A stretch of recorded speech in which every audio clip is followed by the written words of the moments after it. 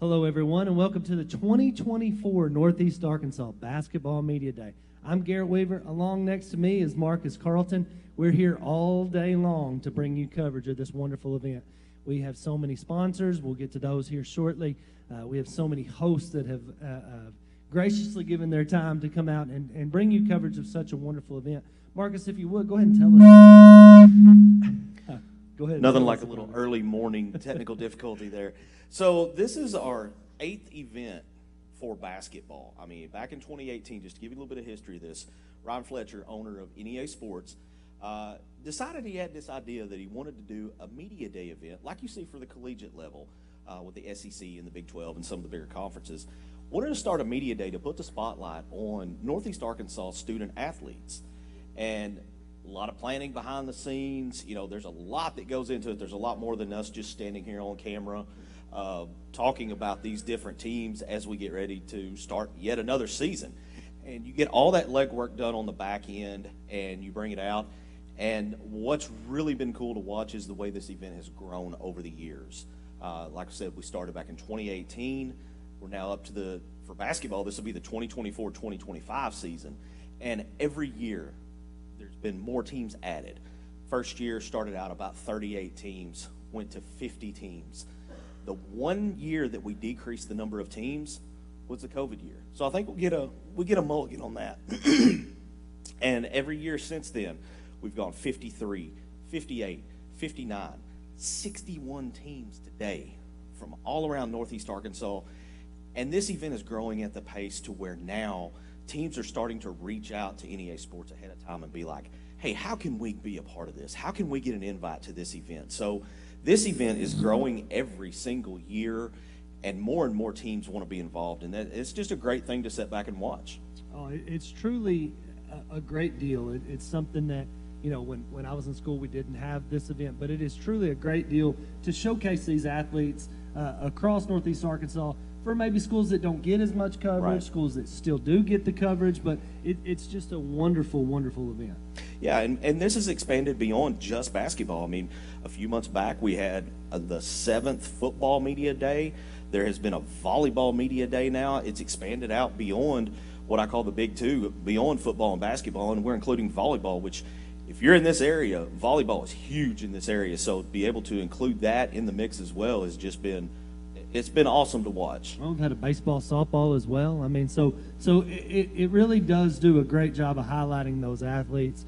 We have a long day here. I believe we're going to have a prayer this morning.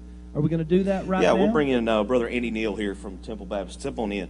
I'm going to hand you my microphone, right. And then when we finish this up, what we'll do is we'll go ahead and step away to a break, and then we'll come back and we'll get started with Jonesboro Lady Hurricane. So, Brother Andy?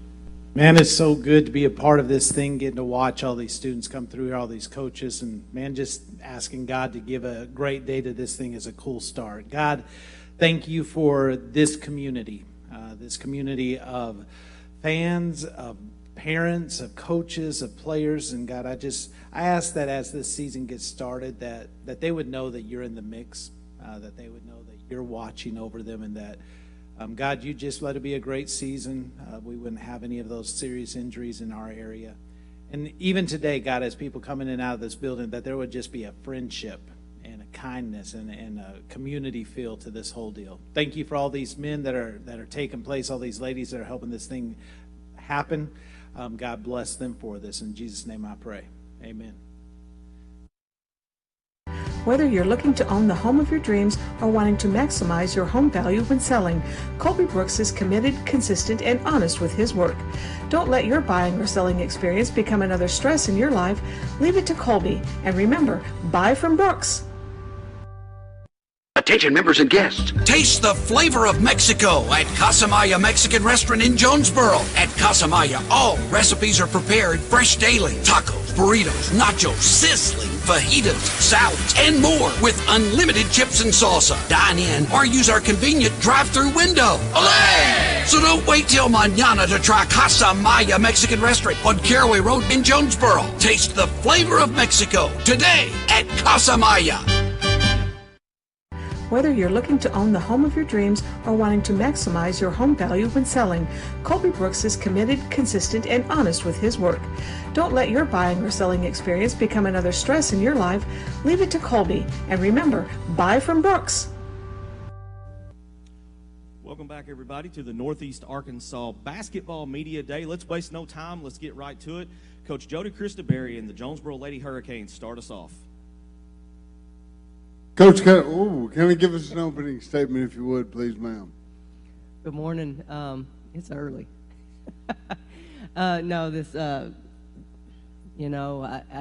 You always ask me this first off, right off the bat, and I don't even know where to go. I like to answer questions, but, this 24-25 season is going to be very different than the last couple of years. We've got a whole new team.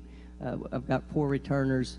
Got 10 sophomores, and we're just looking forward to the year, and practices have been going great.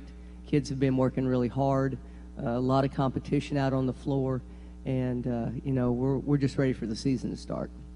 Coach, a little segue before we throw it to NEA, and I'm going to say NEA, I'm not getting all formal. Is this your only year you've ever only had one senior as a leader and a point guard and on the court? Do you remember ever having only one senior at Jonesboro? I believe it is. I know there's been a few years I've only had 3, but I think 3 is the lowest number up until this year. But, I couldn't have asked for a better student athlete to lead our team and to be returning for her senior year, because NEA gets it done both on the floor and in the classroom. And she's a great role model for the young kids that have come up. She's very competitive, and now she has some competitive kids around her. And I think things have been a lot better for all of us, just from a competition standpoint. But yeah, I couldn't ask for anybody better to be here standing alone, because she can handle it.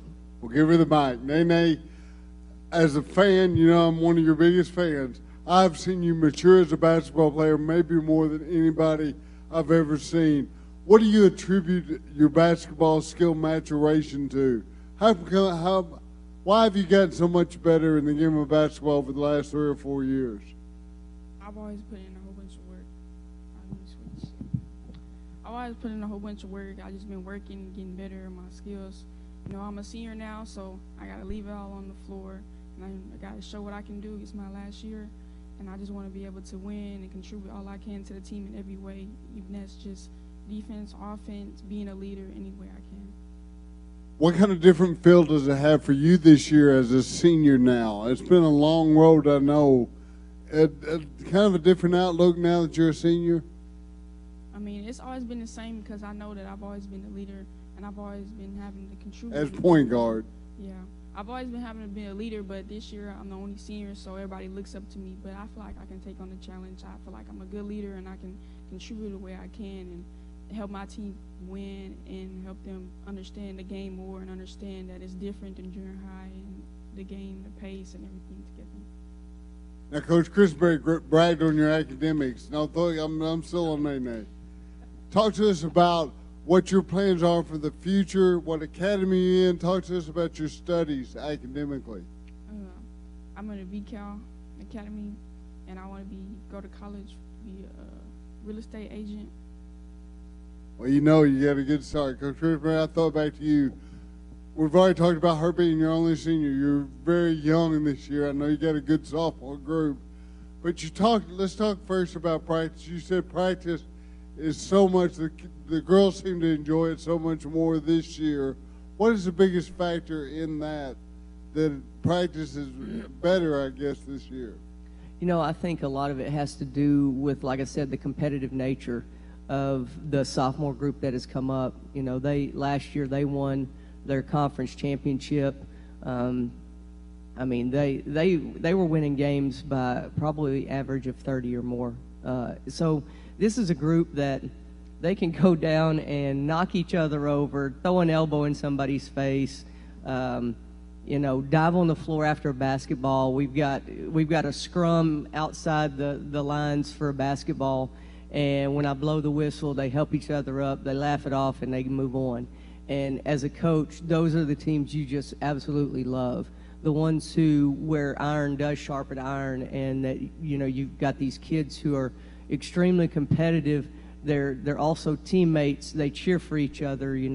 They're not angry that they're not necessarily getting the same time that someone else is getting. So, you have to have that if you're going to get that balance, because as all coaches know, we can only play 5 at a time.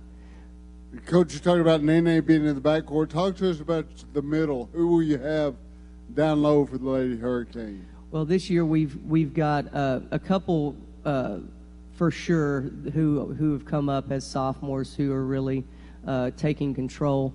One of them is Amaya Wilburn. She's our big inside that I actually brought up for the state tournament last year for about the last 3 or 4 games, and then the state tournament last year. She broke out into it and just played really, really hard. She's only 5'8", and that's the thing. We talk about bigs at Jonesboro, and you're talking about 5'8", but she plays like she's 6 foot.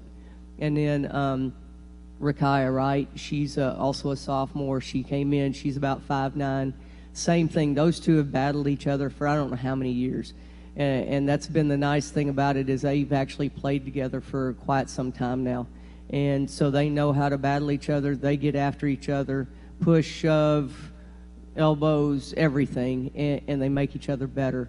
And then Rakai Hendricks is a returning junior, and she's been working really hard in there, stayed after practice, last one to leave yesterday, getting shots up, getting free throws up. And then we've got a couple of kind of tweeners who are going to be our 4 players, so they're not really back to the basket kids, but they're working really hard. Tatiana Sang, and then Diamond, and then with those kind of kids, they're absolutely necessary. Not necessarily big kids inside offensively, but they're probably going to be called on to guard some big kids later on throughout the year. Coach, talk to us about, we got a little over a minute. Talk to us about your upcoming season and what the 6A Central looks like. Well, 6A Central is 6A Central. It's just one of those things that it's just going to be it's going to be a battle every night. Conway, of course, is probably top of the league. She didn't graduate very many last year. She's probably the favorite for the state title. North Little Rock's always in there. They're not as big as they have been in the past, but I'm sure that they probably have some 6'7" post player that came in from 8th grade last year or something. Little Rock Central lost a ton last year. They lost, I think, 7 or 8 kids. They were really, really good. But I've heard they've got to transfer in, and necessary. Not necessarily big kids inside offensively, but they're probably going to be counted good. But I've heard they've got to transfer and necessary. Not necessarily big kids inside offensively, but they're probably going to be counted and necessary. Coach, a few more technical difficulties. I really appreciate you going first. Open the roof. Back to you, Marcus. All right. We want to thank Coach Christian Perry for coming out, getting us started early this morning. And before we head to break, I want to take just a second to thank some very important people, our sponsors. Without our sponsors, we could not pull this off. We start with KJNB, Northeast Arkansas Fox CBS station. This is home. Glenn Sane, God bless our troops. Empower, internet delivered by Craighead Electric, and Temple Baptist Church, where you are wanted and welcome. And special thanks to Brother Andy Neal, who had our opening prayer to get us use of the facilities. So stay tuned. We've got a lot more coming up. We'll be right back.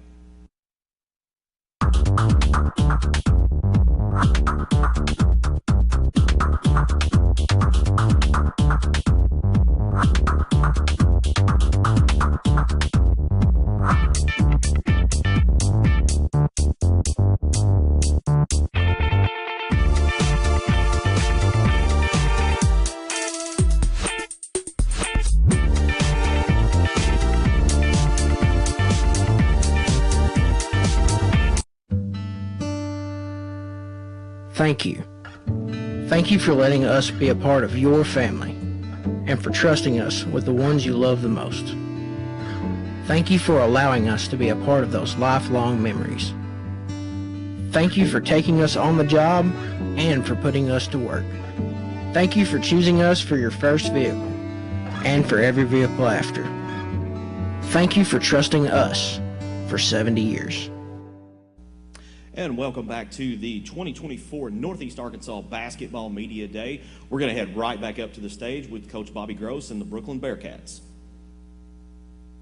Coach Gross, welcome. Good to have you here this morning. If you would, go ahead and give us, tell us who you got with you today and an outlook on your team coming up this season. Well, first off, I want to thank you all for the opportunity to come. And I think sometimes we take this for granted, but I appreciate all y'all and the opportunity we have to come and speak about our program.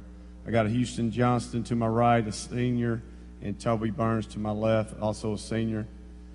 These are only two seniors that we have this year, so we're looking for a lot from these guys for leadership. As for our upcoming season, you know, we lost 8 seniors, 5 senior starters, so it's a brand new team. So your guess is as good as mine, but these guys have worked really hard in the off season, summertime, preseason. So we're looking forward to playing. It's about time to get going.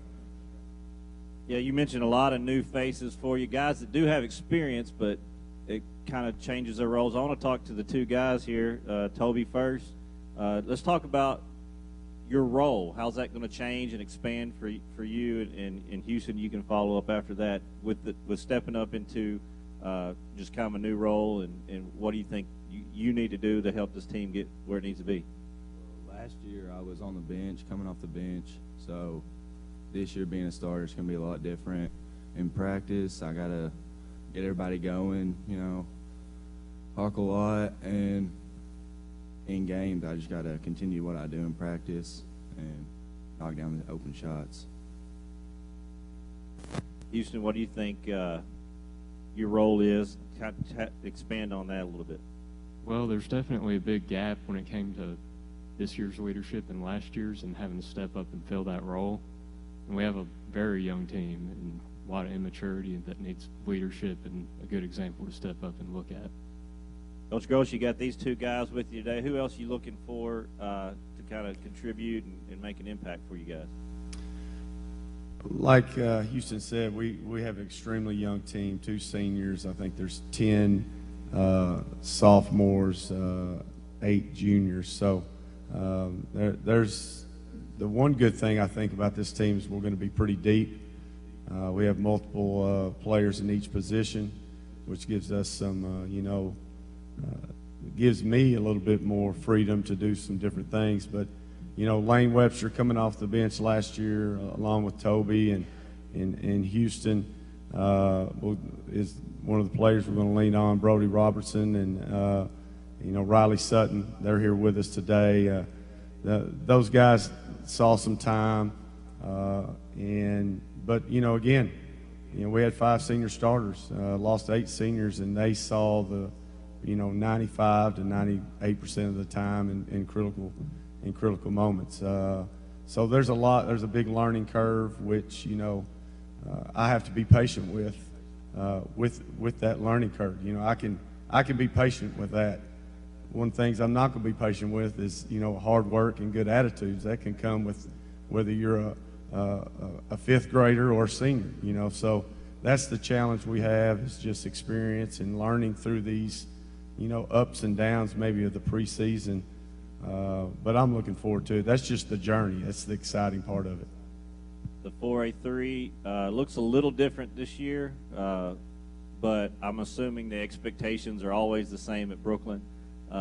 Give us an outlook on kind of the 4A3, and then you lost a couple conferences. You had to add some non-conference to your schedule. What that early season looks like? Well, the standard's the standard. We're trying to win another conference championship, and that's what we built, and that's what we're going to try to do. Unfortunately, I think every other team got better. We were the most experienced team last year, so not that we're any worse, but we're, with the lack of experience, everybody else, I think, in the conference is going to be better than they were last year. You got Westside, who's brought a lot back. It's got some really good players. Blytheville is going to be Blyville with McKenzie coming back. Highland's going to be better. I hear Goswell's going to be better. Pocahontas got a new coach, so I think they're going to step up. It's our challenge to meet the standard that we've built over there at Brooklyn. If we meet our standard every day and our hard work and our, just dedication to what we want to do, we're going to be fine in the end. We might hit some bumps in the road, but we're going to be fine. And that's the journey. That's what I love to see as a team start here, and can we get to here? And as a coach, that's what you want. Let's go back to Toby and Houston real quick, and we talk about those expectations and standards. How do you guys embrace that? Do you recognize that as players and now as leaders, and getting the guys on your team to kind of accept that role as well? Whether it's a target on your back from those winning days, or the expectations coach sets for you. How do you feel about those things? We get reminded about it every day in practice. It's nothing new. We just gotta try to get everybody else up to the expectation and just go through the season as everybody's up there. Houston? Well, it's like Toby said, it's just about getting everyone up there, and that's probably been the hardest part of it all since, again, we're pretty much a brand new team, losing 8 and bringing up quite a few. So really, we just need everyone up on the same level of the standard. I'm going to leave it on the guys for just a second. I ask this question literally every sport, every media day, and it has to continue. But what is one game on the schedule that you're really looking forward to playing? And I'm all about trying to create that locker room banter here and that bulletin board material here. So, that's part of the fun of this. What's a game? You don't have to go into detail, but what's a game you got circled? There's not really a certain game we're looking forward to. Just looking forward to every game. Yeah, that's the answer that you talked about on the way here this morning. That's all right. I think if you're watching us, you know the game. But honestly, we have fought so hard to get on top of the mountain, and we embrace that. And we want people to, if you don't like us, let's go. And I'm never scared. My teams are never scared. Doesn't mean we're going to win every game, but we're going to go battle. We're going to go fight. That's the standard. That's the culture. And we want to be on that mountain. We want, that's where you want. And so to actually say one game, I heard a couple teams say we were the team they wanted to beat last year, and that went up in our locker room. I know. So let's go. Listen, that's part of the fun here. If you don't ask those questions in a media day, then what are you doing? But as seniors, I will say this: as seniors, every one of them should matter. They should matter at all times. But this is it. So you want to make sure you're there every night, looking forward to every single one of them. Well, we want to thank y'all very much. Time's up here, so we want to thank y'all very much. We appreciate y'all being here today. Good luck this year. Y'all keep battling hard.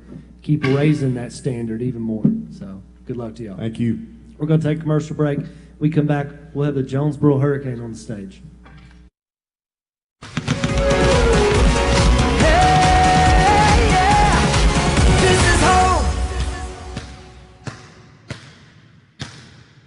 Whether you're looking to own the home of your dreams or wanting to maximize your home value when selling, Colby Brooks is committed, consistent, and honest with his work.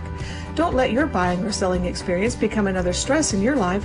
Leave it to Colby. And remember, buy from Brooks. It's hard to get to the top.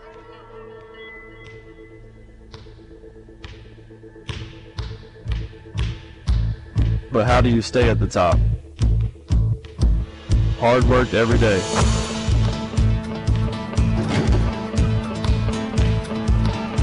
Central Dealership has the same philosophy. I'm Austin Reeves, and I'm proud to be part of the Central team.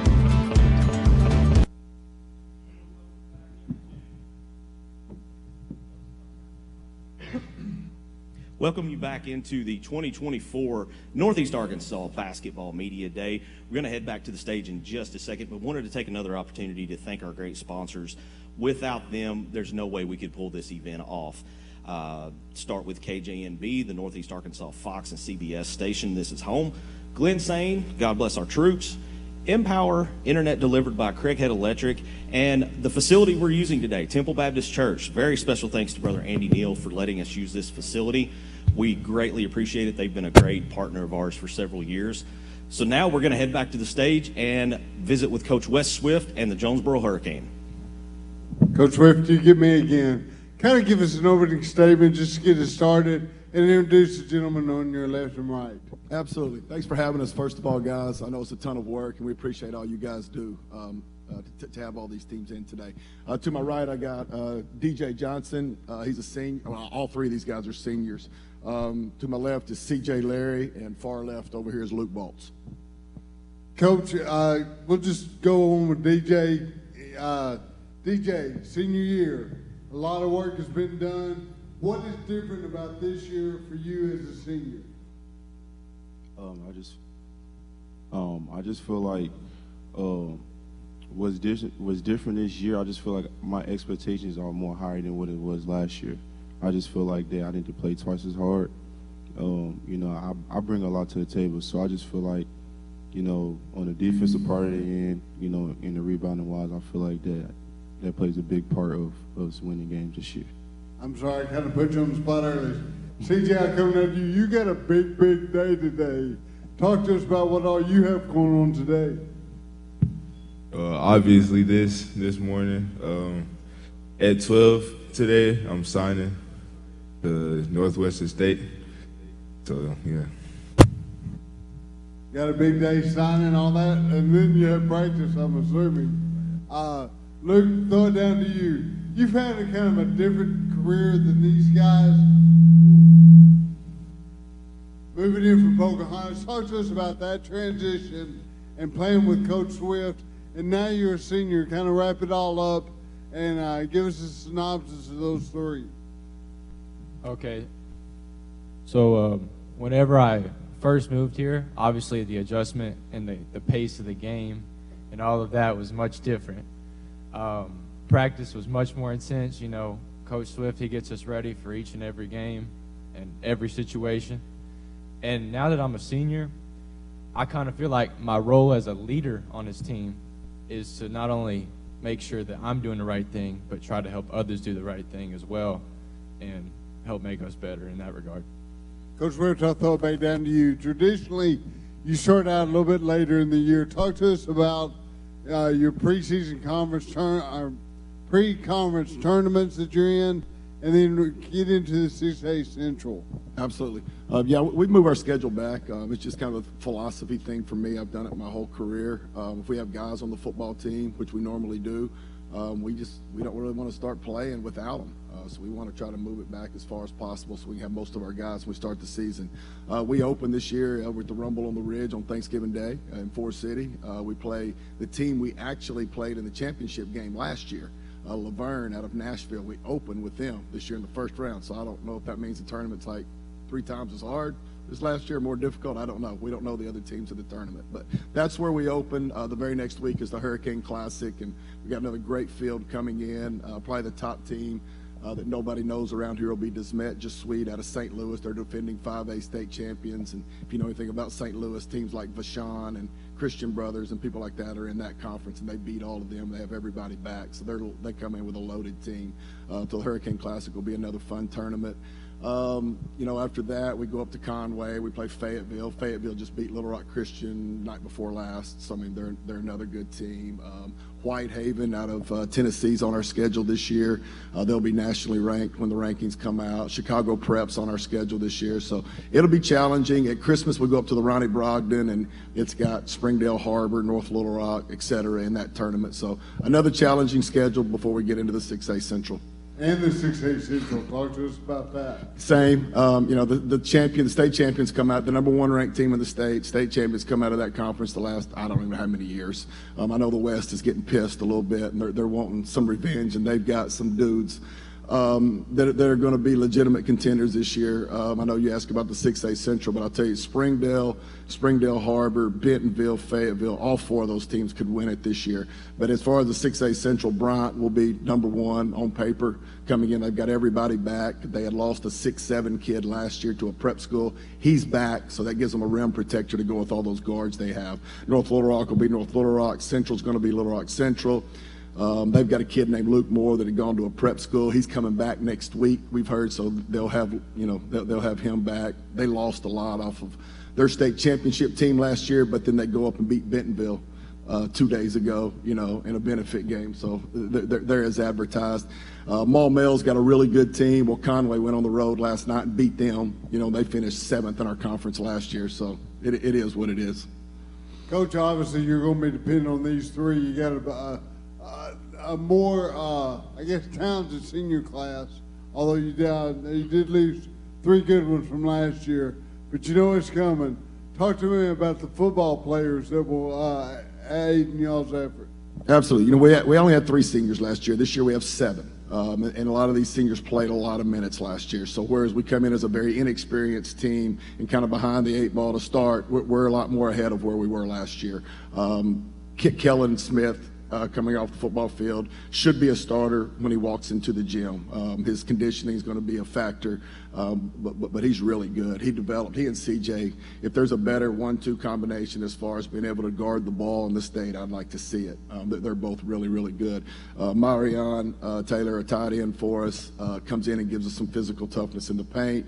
Jaquez Jordan proved to play good minutes for us in the summer. So those 3 probably come in and add to what we already have. And we have a very talented sophomore group who's off to a great start. We're having a little JV classic at our place right now, and BB brought several of their varsity kids over on Monday night, and our JV team looked really good, and Forest City did the same last night, and our JV team handled them as well.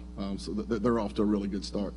You mentioned Marion in the middle. Relatively, you're not that big. How do you combat that as a coach? That's a good question. I think that's my job. And when everybody asks me, what's going to make or break you? Well, these games in the 6A Central, they go down to the last 2 or 3 minutes, and you've got to be able to win games in the last 2 to 3 minutes. A lot of times, officials will put their whistles up a little bit and say, "We're not going to get in the way. We're going to let y'all, figure it out." And rebounds get really tough to come by in that last 2 minutes of the games. And if we have a lead, can we get those defensive rebounds when teams quit worrying about transition and they just start sending 5 to the boards?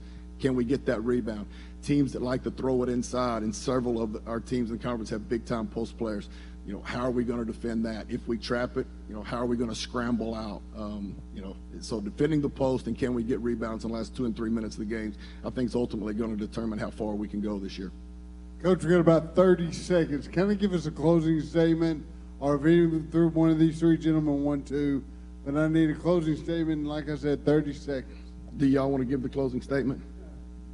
Come on, Luke. Hey, Luke, how do you combat that? Luke, give a closing statement. Luke, do it. Luke Balls, ladies and gentlemen, Luke Balls.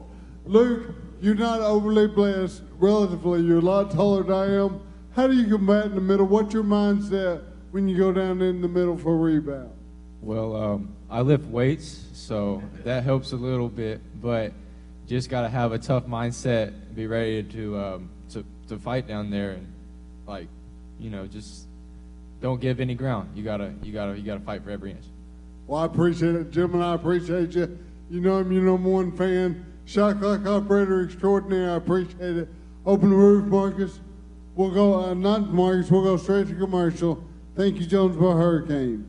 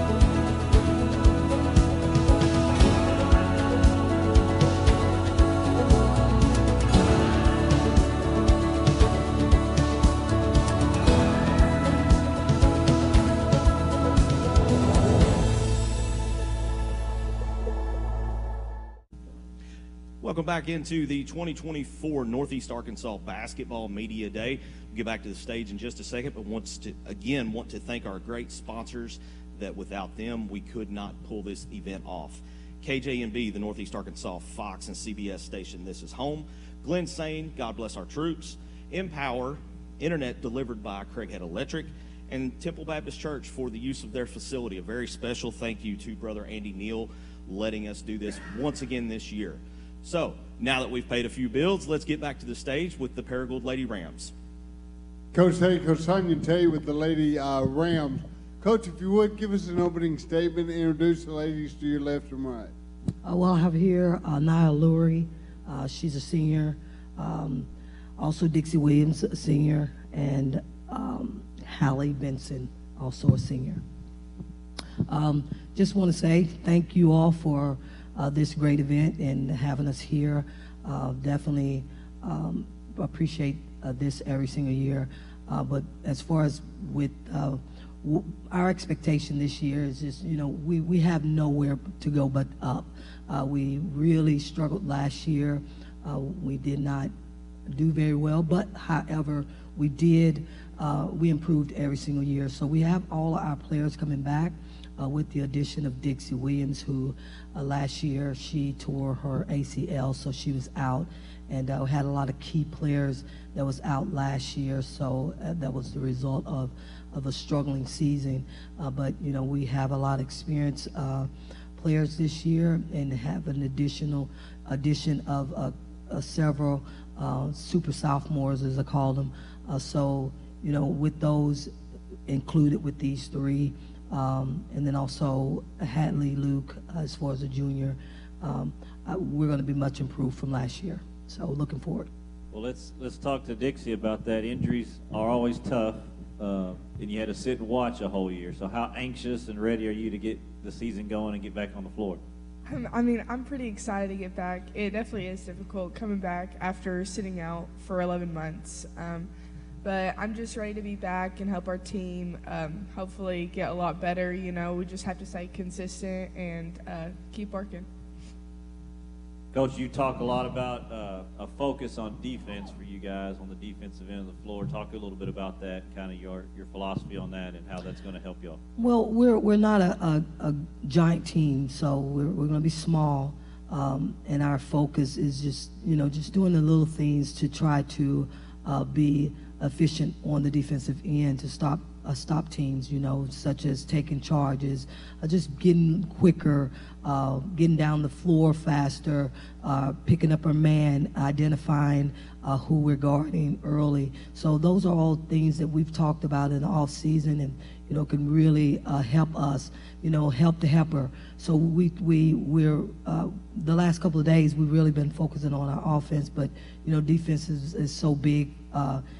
In my philosophy on, you got to be able to stop teams. Our objective is, per quarter, what we're allowing teams. And then also, just if we don't get a stop or so many stops, the one quarter will add to that for the next quarter. So it's huge for this year's team. Anyway, it's very huge for this year's team because we're very small, but we're quick.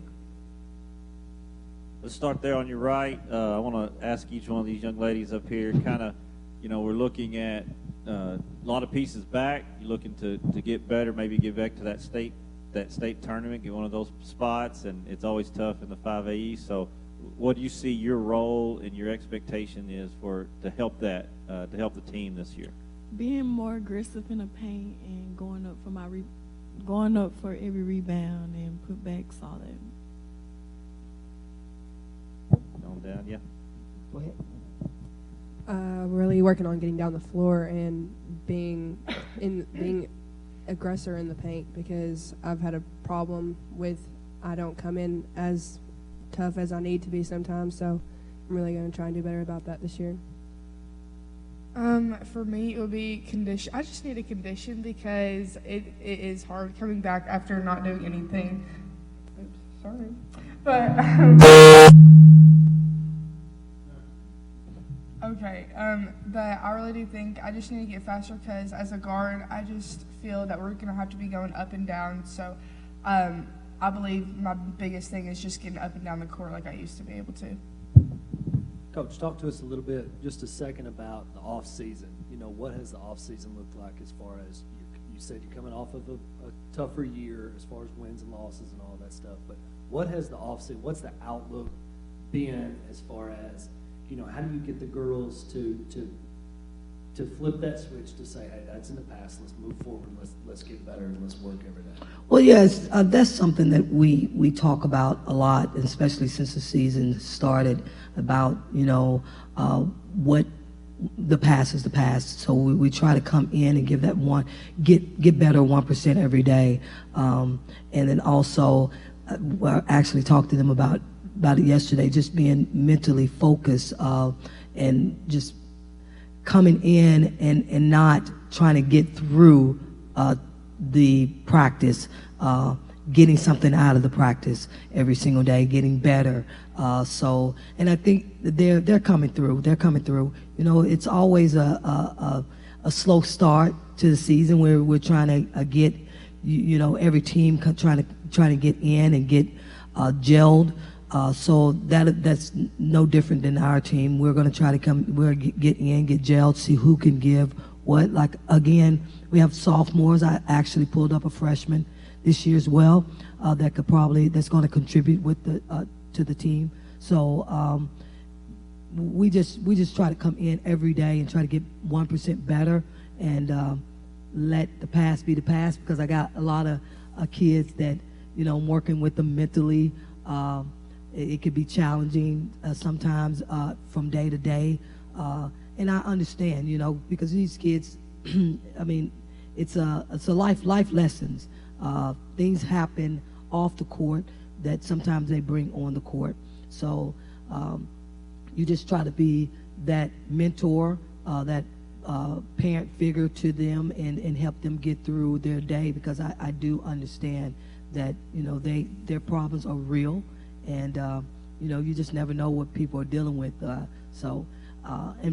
We have that on the team. I'm sure every team has that, where they have kids that they're really trying to bring through the day from day to day.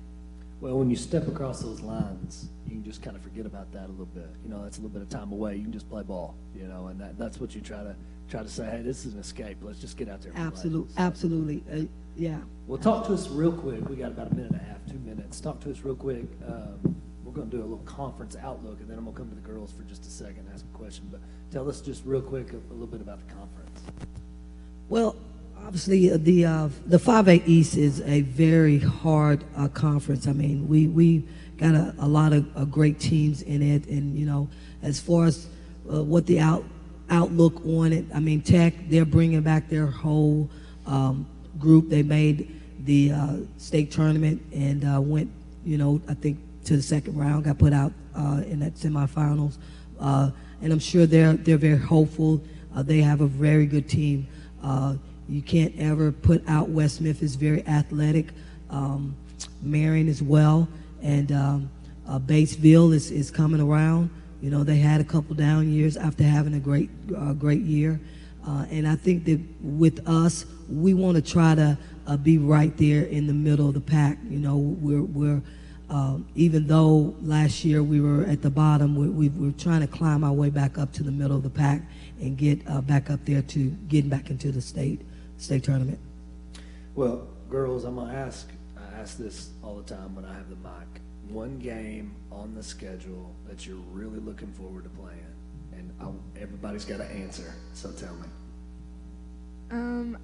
I guess mine would be Tech always, because it's just our rivalry. So it's just fun to play against people that I've grown up with since I was a little kid.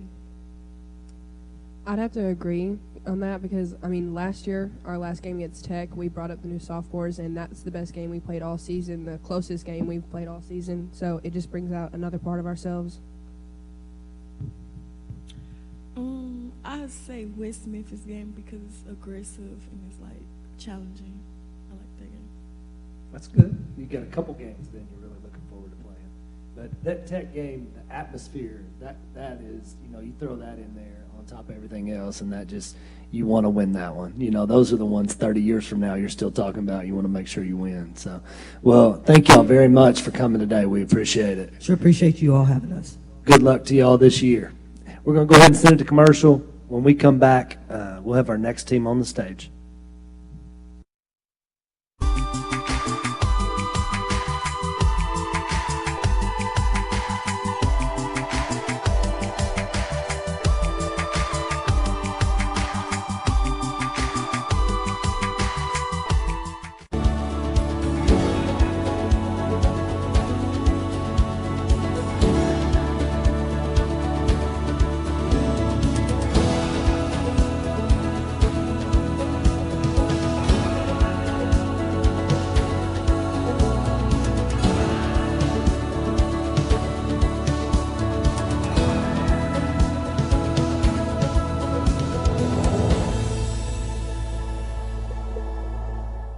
Saturday, November 16th. On the NEA Sports Facebook page as NEA Sports presents the first ever NEA Sports Tip-Off Classic at Nettleton High School. At 12, Ridgefield Christian takes on Marmaduke. At 1:30, Tuckerman versus Brooklyn. At 3 o'clock, it's the Campbell Classic with Riverside taking on Valley View. At 4:30, Nettleton battles Cabot, and at 6 o'clock, Greene County Tech goes to war against Westside. NEA Sports putting Northeast Arkansas student athletes first.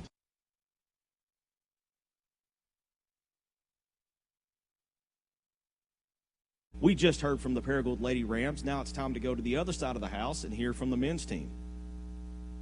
Coach Watson, welcome to you and your guys, and we're glad you're here this morning. If you would, tell us who you got with you today and give us a little team outlook for this year. Yes, thanks for having us. I have Corbin Phillips here to my right, Jacoby Hodges to my left, and Wyatt Eccles down at the end. I would say this team, there's probably a lot of unanswered questions. We didn't return any starters, so it's a whole new team for us, kind of. The guys here on the stage got a little bit of experience last year. They played some for us last year, so they did get some experience, but it's going to be a new year. Completely different team than we had last year. Just the way they play, it's different. This group's really scrappy, I would say. They really hustle, play hard, fun to watch. Big key for us is going to be early season and see how we can do there, and if we can grow up real quick and get ready for conference play. Yeah, talk to us about that. A lot of new faces, new roles. So what's kind of the off-season look like to get those guys ready, and then what's your early season schedule getting those guys ready for a tough 5A East Conference? Yes, this group, we gave them a week off after the season ended last year, and they came back really ready. And we have been grinding it out for since then. We get up early in the morning, we work out before school and everything, and then practice every day after. And they're up here on the weekends getting shots up, and we practice on Sundays. And so they put in the time. There's no doubt about that. They put in the time. This group loves being in the gym. They're gym rats, and that's going to help us along. I think our key is going to be figuring out the roles, where we need to get the ball to in tough situations, being able to stay calm and learn. We do have good options. We just got to use those options and not panic. Our early season non-conference schedule, it's a pretty tough one. We open up tomorrow night against Rector, play Mountain Home, Pocahontas next week, and our preseason tournaments. We're going to the Jonesboro Hurricane Classic this year, another tough tournament. We always go to Mountain Home, and that's a good tournament as well over Christmas break. And then we're actually hosting our own with the girls, and so it's going to be a tough non-conference schedule, but it's what we need. They need to learn how to fight against some grown men, because a lot of the teams in our conference have grown men, and it's time for us to grow up too. So I think the early conference schedule will be key for us. And let's, if we can get each one of your guys to kind of start and answer this. I mean, new faces, new roles. Each one of you guys are stepping into a new role, kind of expanding on what you've done before. So what do you feel like your role is going to be on this team to help y'all get where you want to be? I think I'm going to have to score the ball a lot more than I did last year, get other people open, and do things like that.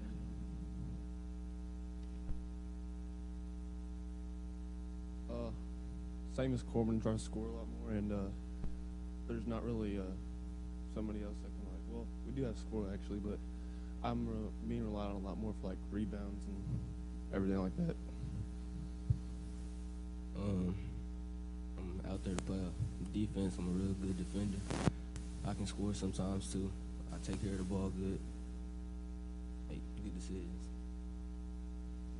Hey, we'll just stay with you guys with the mics in hands to go from your left to right. Talk to us about the differences this year. Coach was talking about the different atmosphere, the different work ethic. Talk to us as a player, the differences this year than last year. Yeah, there's a huge difference in the energy, like in total. Like, you can tell a lot of these guys, like, they want to be there, like, every single day.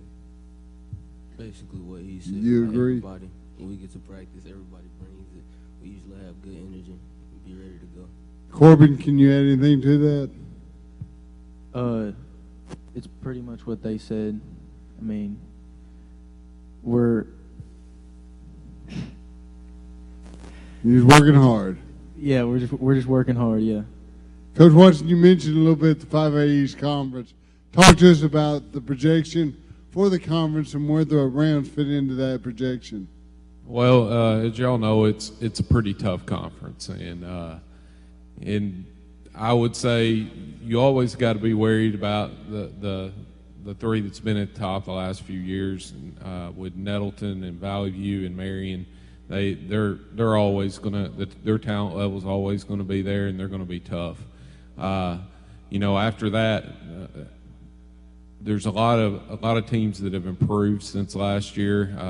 I can guarantee you, Greene County Tech will be much improved. They brought pretty much everybody back, added a few pieces, so they're going to be improved. Searcy, they lost some good guards, but they're big still there. They're going to be a tough one. Batesville, so it's going to be tough all the way around. West Memphis brought their coach back, Coach Brown, who's had a lot of success there, so I figure they're going to be ready to go. We aren't sure where we fall in the conference yet with this new team. We're hoping we can get right there in the middle of the pack fighting for that state tournament berth. I think this team will surprise people. If we can grow up early in this non-conference and really learn how to play, I think we'll see some success come conference time.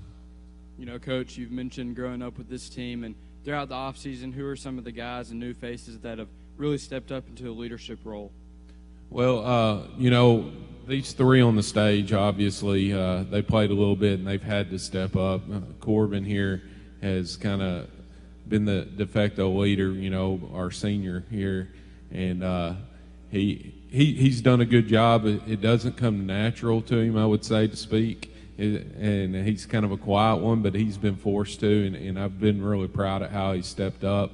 We have a big junior class, and a lot of those guys have they step up in that leadership role as well. We've got these two next to me that are definitely a big part in that, and we added one. We had a couple. Well, we had a couple new guys come in. Kyler Foster came in. He's a junior, and he will definitely be a contributor to this team. And we had a one we call Squirrel. That's what he goes by, Caden. He brings some energy. He's just a sophomore, and I think he's going to find himself on the court some. But there's a lot of them. We got Aiden Chipman, Galen Craig, those juniors that are going to be stepping up and having to play big roles for us. Will Butler suffered an injury. I'm not sure. We aren't sure exactly when he's going to be back. So somebody's going to have to fill his role. He was a good defender for us. So a lot of unanswered questions, but we've got guys that we think can step in those roles. We just got to prove it now. Coach, you ought to find out quickly with a very tough non-conference schedule. Like you said, we appreciate the time. Go Rams. We'll be right back with the Marquette Lady Indians. The sincere thanks goes out to the Paragould Rams. Thank you. Thank you. Thank you for letting us be a part of your family and for trusting us with the ones you love the most. Thank you for allowing us to be a part of those lifelong memories. Thank you for taking us on the job and for putting us to work. Thank you for choosing us for your first vehicle and for every vehicle after. Thank you for trusting us for 70 years.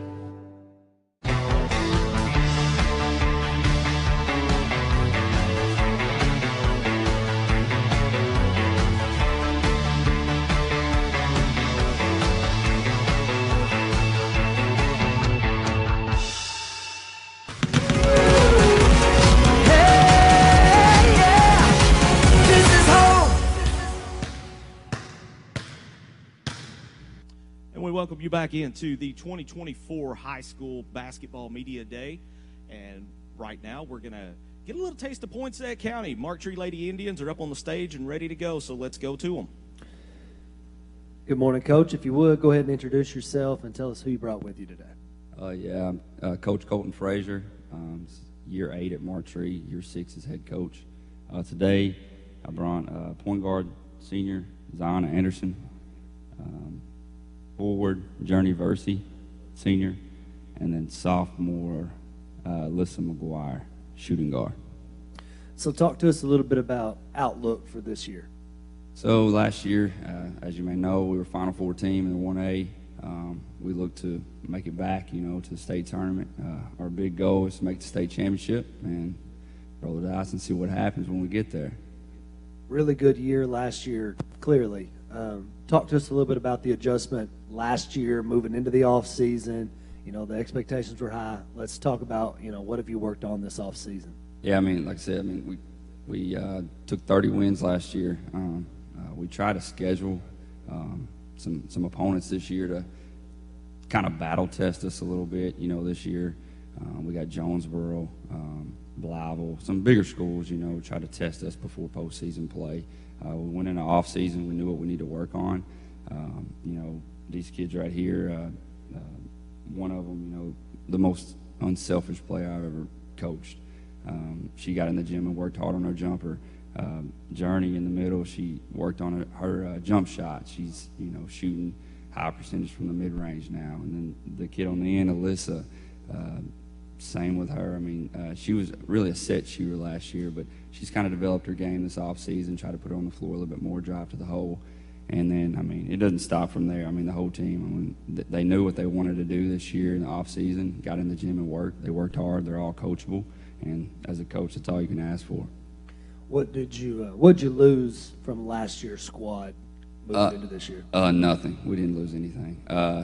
Nothing nobody that really contributed high numbers for us. We didn't lose much. So expectations are high. Expectations are high. Yeah. If you would go ahead and pass the mic, we'll talk to the girls for just a second.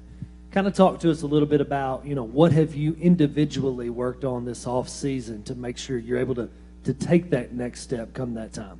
Something that I worked on individually was coming off the screen and being able to score, and also being able to contribute to kind of get my teammates involved as well.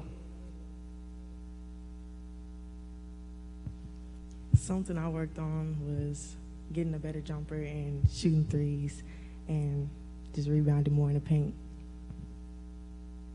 Something I worked on more was shooting the three and also pump faking and driving to put the ball on the floor more. And back to Coach, you mentioned some early big non-conference tests. Just what are some things that you're going to look for in this team to improve on before you get into conference play? Just those things we worked on in the offseason. We want to see that roll over into game time. There's some we played Monday night, and there's we played Augusta, and we got it out to a 19-point lead. Ended up beating them by 13. I mean, we saw some things we needed to work on. I mean, just the little things that we got to kind of get crisp, if you will.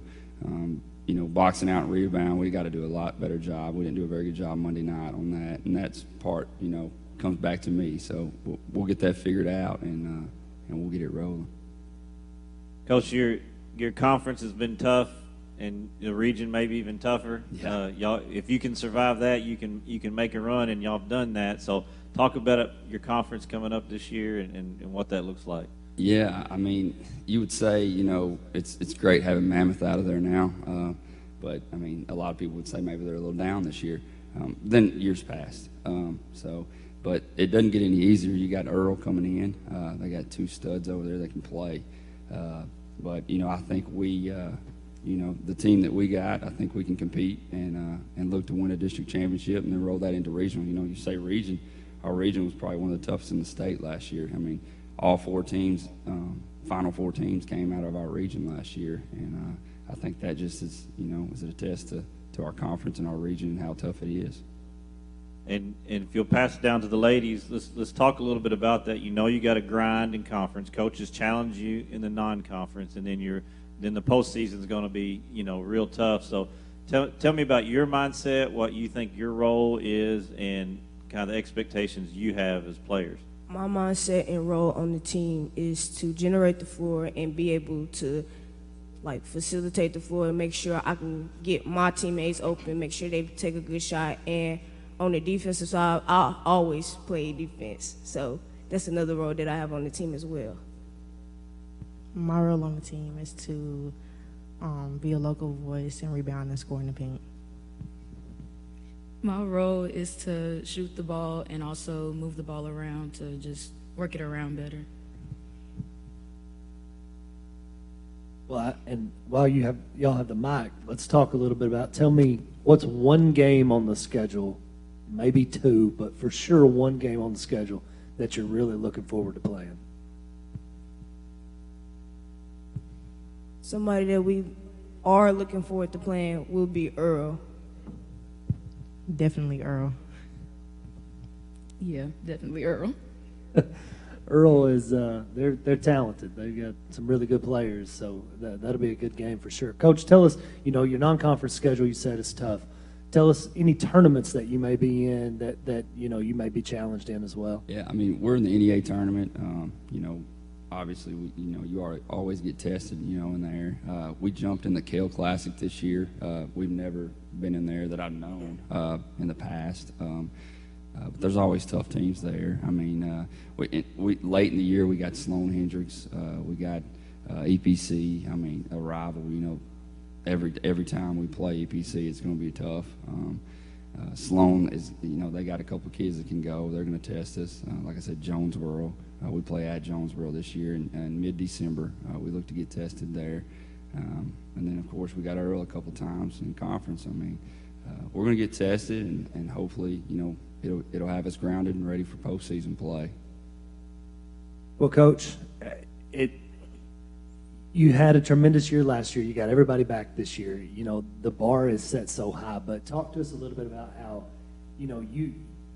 if the bar's set too high sometimes, it feels like a failure at times throughout the year if you go through a rough patch. Talk to us about how you're going to kind of keep them grounded.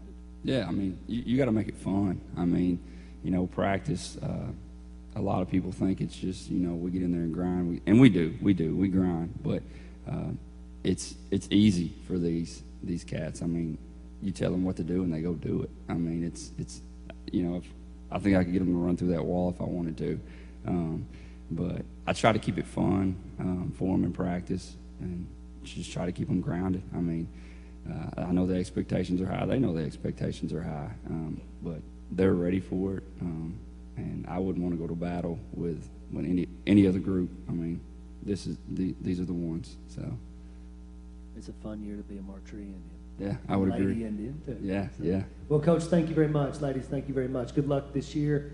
Keep grinding, keep working hard. The sky's the limit. We're going to take a commercial break. When we come back, we will have the Martree Indians on the stage. Oh, I'm sorry. Okay, we're going to have the Harrisburg Lady Hornets on the stage. We'll be right back.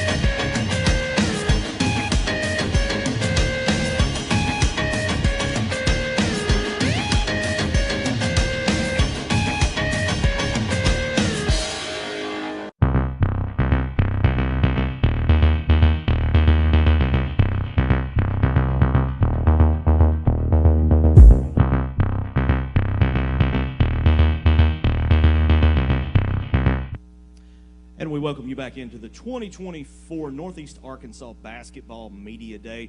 We'll get back up to the stage in just a second, but I wanted to take a quick moment and thank our great sponsors that have helped us out with this event. Without them, we could not pull this off.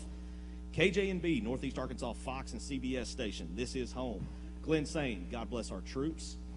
Empower, internet delivered by Craighead Electric. And Temple Baptist Church, where you are wanted and welcome. And special thanks to Brother Andy Neal for letting us use this facility today. We really appreciate it. All right, enough of me. Let's get back to the stage, and we've got the Harrisburg Lady Hornets. Hey, Coach Riddle, if you could just introduce yourself and the ladies next to you and give us an opening statement talking about the year. Pretty high expectations, I'm assuming. Yeah, so this is my third year here. I got senior Liz Green, senior Hannah Moras, and junior Cassie Carlson. Expectations are high this year. Liz was all-state, Cassie's all-conference from last year. We won 17 games, and we ended up finishing fourth in our conference behind Manila, Rivercrest, and Corning. We got a little bit of a different conference this year, changed over, but expectations are high. Do as well as we did last year, get to regionals this year. Go ahead and give it to Elizabeth. We'll start with you first. Pretty good year last year, but talk to us about your expectations, both personally and for your team this year. Personally, I just want to be able to get better as the season goes and hopefully make it to play college ball. And for team-wise, I really want to make it to regionals, and I just want the team to come together as a whole. Go ahead and pass it down to Hannah, and the same question, Hannah. Personally, I think for me would be keeping our team together and keeping good attitudes and keeping the structure as a team strong. And for our season this year, I think that we have a good shot in our conference and hopefully making it to regionals this year. Casey, you, along with these other two, averaged double digits last year. Do you feel any pressure at all to score the basketball off a very productive year last year? I would say yes, but I think everybody feels pressured to, do well and perform well for their team. I think that my team definitely helps take a lot of that pressure off of me, though, because they are all really, really well-rounded players as well. Go back down to Coach Riddle. Tyler Riddle, I don't think you were formally introduced. Coach, we talked about your expectations, so much coming back, the conference realignment. Talk to us about your schedule, both pre-conference and your conference slate. All right, so we open up with Palestine tomorrow, and then we play a couple non-conference games, get the ball rolling. 4 games in November, and then we're going to get tested pretty early. We go to Bald Knob, who's really well coached and really well-rounded. And then we go to Flippin for the Billy Platt Classic this year. And we're going to get to match up with some of the regional opponents that we're planning on seeing later in the year. Flippin, Bergman, a couple of the ones that are going to be on our side that we know of. And, so our non-conference schedule should help us get warmed up. And then we get into some of those later non-conference games to prepare us for Manila, Rivercrest, and some of those new teams we know we're going to see and battle it out with. Coach, a question here for your players once again. Last year's successful season, but y'all fell 1 game short, unfortunately, of the regional tournament. Does that kind of put extra chip on y'all's shoulder to work harder this year to get there?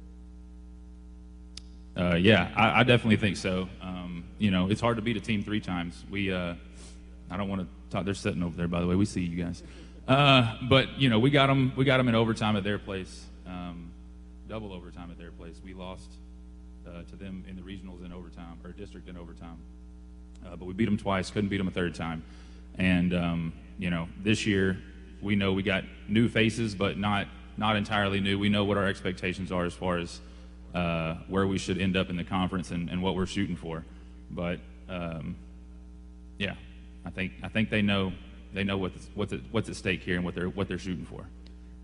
Couple questions for your ladies, if you want to pass it down through. Have you used that as motivation to work on things in the off season? What do you think you've improved on that's going to help y'all get to that next step? Shot selection, knowing like how to set up like the play and go through, and like if you have that shot, take it, and if not, just pass it on around to the next person. I would say, again, with the talking around to your team and using your voice is a good thing, because if somebody's open and you're taking it up and you get fouled or something like that and somebody's wide open, they could have that shot and take it on their own.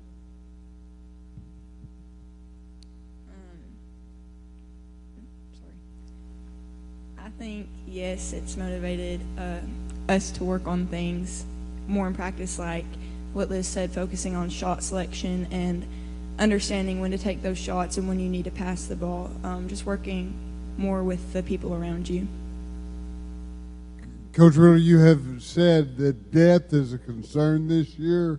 Because of that, any more stress on conditioning and getting the group ready to play? I try to stress that every day. Look, we have 8 players on the team. I would say 7 of them are ready to go at any time. No doubt about it. When they get their number called, they're going to be ready. We lost a few sophomores over the course of summer and early on, and I got a large senior group. We got 4 seniors. We picked up 1 transfer, but with 4 seniors, a couple of juniors, every single one of these kids works hard every day in practice to get better.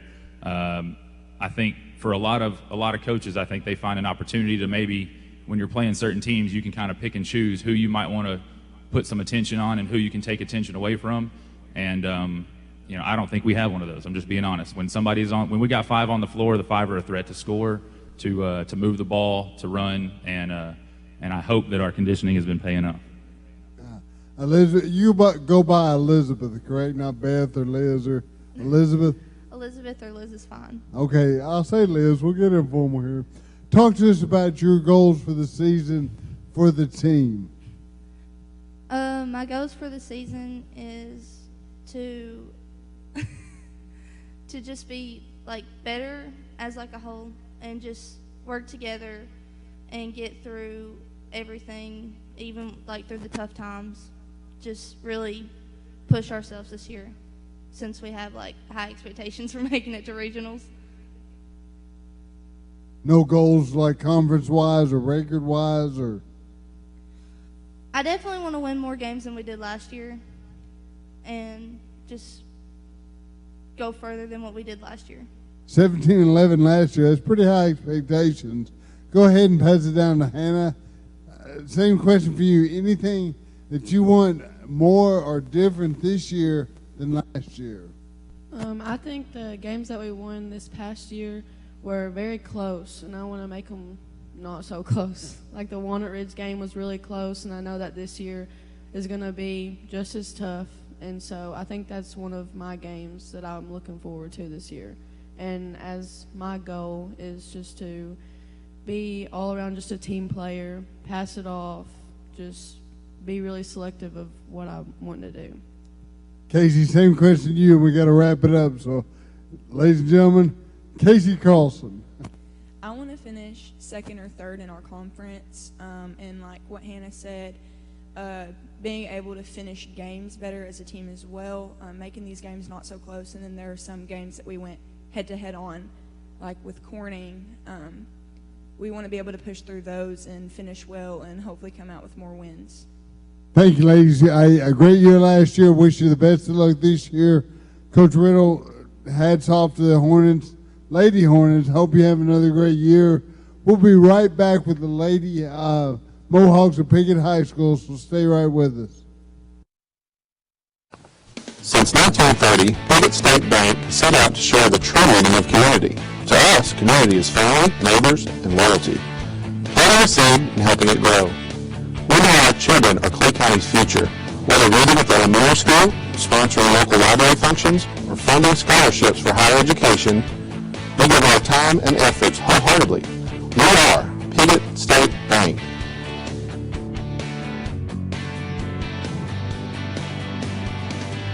Saturday, November 16th on the NEA Sports Facebook page as NEA Sports presents the first ever NEA Sports Tip-Off Classic at Nettleton High School. At 12, Ridgefield Christian takes on Marmaduke. At 1:30, Tuckerman versus Brooklyn. At 3 o'clock, it's the Campbell Classic with Riverside taking on Valley View. At 4:30, Nettleton battles Cabot, and at 6 o'clock, Greene County Tech goes to war against Westside. NEA Sports putting Northeast Arkansas student-athletes first. And we welcome you back to the 2024 Northeast Arkansas Basketball Media Day. Before we head back to the stage, I want to take a quick second and thank our sponsors who have made this event possible. KJNB, Northeast Arkansas, Fox and CBS station, This Is Home. Glenn Sane, God Bless Our Troops. Empower, Internet delivered by Craig Head Electric. And Temple Baptist Church, who has graciously donated the use of their facility today. A very special thank you goes to Brother Andy Neal for letting us do this once again this year. They've been a great partner of ours for quite a while. All right, back to the stage we go, and we have the Piggott Lady Mohawks. Coach, coming off a good season last year, made it back to the regional tournament for the first time since 2006. Could you kind of give us an opening statement about your team and introduce the players you have to your left? First off, I'll go ahead and introduce. I have sophomore Libby Brantley, junior Jocelyn Rathel, and sophomore Brooklyn Langley. We have 8 girls, kind of like Coach was talking about before. Their squad, we're kind of thin, but I agree with him. I have 8 that can play. We lost 3 seniors last year, but made it back to the regional tournament for the first time, like we talked about, in quite some time. And we're looking to build and do that again. Very young core. We don't have any seniors. Jocelyn is our lone junior, so we have a junior, 5 sophomores, and 2 freshmen. So we'll be one of the youngest teams in the state of Arkansas, but we're not scared and we're not going to back down from anybody. Coach, could you kind of talk about your non-conference schedule and who are some big opponents that you'll face and maybe some tournaments before y'all get into conference play? With our conference realignment this year, dropping down to 2A, we have 16 conference games, so we really only have 6 non-cons on the schedule. We play CRA pretty early in November, always a good game. Actually play my brother-in-law at Gosnell pretty early on, so that'll be an interesting game. They were in that conference before, so that's a familiar opponent. And then we've got a few Missouri schools on the non-conference schedule. And you mentioned conference realignment. Moving to the 2A, which is just as tough and balanced as is what you're leaving, so it's a new challenge for these young ladies. Talk a bit about the new conference, the new alignment, and kind of y'all's mindset going into that. It's the conference that I grew up playing in high school, so I'm familiar with the teams, but it is just a tradition, a storied conference in this part of the region, or this part of the state. You just have powerhouses that are there year in and year out. Rector, Riverside, BIC. I'm going to leave somebody off, and they'll probably be mad. But, I mean, it's just a very storied conference that we know shows up to play year in and year out.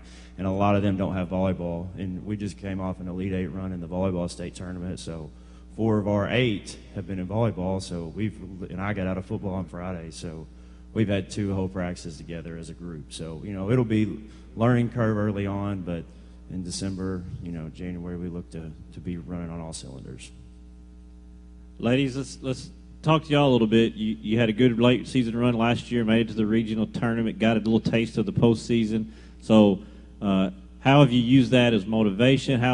What have you worked on to improve and maybe try to make that next step to the state tournament? If you want to, one at a time, just kind of answer that. We have all worked on free throws were a really big problem last year, so we've been really pushing for that.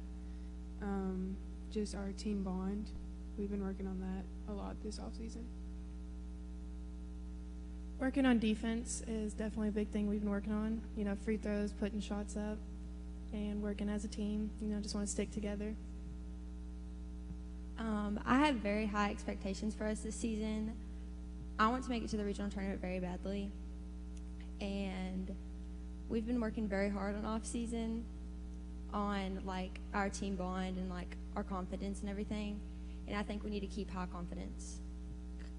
So you keep it, we'll go back down. So what do you think your role, each one of you, is on this team to get to that point, to get to that goal? I think that we all play a very important role, but we're all very good at none of us have a certain role. just kind of sharing the wealth, I guess. Yeah. I agree. We all have a specific role in it. For my role, I'd want to be a team leader, you know, being the oldest, being the, I think my role would be to just keep everybody together, keep everybody on a good team bond. Coach, if you would, tell us a little bit about, juggling everything. I mean, you're a busy man. So talk to us a little bit about how you juggle, football, basketball, a little bit of everything. Right. I kind of thought this question might be coming. As a 16-year-old, if you told me at this point in my life I get to coach football and basketball, I'd say, yes, let's go. That's awesome. Growing up, sports was always a huge critical part of my life, and it's just the grind is real. You got to embrace the grind and show up every day. It's not fun to practice 5-6 days a week, but if you show up and you embrace it and you love it, it's not work, and that's what we're trying to do. We're trying to make everything so competitive, and I'm in basketball, but I got great assistants in both, so I get to delegate some of that stuff. But it's a headache at times, but it's not, because I literally feel like I have the best job in the world. So it's great to be a Pig and Mohawk. Well, you just wonder, because football off season is challenging at times. What does that look like off season basketball? How much have you done this off season? Been able to do this off season in basketball? Right, I really haven't done. So we spend a lot of time in the summer, and then I can really split it up in the summer. Right? We go football early, and then with the girls we'd go 11 to 12:31 or something like that.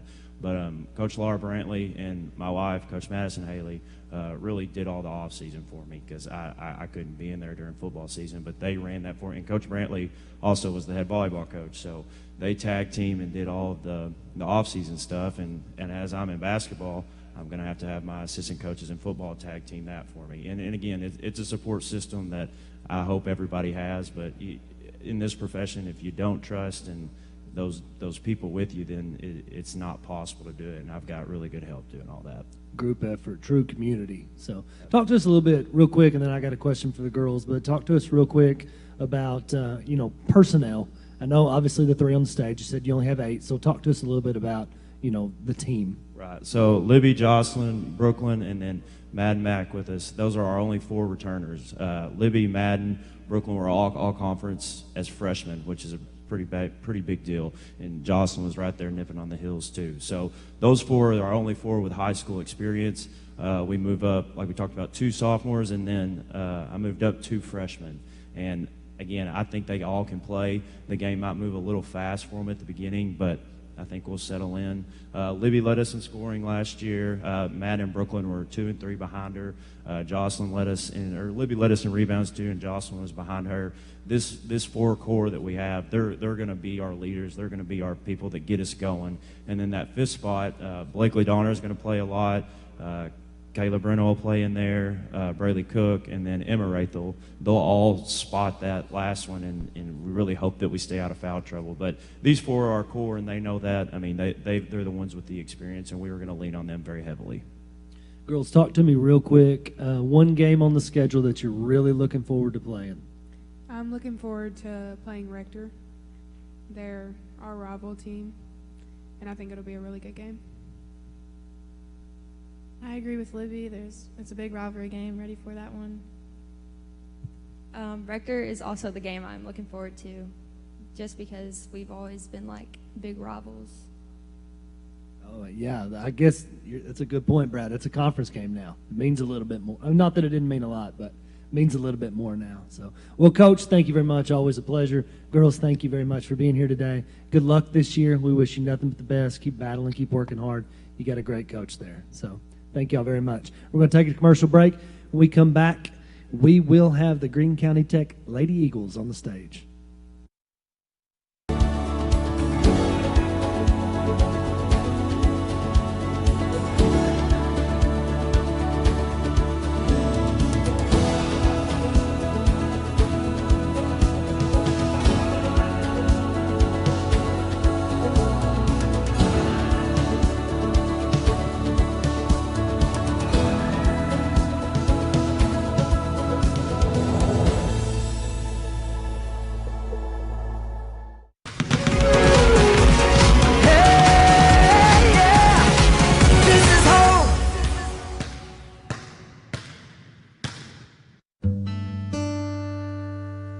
Thank you. Thank you for letting us be a part of your family and for trusting us with the ones you love the most. Thank you for allowing us to be a part of those lifelong memories.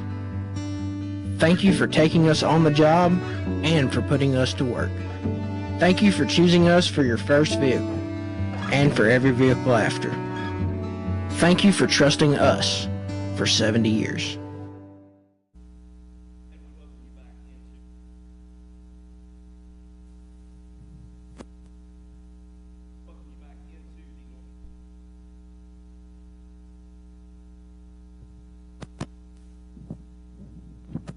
Nothing like a battery going dead right as you come back from break. Welcome back to the Northeast Arkansas Basketball Media Day for 2024. Let's waste no time and get right back to the stage for the Greene County Tech Lady Eagles. Coach Jason Smith, kind of give us an opening statement and then introduce the ladies to your left. You bet. Well, thank y'all for, always for having this. It's unique. It's the best in the state, and we really appreciate it. All of our coaches, boys and girls, really appreciate it. We're excited about this 24-25 season. We had a really good year last year and got most everybody back that contributed at a high clip, and so we're really excited about the next 4 months. With me, I brought 3 seniors. We have 8, and so I had to draw straws, but the 3 that I brought are J.C. Edrington, to my immediate left, and then Maggie Cole, and then Zoe Andrews. These are 3 cornerstone kids who, have played basketball for Greene County Tech forever, and they're everyday girls who just, they do what's asked, they do what they're supposed to do, and take care of their business every day. The school's very fortunate to be represented by these 3. Coach, you're kind of a legend in Northeast Arkansas. In your 3rd year now, you're getting settled down into Greene County Tech. You got a lot of coming back. You got to move in. You got a big target on your back. How do you handle that in the 24-25 basketball season? Yeah, well, I think that's what you want, right? You want to you want to be, a team that everybody wants to beat. I think last year we probably snuck up on some people. Maybe won some games we shouldn't have won. I can think of 4 or 5 of those. But, you want to be relevant, and you want to be in the mix to make some noise statewide. I think we've done those things. And then as far as like a target, we're used to trying to get everybody's, best effort and be their focus of attention. And that's good. That's good for girls basketball. And that's what I want our program to be, and that's never wavered through the years. Jason, go ahead and throw the mic down to you. Personal and team goals for you this year as a favorite in the conference, a favorite in the state, really. I would say my personal goal is to help lead my team more, since I am a senior, so I want to help lead my team. And then team, I just want to work on our bond and do our very best we can. Maggie, I'll throw the same question to you. I would say personal is to not have any regrets and just to have fun. And I say team, to enjoy the game and have fun with everyone. So we'll just ask you the same question. Okay. Personally, I just want to be there for my team in every way possible. I want to be encouraging and be the best teammate I can be. And then as a team, I want to do as good as we did last year and play like we have no turning back. Go back down to you, Coach Smith. Talk to us about your schedule, both pre-conference and the 5A East. Yeah, so, and one more thing about Zoe. Zoe's my personal coach. She makes sure that I stay in the game and legit, that's one of her main jobs is to, tell me to shut up or settle down or any of those things. Not today, Zoe. She's real well, she has full permission all the time. But as far as pre-conference, we try to mix it up. We try to play people that play different styles. Tomorrow night, excited to go play against Coach Brannon at Westside. I know he's going to do some awesome stuff over there. But we try to travel. We go out northwest twice, and we'll see North Little Rock and Rogers and Little Rock Central in the grade 8. And then we'll also play in the Springdale Red Dog and play against Mountain Home, Springdale, and a team out of Tulsa. So, we try to play those top games to get us ready. We were supposed to play Greenwood this coming Saturday, but that's changed. So we just want to challenge ourselves, be the best we can be, and see what we need to work on. Last year we started the season 5-5, and it really taught us, I think, a lot about ourselves and what we needed to shore up, and the kids responded. They didn't let go of the rope or whatever you want to say. They wanted to be the best they could be, and it was really a cool season last year. Talk to us about your move in from Kent. Let us know about Johnson. Yeah, Maria Johnson. She's got a chance to be a really special player. She's a junior, athletic, really good in transition, really good inside the paint. Right now her head's spinning a little bit because, just kind of the way we do things, it's a lot to remember. So she probably doesn't know which end's up right now, but she'll get there. We've never had a kid that hadn't figured it out, but she's got a chance to be really special. And the coolest thing about that is that these 8 seniors who, could have made it hard on her or, kind of left her out, on the other side of the room, they've embraced her, and it's been a really cool mix there. Now, you're the favorite in the 5A East. Talk to us about on paper, you're the favorite. Talk to us about the 5A East, though.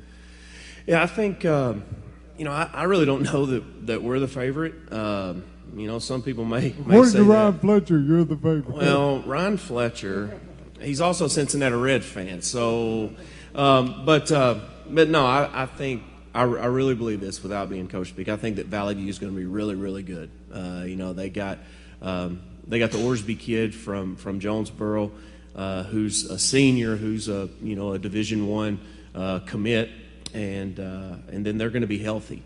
They weren't healthy last year. Also, Marion lost one kid off of their team, and then they got a little girl who I saw grow up. Summer Morgan moved over there from Nettleton to replace the one kid they lost.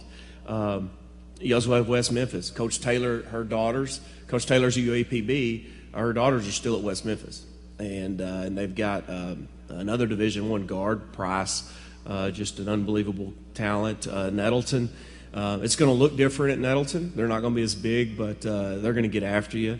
And on down the line. I mean, Batesville got everybody back. Searcy's arguably got the best player in the league. Paragould, y'all had them on earlier. With Dixie Williams coming back, they're going to be better, and and so it's just a situation to where every single night you better bring it, because anybody can beat anybody. And last year we finished 12-2. There were several swing games in there that we easily could have been 8-6, 7-7, and not made the state tournament.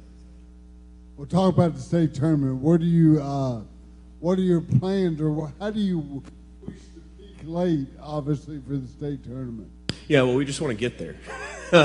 We gotta finish in the top 4. 5A girls this year is unbelievably competitive. Talking with a coach the other day, added up, there's like 12 or 13 teams who are really, really, really good. And so we just want to get there. We want to get better every day, and that's what we've got to be better today than we were yesterday, and for sure got to be better tomorrow. So we're just trying to get there. Coach, you said a lot of teams really, really good. I know the Greene County Tech Lady Eagles are very good as well. Wish y'all the best of luck this year. We'll take it to commercial break and then be back with the Hoxie Lady Mustangs.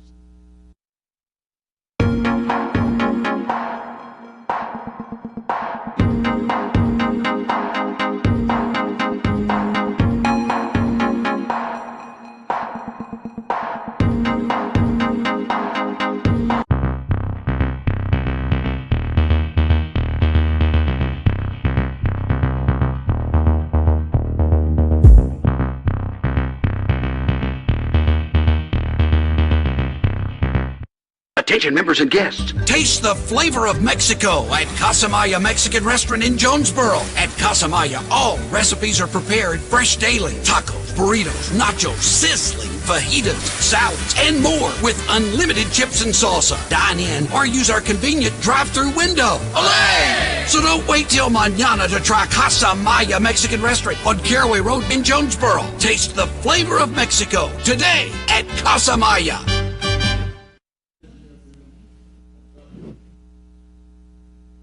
Back here for Northeast Arkansas Media Day, the basketball edition. For all teams, as they either enter or exit the stage, they have the opportunity to meet with various vendors.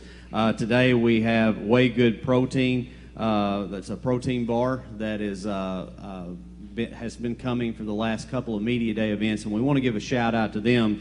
We want to say a big thank you to Way Good Protein for partnering with us at Northeast Arkansas Media Day. Way Good is a proud local Arkansas business and the official protein partner of more than 70 high schools and 6 colleges across 6 states, fueling companies. Fuel your athletes on Instagram at waygood or at way.good or online at way-good.com.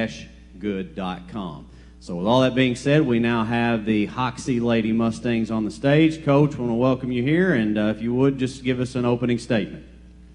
Thank you for having me. I'm excited about this season of basketball. I had been out of the game for a long time. I know that Coach Smith followed me up before. We actually went to college together, came out at the same time, and I started off my career as a basketball coach in Augusta and became a senior high head coach very young, 23 years old, and then got out of it and have been in football and had been an assistant for a long time and had the opportunity to come back and work with these young ladies last year, and they impressed me with how hard they played, even in the face of struggles, and how they didn't give up and how they kept good attitudes. And I fell in love with the game again, being back, and it's excited me to have an opportunity to take the lead role and be able to come in and coach these girls, and at times for me to try to catch up to the game that has added a shot clock and various other rules in the time that I've been gone. I see a lot of coaches that I grew up with that they're athletic directors, head coaches, and we're all the same age, and here I am at this stage of my career and this age, coming in and kind of reinventing what I've done with my career even. This group works hard. We struggled last year. They do everything and anything they can to when they get on the floor, and they never quit, and they always come ready to go. Like I said, I'm excited for the opportunity that I was given and to be able to progress through the season.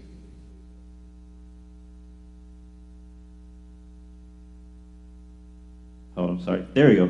Coach Jeremy Palmer, go ahead and introduce the ladies and young man you got with you on the stage today, and tell us a little bit about them. All right, I've got 3 juniors here with me today. I've got Sierra Lauren, Gracie Felton, and Patricia Russell, who I often call Patty. And then Lucas Wilfond is my assistant coach, who I also happen to have coached when he was in 7th grade.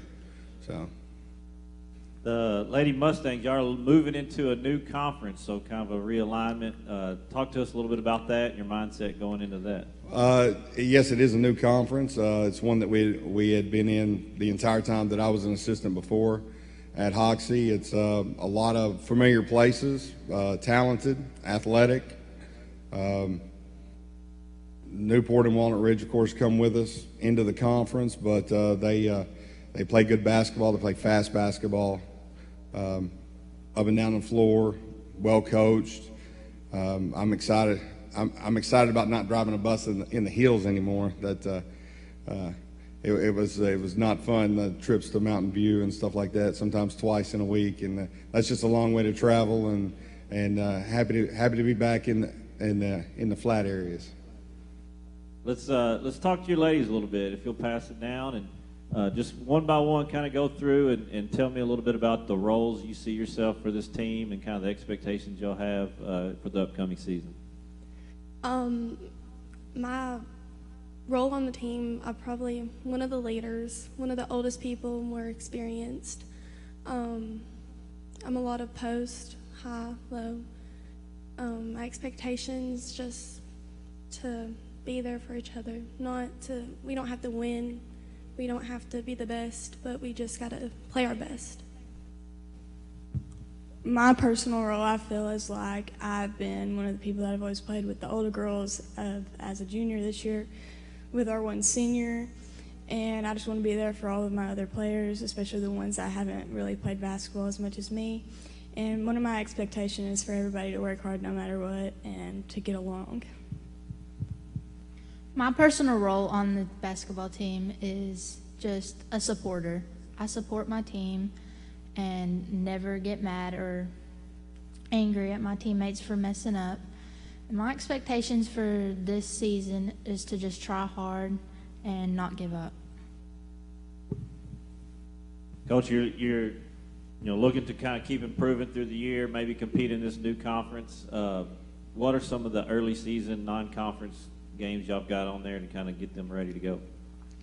We've we play 3 games next week. Armorell will be our first game, traveling on the road. I told the girls just the other day, I said how we look now, because all but 3 of the girls that play basketball, the 11 I've got on the roster, they play volleyball as well. And Hoxie, they usually play volleyball for a little while. And I said, how we look now is not how we're going to look come the end of the season. It's a progression as far as, when you get your installs in and learning how to work together. We've got several girls that haven't played together before. We've only got 4 that are returning from last year. That's these 3 juniors and then a 9th grader that moved up middle of the season last year. We're excited for every game and every opportunity we get. We are trying to, like I said, learn how to play together, learn how to do some things in a different way, and focus on understanding the game, focus on the defensive end, and being able to. I think I told them last year. I said, we had scored. I think we had scored 28 points the game before, and I said, do you know how you win? They're like, score more points. I said, no, you hold the other team to 27. I truly believe you win on the defensive end of the floor. That's always kind of been the brand of basketball that I coached, pre-shot clock era and everything else. But I believe in the defensive end, and then that's what we're going to hone in on, is getting better and better on that end of the floor. Yeah, ladies, let's talk a little bit about that. Things that you've done this off season and preseason. I know some of y'all have been in volleyball, but things that coaches put you through to kind of get ready for this year. I've been out for this a little while, but we've been practicing a lot on getting our strength back and working together, not being so separate, and being as a team. Just a lot of shooting, a lot of dribbling, because we're like trying to start back at the basics. We have a lot of new people, so. I feel like one of our biggest things that we've been trying to work on in this offseason was we needed a few more ball handlers. We've lost 2 of our best ball handlers last year. So he's been really trying to work with that and to get everybody, each puzzle piece, to work together and to become fundamentally better on the defensive and offensive end. I feel like we've been working on finding everybody's place on the court so we can get our ball handlers, our post players, and our shooters. And I feel like we've also been working on bonding as a team. Well, Coach Palmer and ladies, we thank you for being here. Good luck to you this year. We wish you the best of luck here, and maybe see you down the road somewhere. We'll be right back, and after this, we will have the Rivercrest Colts. It's hard to get to the top.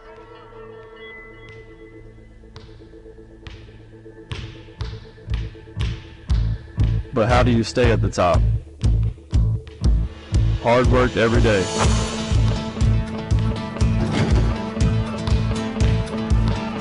Central Dealership has the same philosophy.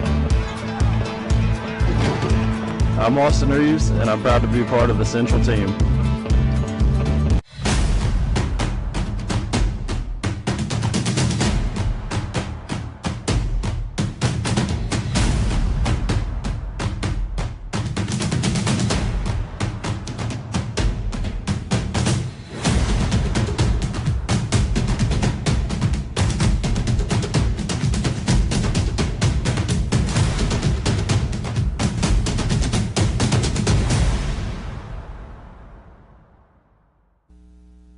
And we welcome you back to the 2024 Northeast Arkansas Basketball Media Day. Back to the stage we go. We get our first taste of Mississippi County today with the Rivercrest Colts. Coach Hunter Robinson, you got some dudes to your left. Introduce them and kind of give us an opening statement. I got Cavante Washington, senior this year. He'll be a third-year starter for me. He just knows how to win. Last year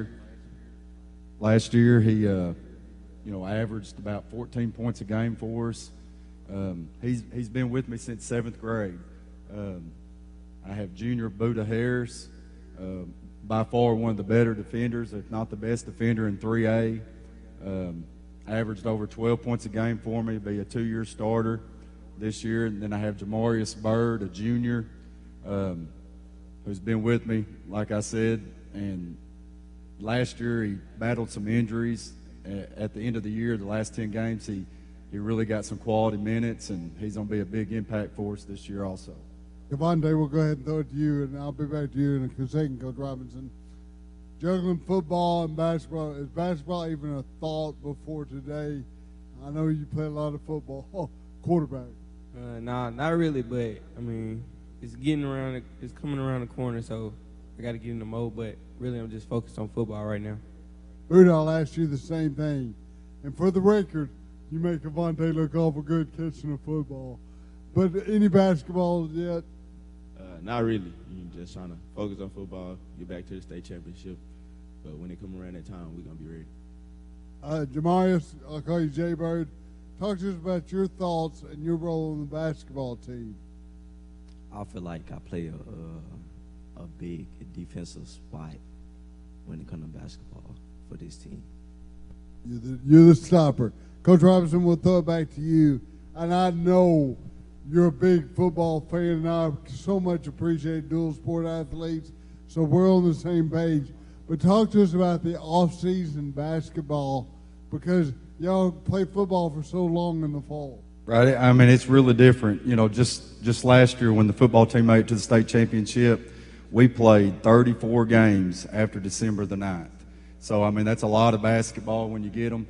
And it's tough. And, the 7 years that I've been there, you really, you have to put in just a little bit every day. And, it might be a conference game 2 days in. I have 10 guys, though, with me now that's not playing football.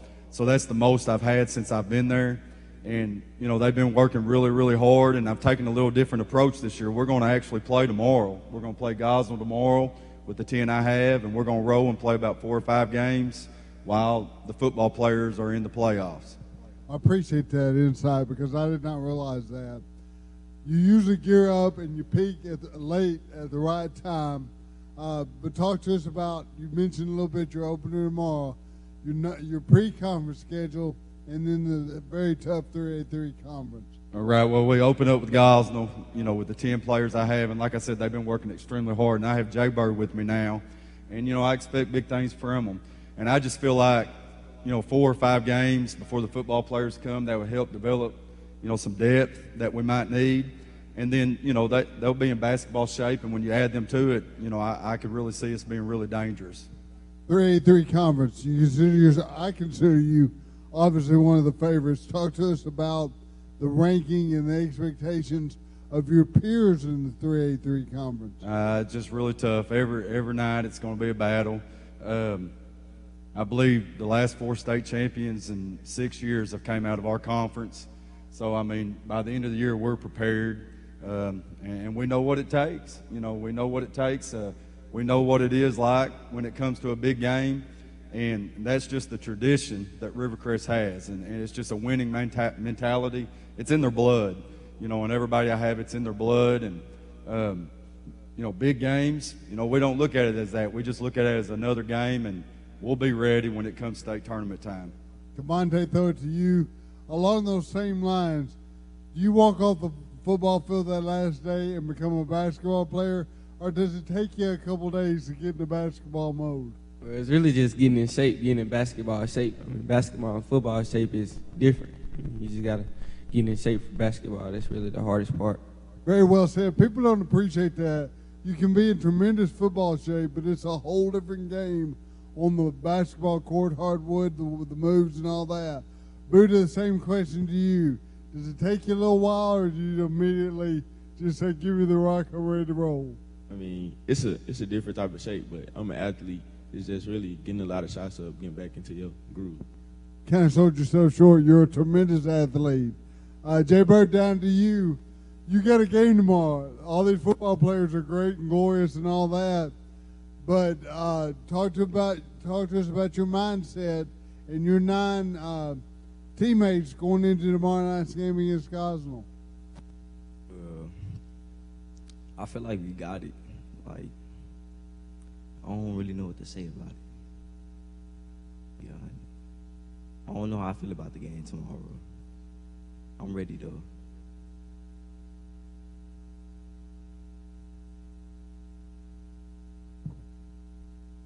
Jay Bird, you can just go ahead and keep the mic, but question for all 3 players. A great year last year, 30-4, but you made it to the state tournament but fell short in the quarterfinals, eventually losing to the state champs. Does that put like a extra chip on y'all's shoulder to work harder this year?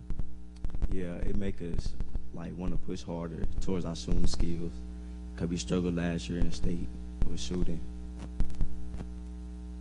And then same question for you, Buddha and Cavante. I mean, of course it's going to make us work harder because we don't like to lose, but we're like, it's going to give us the extra push this year to make it all the way. Yeah, like Jay Bird said, just getting over the hump, and I feel like we're going to have a chip on our shoulder. We're going to do good this year.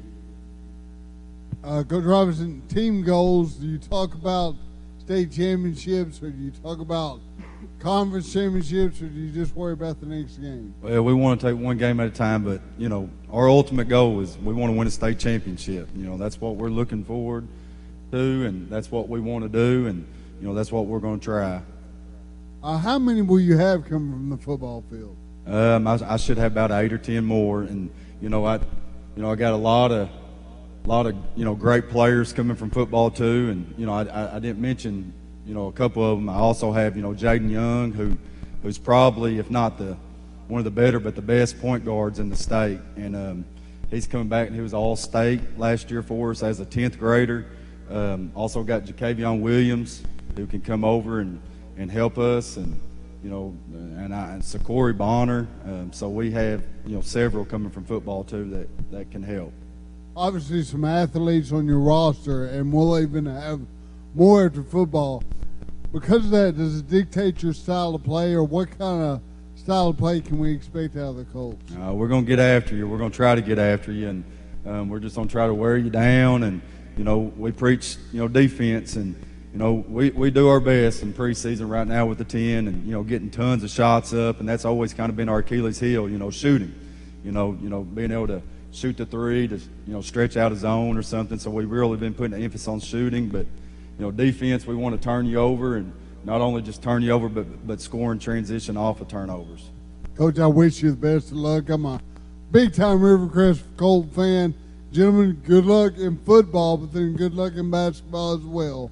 We'll be right back with the Corning Bobcats right after this.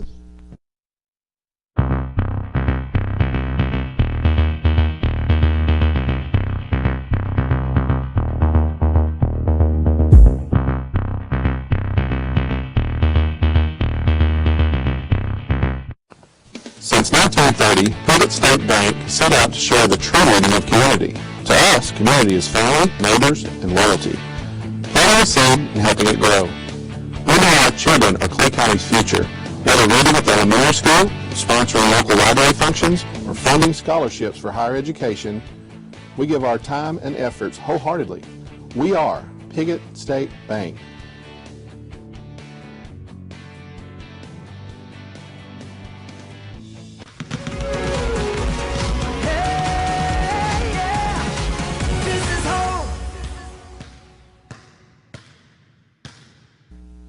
And we welcome you back into the 2024 Northeast Arkansas Basketball Media Day. Before we head back to the stage, I want to take just a quick moment and thank our sponsors that have made this possible today. KJNB, Northeast Arkansas Fox CBS station, this is home. Glenn Saint, God bless our troops. Empower, internet delivered by Craighead Electric. And Temple Baptist Church, who has been gracious enough to let us use their facility yet again today. Special thank you to Brother Andy Neal for that.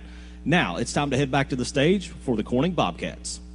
Coach, thank you for joining us here today. Could you kind of give an opening statement about your team going into this year and also introduce the guys you brought with you to your left? Yes, I'm Coach Wesley Couch. I appreciate y'all having us here today.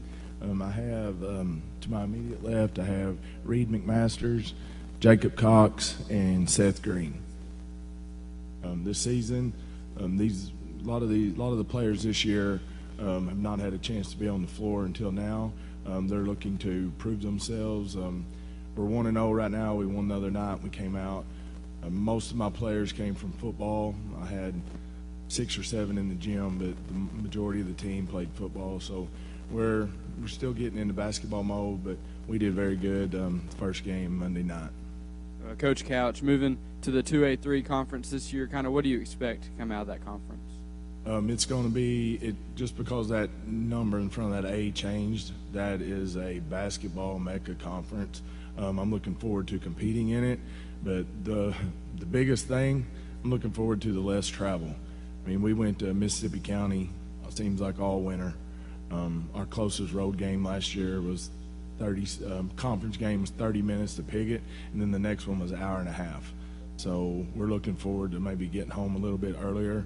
But the basketball is still going to be just as tough as it is in the 3A. Yeah, I want to ask a question of you guys, if you want to pass it down there. New conference, new roles for you guys, a lot of new faces kind of stepping up. So tell me about expanding your role on the team and kind of what you see your job is to kind of keep this thing going. You know, I played JV a lot last 2 years, but this year we got to focus on like being strong on defense, getting stops, being consistent on offense, you know, just keeping everything together, keeping everything moving, really. But I'm kind of focusing on right now. I've played varsity since 10th grade, and my role has just really been play defense, pass the ball, but I'm looking to shoot a little bit more this year. My role is just trying to keep everything calm down when I get the ball, try to make the best shot I can have. Just try to score as much as I can. Y'all have had a good run, 23-12 last year, made it to the regional and state tournament. So you mentioned it, Coach. It's not no change in toughness moving to that different conference. It's definitely a basketball conference. So, what things have y'all worked on to kind of get prepared for that and kind of keep that momentum going that you've had going the last few years? We had a good summer. We dealt with a few injuries. I've only had them less than 2 weeks. So it was a really quick install to play Monday night. But Seth, he's a starter, returning starter. Jacob played a lot of minutes as sophomore and junior. Seth led us last year rebounding, over 300 rebounds, 55% from the floor. So as returning those two, I'm looking for those to lead us into this season and this new conference. And the rest of them's going to rely on their experience from the last 2 seasons. They've been in the battles last year and experienced everything we got to do last year with being the first time going to state and the success that we had, and they're wanting to keep it rolling and prove that we're legit, that the program's legit. Guys, let's talk to the players again. What are some of the things, because you want to keep that momentum going that you've had, so what are some of the things that you've worked on to improve, over this last summer? I feel like I've tried to get a little bit better at scoring, and then I've worked a lot more on perimeter on the defense because, on JV I was the center, but now that we have Seth and we have other guys that are able to play that post role, I need to be able to be a little bit more versatile, guard a little bit on the wing, maybe stay a little bit more offensive on the wing and not just in the post. I feel like that's something that's really important for me. I've just been working on my shot, really. That's about it. What I say I've been working on is my leadership for the team, trying to be that role that we had to let go last year. Hey, hold on to it for a second. I'm gonna steal Dr. Weaver's question for you guys one time. Is there games on your schedule that you've circled that you're really excited about? To pinpoint those, or? Of course, always pick it. Same answer all the way through, or you got some other guys? All the way through. All right, that's a big rivalry. I know. Stay in conference as they move too. Correct? Am I correct in that? Right. Coach Couch, you graduated 4 starters from the team last year, but you still have a good number of seniors to lead the team going into this season. Just how important is it that they step up and show leadership and set a good example for the rest of your team? It's very important. These 3, like I said, these 2 have been there and got on the floor, but they're going to lead. But it's very important for all the seniors. They're very capable. Peyton Cartwright shot the lights out of it the other night. He's super tough, rebound, just all-around player. I expect big things out of him. We got one injury, Hayden Cox. He's got a broken hand right now from football. He will be back in December. He can shoot it. He has a motor out of this world. Ethan Guthrie, he's going to be a very good role player. Seth Smith, quarterback on the football team, he's smart. He knows where everybody's at. He can beat and bang inside, or he can step outside too. And we got some younger lower class sophomore and juniors that can help us too. Well, you may have answered it because my next question was going to be, how healthy are you coming out of a football run in there? You got one with the broken hand. Is that the only injury? They're getting over some knacks, but Seth or Hayden's the big thing with the broken hand. It's a shooting hand, so but he should be back sometime in December. Non-conference wise, what have you got lined up to kind of get ready for that? We played Maynard Monday night. We beat them. We got Sloan Hendricks coming this week. Tomorrow night, actually, we got Hillcrest. We're going to play Neelyville, Missouri, later in the season. Norwood, Missouri at the Highland Classic.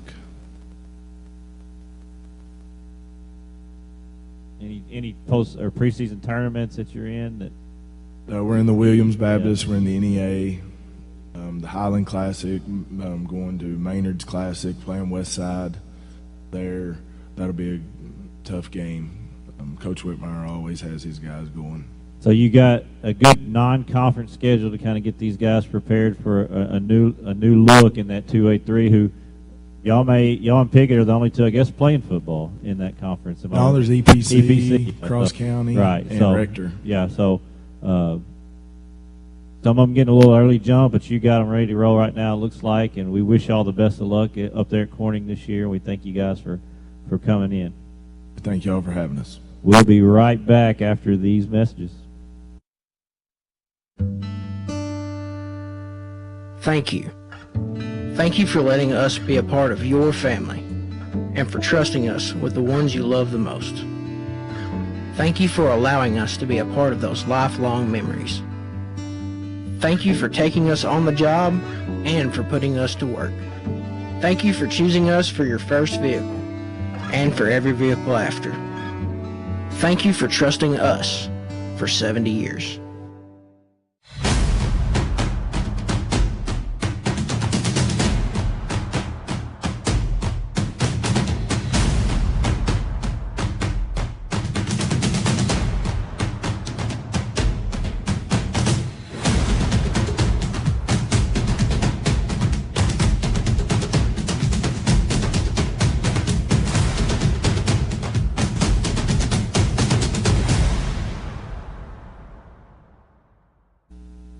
And we welcome you back into the 2024 Northeast Arkansas Basketball Media Day. Going to head right back to the stage. We're sticking with the Corning Bobcats, but this time we're going to talk to the ladies. But Wesley Couch, you're still on stage. We'll talk about that in a second. Obviously, you don't need an introduction, but tell us the ladies on your to your left. I have 3 seniors with me today: Emily Seelig, Avery Glasgow, and Haley Cox. All righty, Coach. First question: the challenge of coaching both girls and boys at Corning High School. It's getting harder at the beginning when a lot of them was in volleyball and a lot of them was in football. It can manage, but now that we're in the throes of the season, time management. I'm getting pretty good at time management and seems like I'm in multiple places at multiple times. I put in a lot of 12, 14, 15-hour days. They practice at 7 in the morning. I have junior high and 7th grade throughout the day, and then I have senior boys after school, and then usually I'm bringing back one of the junior highs after school too. And now we got games. We've early morning walkthroughs and stuff like 4-game nights. So we practice when we can, and like I said, time management's going to be the key. It's good stuff, Coach, but I know you stay busy. Go ahead and go down to you, Emily. Talk to us about your role on this year's Lady Bobcat basketball team. I'm just trying to, we have big shoes to fill. We lost a bunch of starters and graduated a bunch of seniors. And I think we are all trying to step up in leadership roles and lead this team. And we're just trying to work together and get our chemistry right. Avery, kind of the same question. Your role, but what are your expectations for the 24-25 basketball season? I would agree with Emily on having a lot of shoes to fill this year. I think we all need to step up with leadership and, hustling down the court and making sure that we make those shots. But me as a player individually, I would say that I need to work personally on my shooting and defense. Haley, go ahead and throw it down to you. Not to talk about height or anything because I'm not overly blessed, but obviously you're a guard. Do you play point guard for the Lady Bobcats? Yeah, I do. Talk to us about that position. It's hard, but I need to get better at it, so I'm going to need to start working on that a little bit more. Coach, throw it back to you. Talk to us about the schedule for the Lady Bobcats, both pre-conference and the conference schedule. We played Maynard Monday night. We played Pocahontas last night. We're not where we want to be, but we're getting there. We have 9 teams in the conference, so we actually start conference next week playing. We got Piggott next week, EPC, depending on how they do in football. So we've got a good conference schedule. We're playing in the Williams, playing in the NEA, playing Maynard Classic, Marmaduke Classic. So we're stepping out of the conference a little bit and getting some games and trying to get them some experience. I have 8 kids on the team, and none of them's had any significant playing time at all. So we're all new. They're learning. They're 4 seniors, but they're still learning. So we lost a blow second or third day of camp, lost the only returning starter. Katie Carr, she tore her ACL.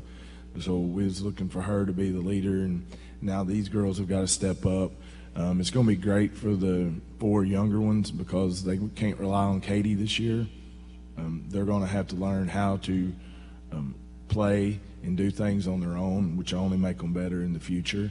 And these girls, I coached them when they were in junior high, and that's why I did it. I did it for them. So I'm looking, when they were 9th graders, we finished 2nd in the conference in the 3A. So we're looking to get some of that back and get them on the floor and get them going and get them comfortable and build their confidence up.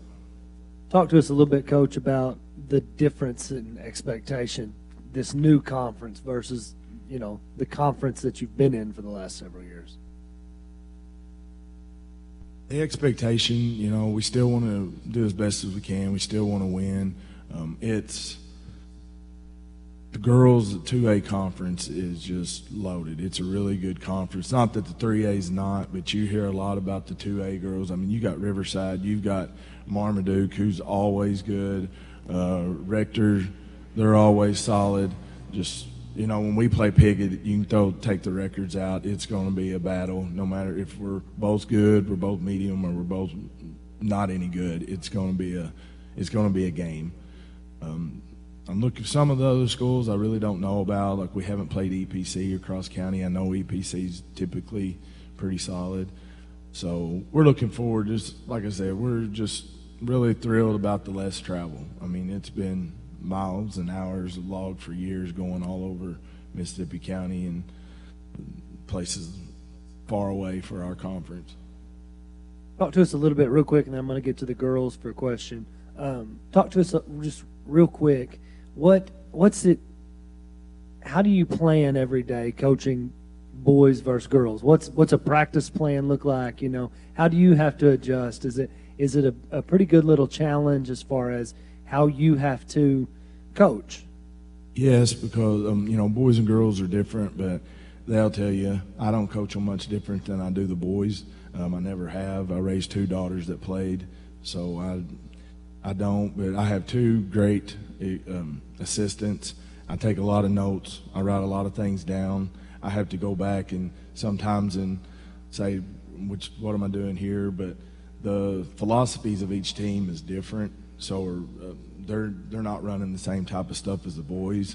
It's just because it doesn't benefit them. I wish it would, because it'd make it a little bit easier on me, but I'm trying to do what's best for them.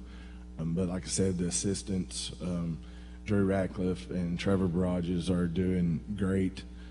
They help me a lot, keep me straight. But it's already happened a couple times. The other night in the senior high boys game, I called one of their out-of-bounds plays, and they're like, we never heard of that. So I was like, okay, that's the girls. But I expect that going to happen quite often this season. But I'm trying to get everybody on the closest page that is beneficial. Well, girls, I'm going to give the mic to y'all real quick here. Tell me one game on the schedule. This is my infamous question. One game on the schedule that you are just really hungry, ready to play. I think we're always ready to play Piggott. I mean, like he said, no matter how we played previous games and stuff, when we play Piggott, you never know what's going to happen. It's always a battle, and everything is on the table. Everything goes wild.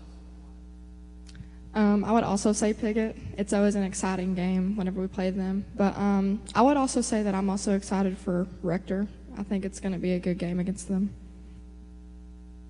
I would say Piggott and Rector, but Piggott because they're our rivals. You just despise those teams in Clay County then, huh? Yeah. Well, Coach, thank you very much for your time. Girls, thank you very much for your time. We appreciate y'all. Good luck this year. Keep working, keep grinding. Coach, get some rest every now and then. So thank you. Thank y'all very much. We're going to take a commercial. When we come back, we will have the Greene County Tech Eagles on the stage. Thank you. Thank you for letting us be a part of your family and for trusting us with the ones you love the most. Thank you for allowing us to be a part of those lifelong memories. Thank you for taking us on the job and for putting us to work. Thank you for choosing us for your first vehicle and for every vehicle after. Thank you for trusting us for 70 years.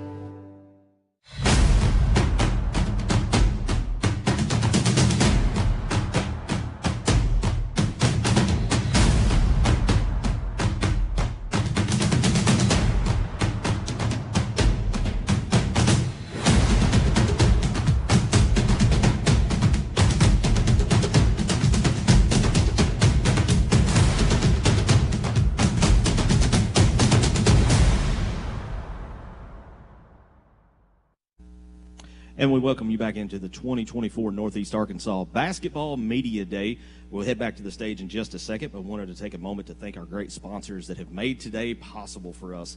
KJMB, the Northeast Arkansas Fox and CBS station. This is home. Glenn Sane, God bless our troops. Empower, internet provided by Craighead Electric. And, of course, Temple Baptist Church for letting us use this great facility once again today. A special thank you goes out to Brother Andy Neal for that. All right, so back to the stage we go. The Greene County Tech Eagles. Coach Jeff Gio, you're becoming a legend here in Northeast Arkansas. How many years have you been here? Talk to us about that.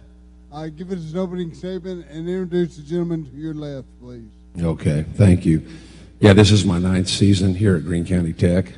We've got Parker Harris, a senior. We've got Noah Oswald, who's a junior. And we got Connor Garish, best football player to come out of Tech in 20 years probably.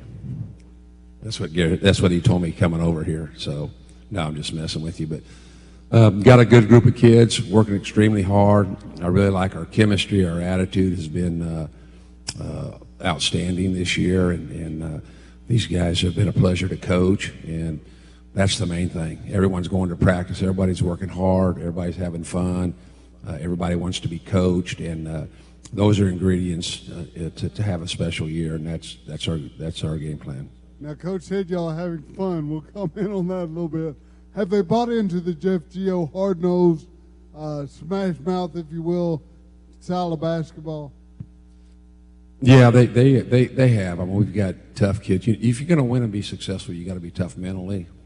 You got to be tough physically, and these kids. They, like I said, all the good teams that I've had, all the good players that I've had, they want to be coached.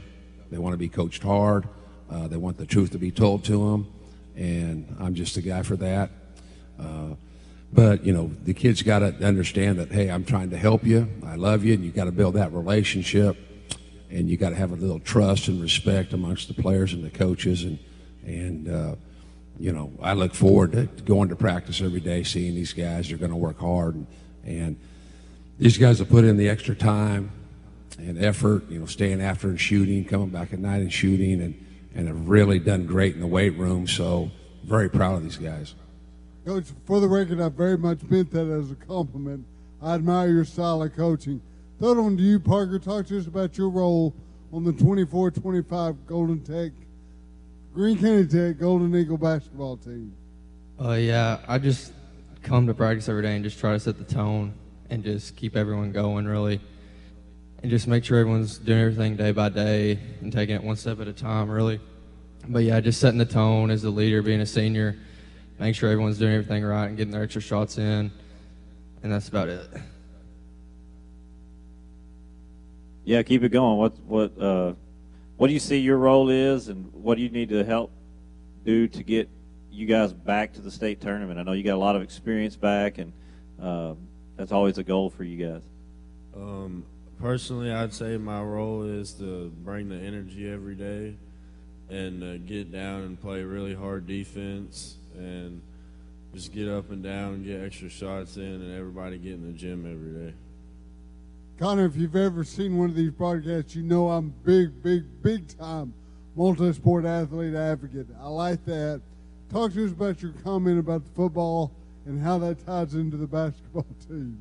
Yes, I think, playing football, I think it's an advantage to me. It brings lots of hustle, and so I come in and I'm trying to, bust my butt every day, and I'm working hard, and trying to keep these guys, honest and playing hard, and I enjoy it, and I feel good about this team and my role. Big defensive guy, I think, mainly, and rebounding, so, yeah. And the mustache is amazing, by the way. I wouldn't go that far, but I appreciate you playing multiple sports. Brad, you got a question? Yeah, I was going to throw it back to Coach Gill real quick. You got a lot of guys returning with some experience. The 5A East is always tough, balanced. What's the outlook in conference there, and where do you feel you guys fall in there? Well, we've got 2 new coaches in our league. We've got West Memphis has got a new coach. I know Sammy Lewis went to Marion, so there's 2 there. Nelton, I think, is returning champ. They've always got good athletes and good talent. in there.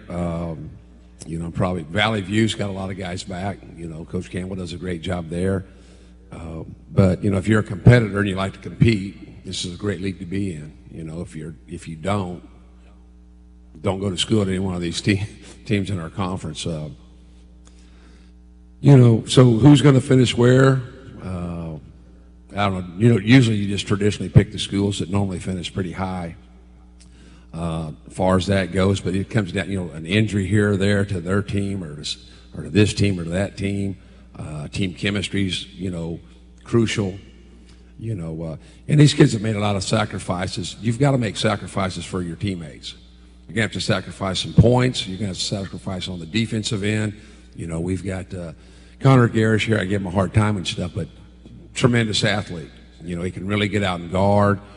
He's probably the best athlete in the school. And you know, he's just coming off. He's just had 1 day of practice, and has done really well just within that 1 day. So once we get him kind of in the flow, that makes us even deeper and better as far as that goes. So, and you know, and this is a young man that, you know, he shot 100 shots during the football season. He'd come in the morning, he'd come during lunch, he'd come after school. And it's when you're a two-sport athlete, you got to work twice as hard. There's some guys that are two-sports athletes, but they don't work like a two-sport athlete. Well, Connor does. So, you know, but it's about team chemistry, putting your teammates first, cheering for your team, doing things right, and you have to sacrifice. If you want to be good, it can't be about you. It's got to be about your teammates. And if you get, you know, 15 guys that do that, then you've got a chance to have a special season. If you don't, it'll be a miserable year for you. But, you know, our guys are committed to that. They're disappointed in last year's season. You know, I've told people today, I did a bad job of coaching last year. I'll be the first to admit that. But, you know, last year, whether we won or lost, ain't going to do anything for us. It's what we do with this year. We learn from our mistakes. That's all we ask our kids to do is, hey, it's one thing to make a mistake, but if you learn from it, it's a winning situation. And I've said it once, I've said it 1,000 times this year. I really like this group and the spirit that this group has. Coach, you talked about the 5A East a little bit. Could you kind of talk about your non-conference schedule and maybe some tournaments that you're in before you start conference? Yeah, we you know, it's one of those deals where we tried to go out and play the best people possible. This year we got Brooklyn twice. They're always good. Bobby does a great job coaching those kids. You know, they're going to play hard, or, you know, Bobby might kill them. You know, so they're going to play hard. You know, I respect that. We got Blytheville twice. They're always athletic. Coach Pierce came back to coach that. So we got them twice. We got Mountain Home, who's very well coached. We've got them. We play in the Brooklyn tournament where we've got Alma. I believe that's how you pronounce it, Alma, who's projected to have a chance to win the state title. We play Heritage, which is a 6A school out of Rogers.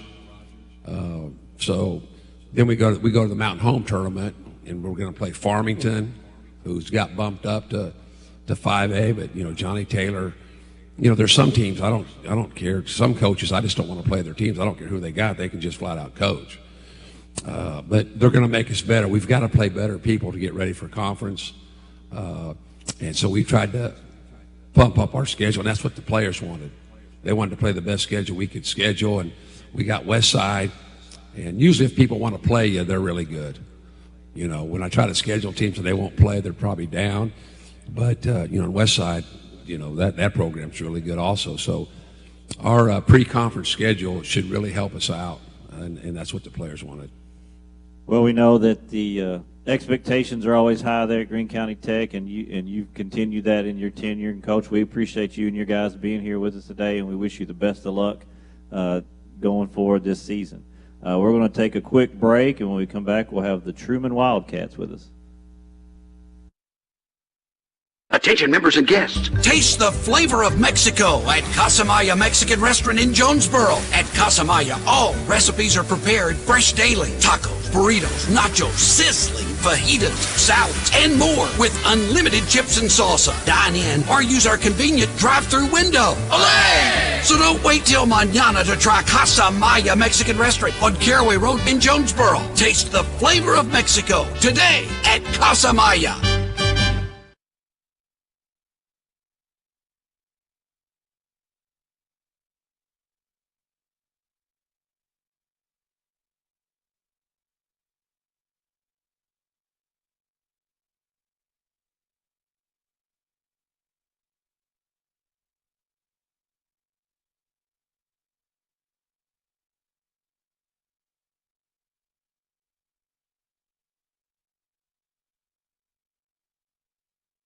senior. Go ahead with an opening statement. We're excited. We had our second practice yesterday just because out of 17, 10 of them were in football. So we pretty slim in the preseason. So we're just trying to get at it and get rolling. Go ahead and pass the mic down. Luke, you were football as well, correct? No, sir. You not? No, sir. Keep passing it then. Talk to us about the transition from football and the limited time you have to get ready for basketball. And you are Tony. The transition is well, it's not that bad because like I was already in decent shape, but football shape and basketball shape is two different things, and it's gonna take a little bit to get where I need to be for basketball. Following up on what he said, just to basically you got to get back in shape in two different environments basically, and just to be ready to hold down and be able to work and be able to come back and be ready for it. Back to you, Coach Ballou. How do you transition the football players to already a pretty good group of basketball players that you had on hand? It's patience to start, just because we know that they're going to be a little behind from the conditioning standpoint. But it also has to be smart, too, because like Tony, he was just shy of a 1,500-yard rusher. So, I mean, he got beat up pretty good this year, took a lot of hits. So it's trying to be smart and pick and choose how you condition, not just getting on the line, run. We try to get some conditioning within our drills, and just so we can kind of accomplish some basketball, but at the same time trying to maximize as much conditioning as possible. Luke, talk to us about the off season up until now without the football players. How has it been? Well, it's kind of a different play style coming into our senior year with a new coach. We've been in the weight room a lot, but I wouldn't say it's your ordinary like powerlifting weight room. We've been doing a lot of plyometrics, and I'm sure as many athletes know, we've been on a Vertimax. And with that comes conditioning too. I know a lot of coaches don't really condition during the off season, but we've been in the weight room and just kept running, and hopefully we can go into this season still as good in shape as we came out. Go ahead and pass the mic down to Tony. Coach Ballou, I'll come back to you in a second. I don't know if Coach Ballou was criticizing your offensive line, or you got 1,500 yards, but you said you've been banged up. What else is involved with getting in basketball shape?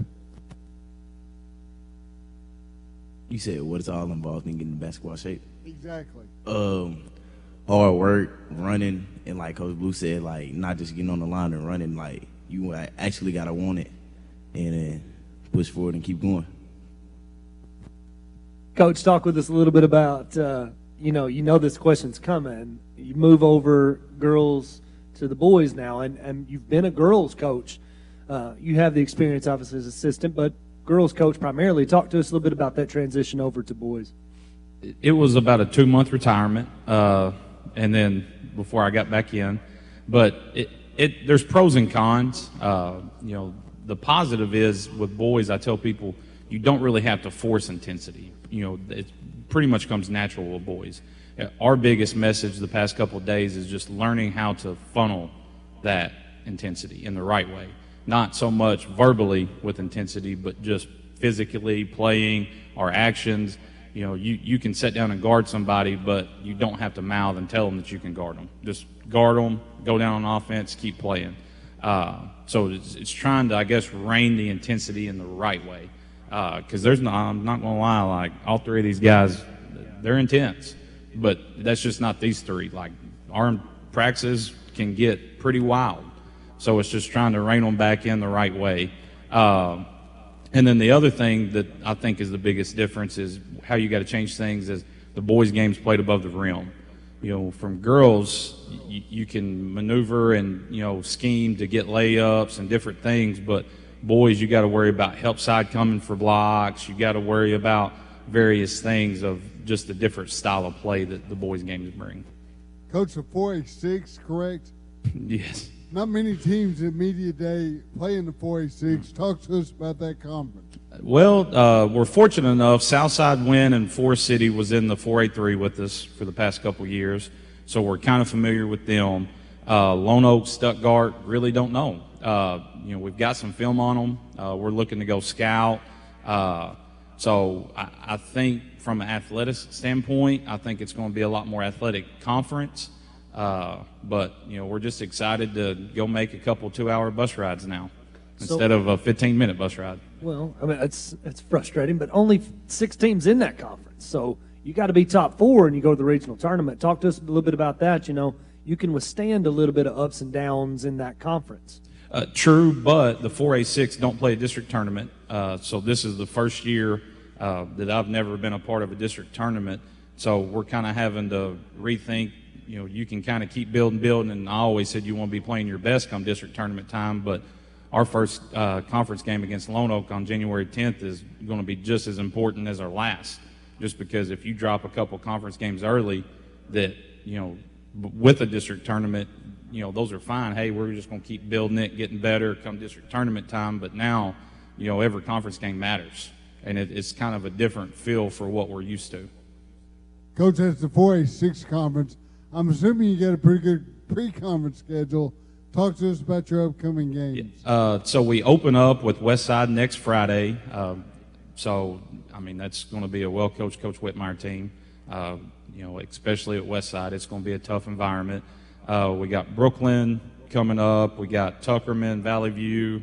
We're in the Luxora Classic. I don't have the schedule for that yet. We're in the Gerald, which is basically the 2A3 conference, plus Mark Tree. So that's going to be a tough one. We're in the NEA. Not very many games you look at on that non-conference schedule where you think, oh, we ain't got to worry about it. I mean, it's going to prepare us for sure. Luke, kind of the same question about you. I'll steer Coach Garrett Weaver's Thunder. Big games upcoming for you personally. I would say we have a lot of tough non-conference. I would say the biggest ones that we have going in is there's about 3 on my head. We had Tuckerman coming in this year as a non-conference game at home. That'll be a big game. We lost to them on a buzzer beater last year in the NEA tournament, and they're a well-coached group, ran by a bunch of good seniors.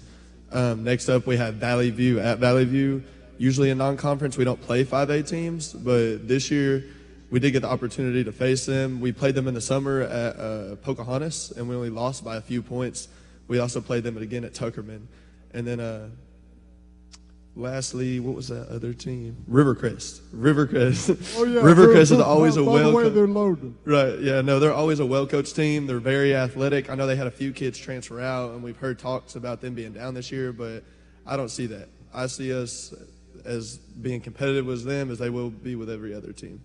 Throw it down to you, Tony. Kind of the same question. Any games that you highlight on the schedule going into basketball season? Some of the ones he said, but I'm really looking forward to our home opener against the Brooklyn Bearcats. Okay, good answer. Rico, kind of the same thing. Talk to us about big game for you and kind of alluding to your role on this basketball team. To be honest with you, I feel like all the games is important as any other one, just to get us ahead in the game and all of that. I feel like my position as a team is to share the ball, play defense, and get back and just make sure my team is performing to their best capabilities. Rico, great answer. Coach Ballou loved it, no doubt. Coach Ballou, back to you. Hey, got about a minute. Give us some closing statements and just generally an overview of the 24-25 basketball season. Well, it's short time frame, but the biggest things, like our emphasis the past 2 days, I've led with joy. And I say joy because we got to learn to love one another. Just joy to be in the gym, joy to be around your teammates, and that's how you kind of build that bond to where you're able to go into a game ready to go. And then the intensity part, if we can get that under control and, going in the right direction, I look forward to a good year. I think we've got the pieces. I mean, some of y'all have broadcasted games. There's always been talent. It's just trying to be able to handle adversity the right way and be able to perform the way that we can. I'm a big Aaron Ballou fan, and good luck to the Wildcats. Thank you. We'll be right back with the Rivercrest Lady Colts right after these words.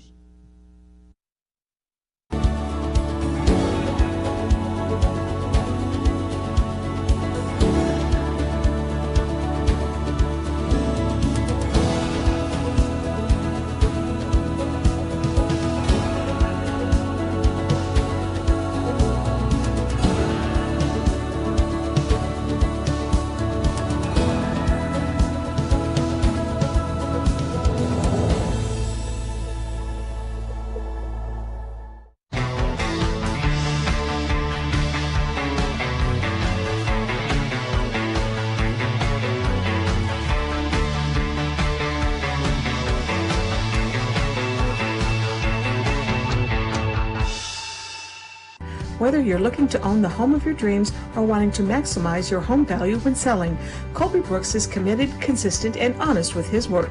Don't let your buying or selling experience become another stress in your life. Leave it to Colby. And remember, buy from Brooks. And we welcome you back into the 2024 Northeast Arkansas Basketball Media Day. We're going to head right back to the stage for the Rivercrest Lady Colts. Coach Ronnie Dye and the Lady Colts of Rivercrest, welcome today. We want to have you give us a little opening statement and introduce the ladies you brought with you today. First, I just want to thank you guys for putting this on. Every year it gets bigger and bigger, and it's a great way to showcase the talent here in Northeast Arkansas, so we appreciate you guys doing that. So I brought with me today Randasia Booker, Destiny Burks, and Jalexia Young. Two on the end down there are seniors, and Randasia is a freshman, which right now looking at starting two freshmen this season, so we're going to be a little young, and we got several pieces in there as well that are going to be young, some sophomores and stuff. So we're looking forward to the season. We're ready to get things started. This Saturday we play at the Marmaduke Classic, so we're just looking to get things rolling and start playing somebody besides ourselves. We've been beating each other up in practice, so they're ready to play somebody new. Yeah, you talked about, you lost some post-presence, so not only are you young, but you're going to have a little different look and maybe trying to play a little different style than you have a little bit. Can you talk a little bit about that? Yes, sir. So my first 3 years at Rivercrest, we've had a 6'5" post player and a 6'2" person inside, and so they've graduated, and we're going to look a whole lot different this year. We're going to be smaller. We have one player who's about 6 foot. That's Ella Gonzalez, who's a sophomore. And she was an all-conference player last year. She's going to be a tremendous help for us, probably the best rebounder I have in the program. But other than her, everybody else is going to be 5', maybe 5'7" or below. So we have a few 5'7s and maybe a 5'8" that will play hard and play inside for us this season. We're going to be a lot faster than we have been. I want to ask you about your two freshmen you're talking about, and then I want to ask these ladies about themselves real quick. So if you could kind of tell us about your freshmen you're looking at. Okay, yeah, I'm moving up. Randasia Booker and Lainey Latham. Both of them played excellent for me last year in junior high, and they just hard-nosed players. They're not scared of anything, and they're ready to get after folks, and that's the reason that I brought them up. So they're going to be a big part of what we're doing. Our kind of theme this year is to guard hard and make them hate it, and they're part of that process. They're going to be out there getting in people's faces, and that's what we're relying on them to do. Oh, let's talk to Randasia real quick. Moving up as a freshman, it's kind of a big deal. So what's your outlook? Are you looking forward to playing at the high school level? Are you nervous? What do you think your role on this team is? I think that I have a big role in the team. It's really a blessing to play with these girls for their last season. That's really it for real. All right, let's pass it down to Destiny. Destiny, you're back, not only as one of the top scorers and top players, but maybe more of a leadership role as a senior this year. Can you talk to me about kind of why expanding your role in that regard? Well, I have to push these girls because sometimes they get down, especially the freshmen. Like, they're young, so they fold up quick. But as a team, we play good. And, we share the ball. Mainly, their help is defense because we have quickness. Yeah. And then, Jalexia, let's talk about your role. What do you think you bring to this team as far as helping them achieve their goals?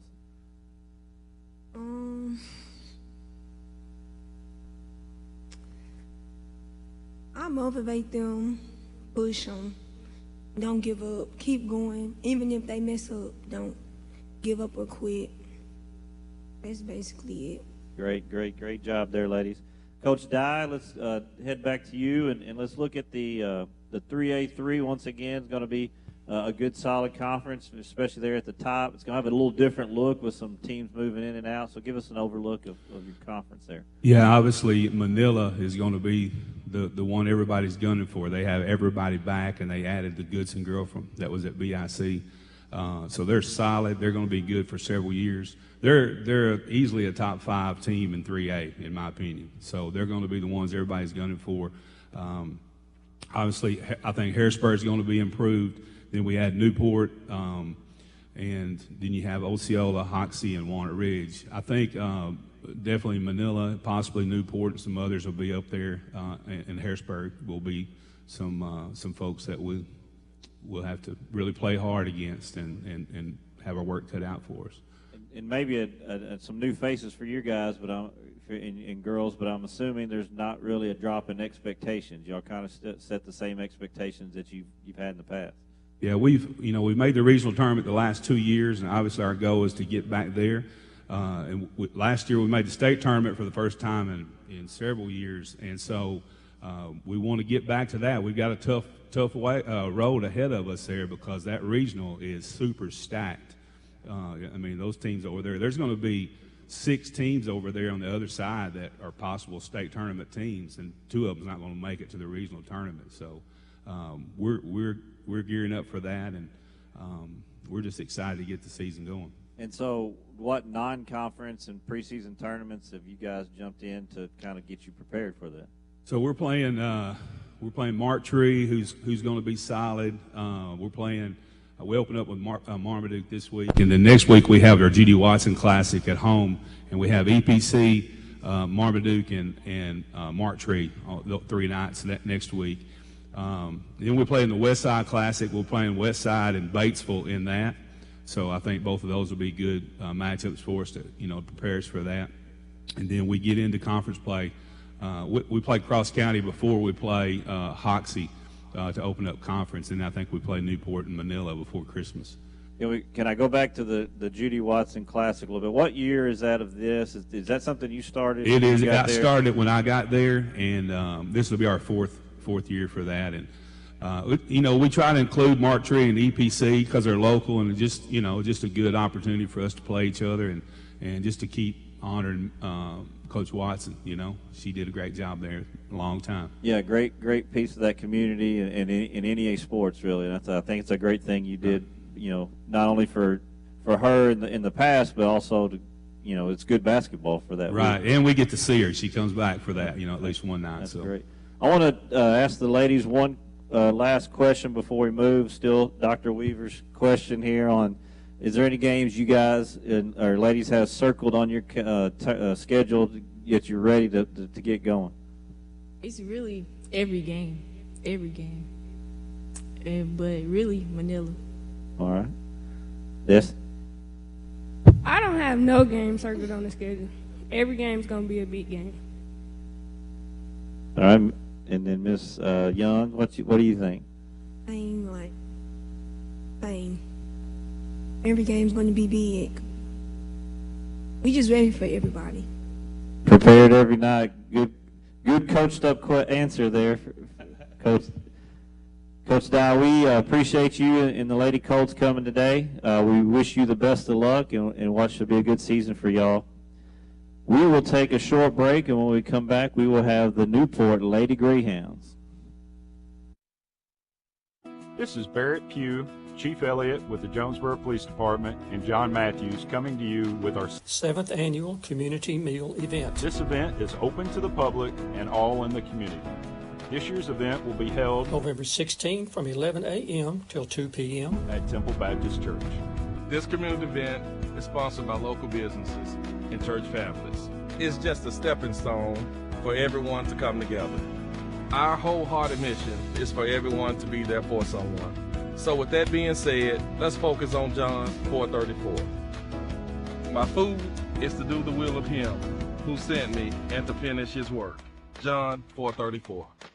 Again, November 16 from 11 a.m. till 2 p.m. at Temple Baptist Church, 2834 Race Street. So please, come out and join us for this great event.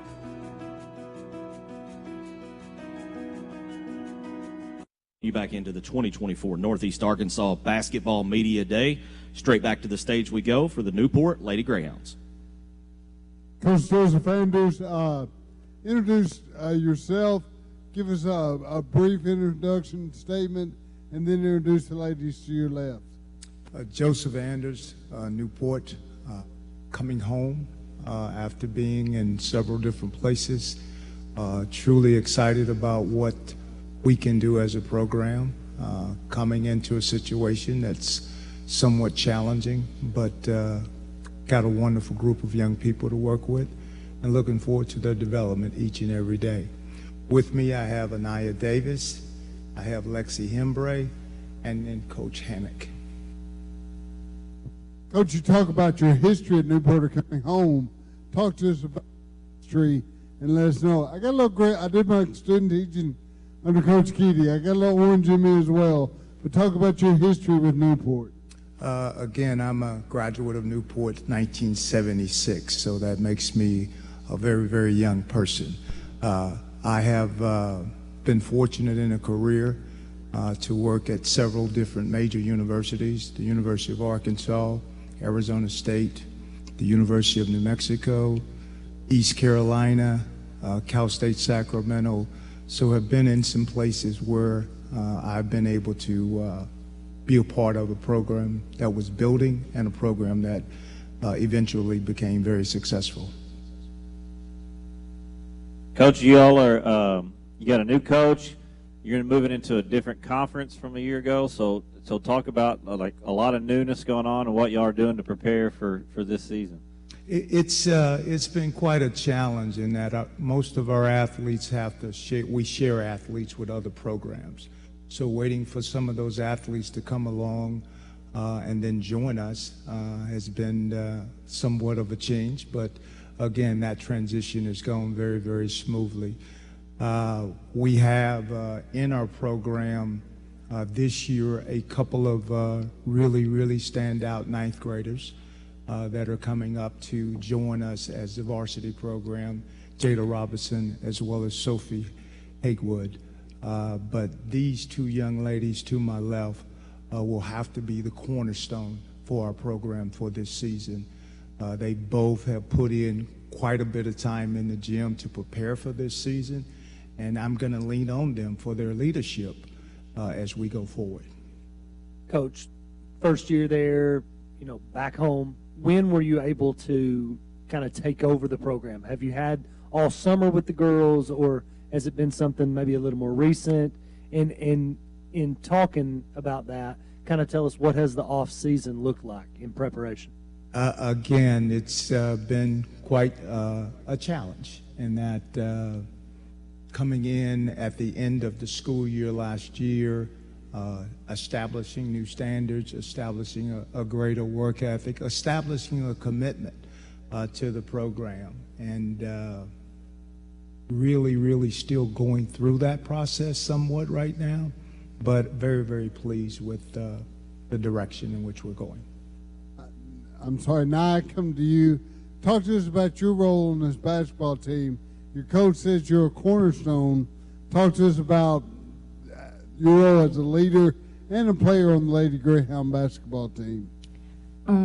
My role on this team is to lead my younger ones that's looking up to me and help them and make sure that they stay strong. We're a young team this year. Me and her are the only seniors. So being able to help them and make sure that they stay positive and not getting upset over the small things is really what I'm trying to hold myself to this year, to make sure that they stay positive and that they believe in themselves as much as I believe in them. Go ahead and pass the mic down. And you're kind of lumped in that same cornerstone conversation. Talk to us about your role, not only on the basketball court, but as a leader. My role on the team is to just, like Nia said, push the underclassmen and be a good role model for them. Coach, I'll pass the mic down to you.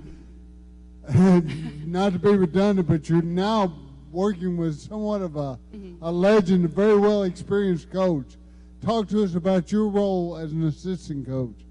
As an assistant, I've just been kind of learning under Coach Anders, and I've been enjoying that process, and I'm very excited to help the girls develop their skills and their shooting ability. Girls, go ahead. We'll pass it on back. Girls, tell me, I'll go ahead and get my question out of the way here. You already know, what's one game that you have circled on the schedule that you're really looking forward to playing? Well, this is my senior year, so I'm taking one game at a time, so every game is important to me. Same thing. Every game, I'm looking forward to every game. My last season, so every game is circled. Every game is personal.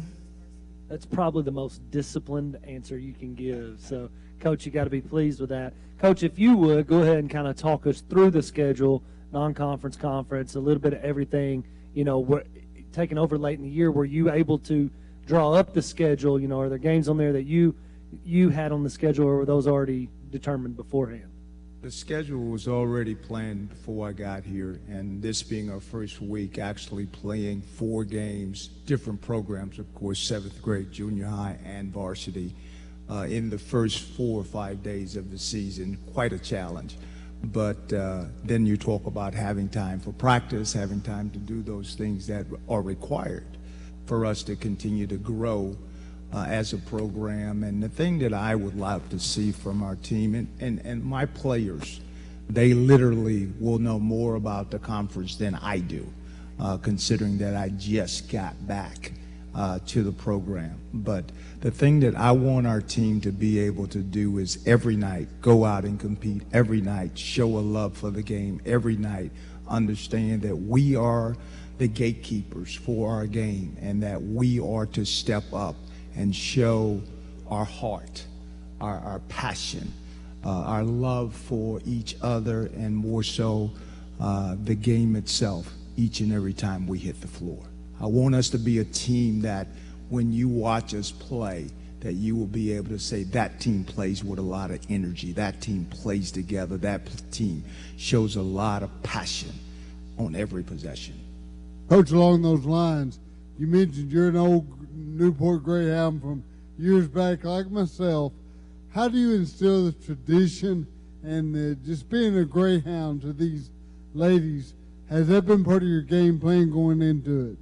Absolutely it is, and how you do that is you do that one day at a time, one brick at a time, and you do that by teaching the game the right way, by making them understand the true values that you should get from the game. There are things such as hard work, there are things such as discipline, such as courage, that we're still trying to build those pieces back into each individual so that we can turn around and have a great program going forward. Throw it back to you, NEA. Do you feel extra pressure upon yourself? Because Coach said a lot of the knowledge of your upcoming opponents rests in your head rather than his. Does that put more pressure on you? And then, Lacey, I'll ask you the same question. I think that I feel like there is a lot of pressure on me this year. Everyone's excited to see us play, excited to see what I can bring to this team and what the freshmen coming up could bring up to this team. So I put myself in positions to be able to figure out what I can about teams, our opponents, and tell Coach what I think and see if he can hear me out on it, and just to basically to help us be as prepared as possible. Lacey, kind of the same question to you. As a senior experienced, do you feel like it's part of your job to know what to expect out of your upcoming opponents? Yes, sir, I do. My job on the team is to just be a good secondary scorer to NEA and back her up and just be prepared. Coach Henning, same question to you, actually. Part of your role is that to get your new coach familiar with your upcoming opponents? Yes, sir. I've actually been out of town as well. I've been at Lipscomb University, and I lived in Nashville for a few years, so a lot of the local teams I'm not super familiar with, but while I'm watching the games, I give the ladies feedback on, oh, this is a driver, this is a shooter, kind of go by just game by game. So, yes, sir. Well, wish all y'all the best of luck. Like I said, I got a little Greyhound in me, so I'm Parson Newport. We'll take you to a break and be right back. Bravo Chickasaws.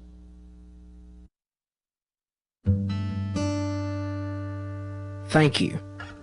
Thank you for letting us be a part of your family and for trusting us with the ones you love the most. Thank you for allowing us to be a part of those lifelong memories. Thank you for taking us on the job and for putting us to work.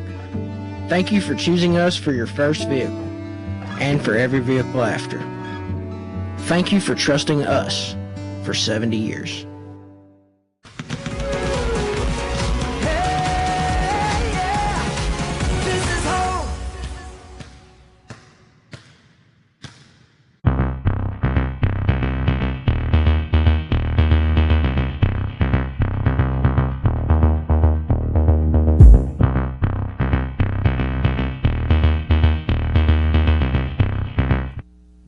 And we welcome you back into the 2024 Northeast Arkansas Basketball Media Day. We're going to head back to the stage in just a second, but I want to take a quick moment to thank our sponsors who have made today possible. KJNB, Northeast Arkansas Fox and CBS station, this is home. Glenn Sane, God bless our troops. Empower, internet delivered by Craighead Electric. And Temple Baptist Church for allowing us to use their great facility here yet again this season. All right, so now we're going to head back to the stage for Coach Mackenzie Pierce and the Blytheville Chickasaws. Well, Coach Pierce, first off, from all of us, welcome home. I appreciate it. We'll talk about where you've been and all that. But first, kind of give us an opening statement and introduce those players to your left. Yeah, excited to be back. Wearing the maroon and white. Blytheville's a very special place to me, and super excited to be back with my guys. Got two guys here who I coach both of their older brothers, so we got, I think, three guys on the team that I coach their older brothers, so that's special. I don't know if that means I'm getting old or what, but Tyler Thurman here, Jameer Guyton in the middle, and Micah Dawkins at the end. Kind of give us an opening statement on the 24-25 Chickasaw basketball team. Well, we definitely feel like we have the pieces to do what our expectations are, and is that to win the game in front of us and make a run come February and March. Just trying to get the foundation back correct. You know, we have the talent, we've got the pieces. It's just getting the culture back right, being consistent with our work ethic and our attitude, buying into our roles. Right now, I think that's the biggest struggle, is just being consistent with how we show up and prepare every single day. You know, winning's hard, and so to do those things, we've got to prepare. We've got to come in ready to work. You know, last night was a prime example. We had a JV game with Paragould, and we played 110 miles per hour, but we also missed probably 20 layups and had a bunch of turnovers. And it's like I told the guys, we don't practice that hard consistently, so that was like a new experience for us. But I think as we get that, get our roles, let the egos go. There's no entitlement. I think the guys who just can sit back and work and let things play out are going to contribute to having a very successful season. Tyler, what's it like having Coach Pierce back at the helm? Man, it's a blessing, to be honest, because everybody know what we went through last year, and we don't want to go through that again. We just glad to have him back, to bring the culture back, and Blytheville basketball is back. We happy for Coach Pierce to be back. We just ready to work and play. Jameer, talk to us about your role specifically on this year's team. A little bit of everything. Put the ball in the hole, really. Lead my teammates. Be well on defense, talkative. Micah, we'll throw it down to you. Talk to us about the upcoming season. Expectations early and late. Man, I'm excited, man. I'm ready to play. I'm ready to, play with my teammates, man. We've been working hard all summer. We've been ready. Coach Pierce came back. We was happy, excited, man, because we know what he was capable of and what he teach. And we just ready to work hard. We're going to play defense. We're going to be live. We're going to be loud. And we just going to give it to him every game. Great answer. Coach Pierce, throw back to you. For those of us who don't know, talk to us about your year sabbatical and what brought you back to Blytheville. Well, I think the main thing is just these kids here in the community of Blytheville. It's just a really special place. I mean, going to Northside was a great honor. I mean, You got 2 guys in the NBA. They've probably sent more guys to Division I in the NBA than any high school in the state of Arkansas. It was a great experience, and I enjoyed it, but it was just hard. I mean, Blytheville feels like home to me. It's where, my 2 boys are from, and so, it was just hard not being with those guys when the opportunity presented itself to come back and be not just basketball coach, but be athletic director and try to make an impact on a bigger level in the school district. It just felt like it was the right thing to do. And like I said, it was one of those things where, even when I left, I'd find myself before our games last year, pulling up the games, watching those guys play. I mean, like I said, these guys are family to me. Like I said, most of these guys, I've watched them grow up since they were little kids. I've coached a lot of their brothers or cousins, and so it's just a special place to play. And so I'm just excited to be back. Now that you're back, and I went last night and saw ASU play. Rashad Marshall with 11 rebounds against a good ULR team. You don't have Big Shot in the middle. Talk to us about this year's team and how you operate without a true big man. Yeah, there's not very many of those guys. They don't just grow on trees, but we've got linked. Jameer's 6'3", 6'4", Micah's 6'6". Tyler is 5'9", 5'10", but there's lineups where we could put out there where everybody on the court is 6'2" to 6'6", depending on what we go with. Frentavious Robinson's a kid that came over from Rivercrest at 6'3" and got a grown man body. Our quarterback for the football team, we get him back, Jontavious Johnson. He's 6'2", 6'3". Anthony Taylor is a junior, about 6'3". So we've got some length. Not necessarily a big burly post player, but we've got some length. Most of my Blytheville teams, minus the Rashad Marshall teams, that's kind of what they looked like. It's great when you have a guy like Rashad. Obviously, it makes a lot of things easy. But from a standpoint, when you don't have a true big, to me, it almost makes defense easier because it's easier to switch stuff. Ball screens are easier to guard. You're not trying to keep him in the paint, and so there's some blessings to that. But talking about Rashad last night, one thing that I want to say, he had 11 rebounds last night, no shot attempts. You're talking about a top 50 player in the country coming from SEC to the Sun Belt. I hope that's a message that my guys see. You got to star in your role, and he's starring in his role at ASU. He's not taking a lot of shots, but defensively and rebounding the basketball, he's making a huge impact on why they're winning games. And so I hope that's something that my guys are seeing. Our sophomores, we got some guys that are having a hard time kind of understanding their role. Well, I had 2 guys playing Division I basketball right now, and Rashad Marshall and Teddy Washington, and neither one of those guys played varsity basketball when they were a sophomore.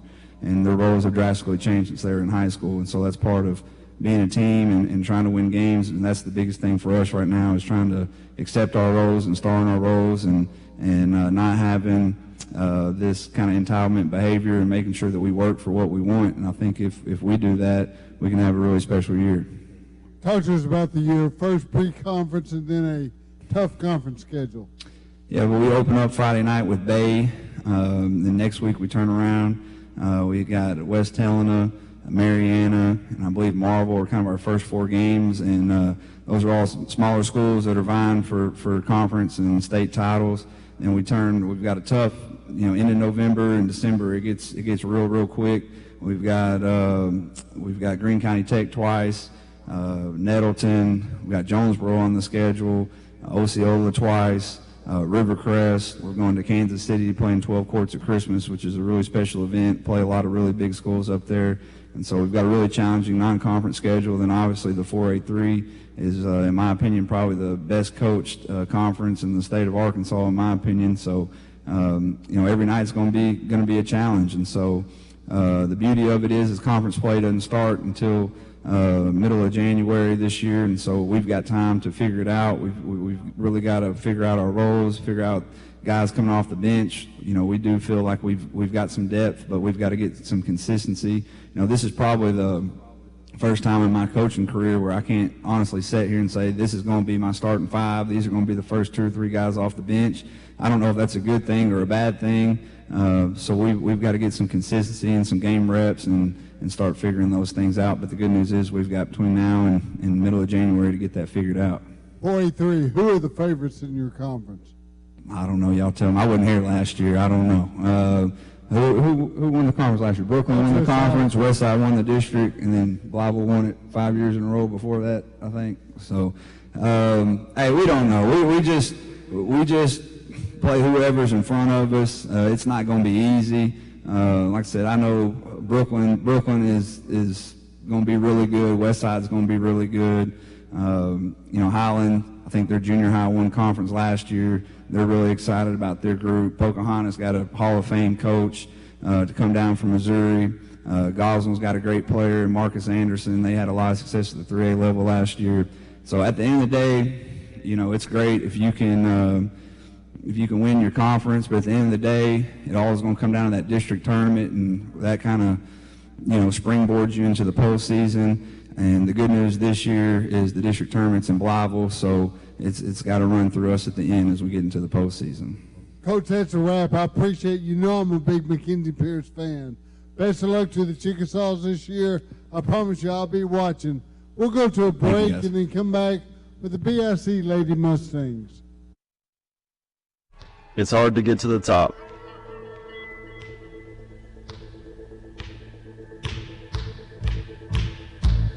But how do you stay at the top? Hard work every day.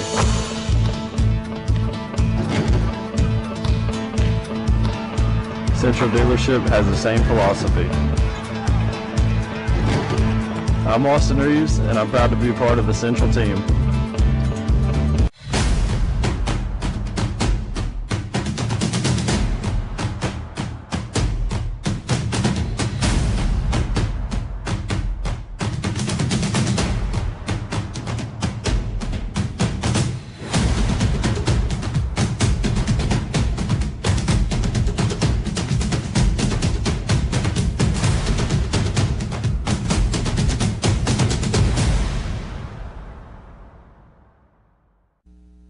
And we welcome you back into the 2024 Northeast Arkansas Basketball Media Day. We're going to head right back to the stage for the Buffalo Island Central Lady Mustangs.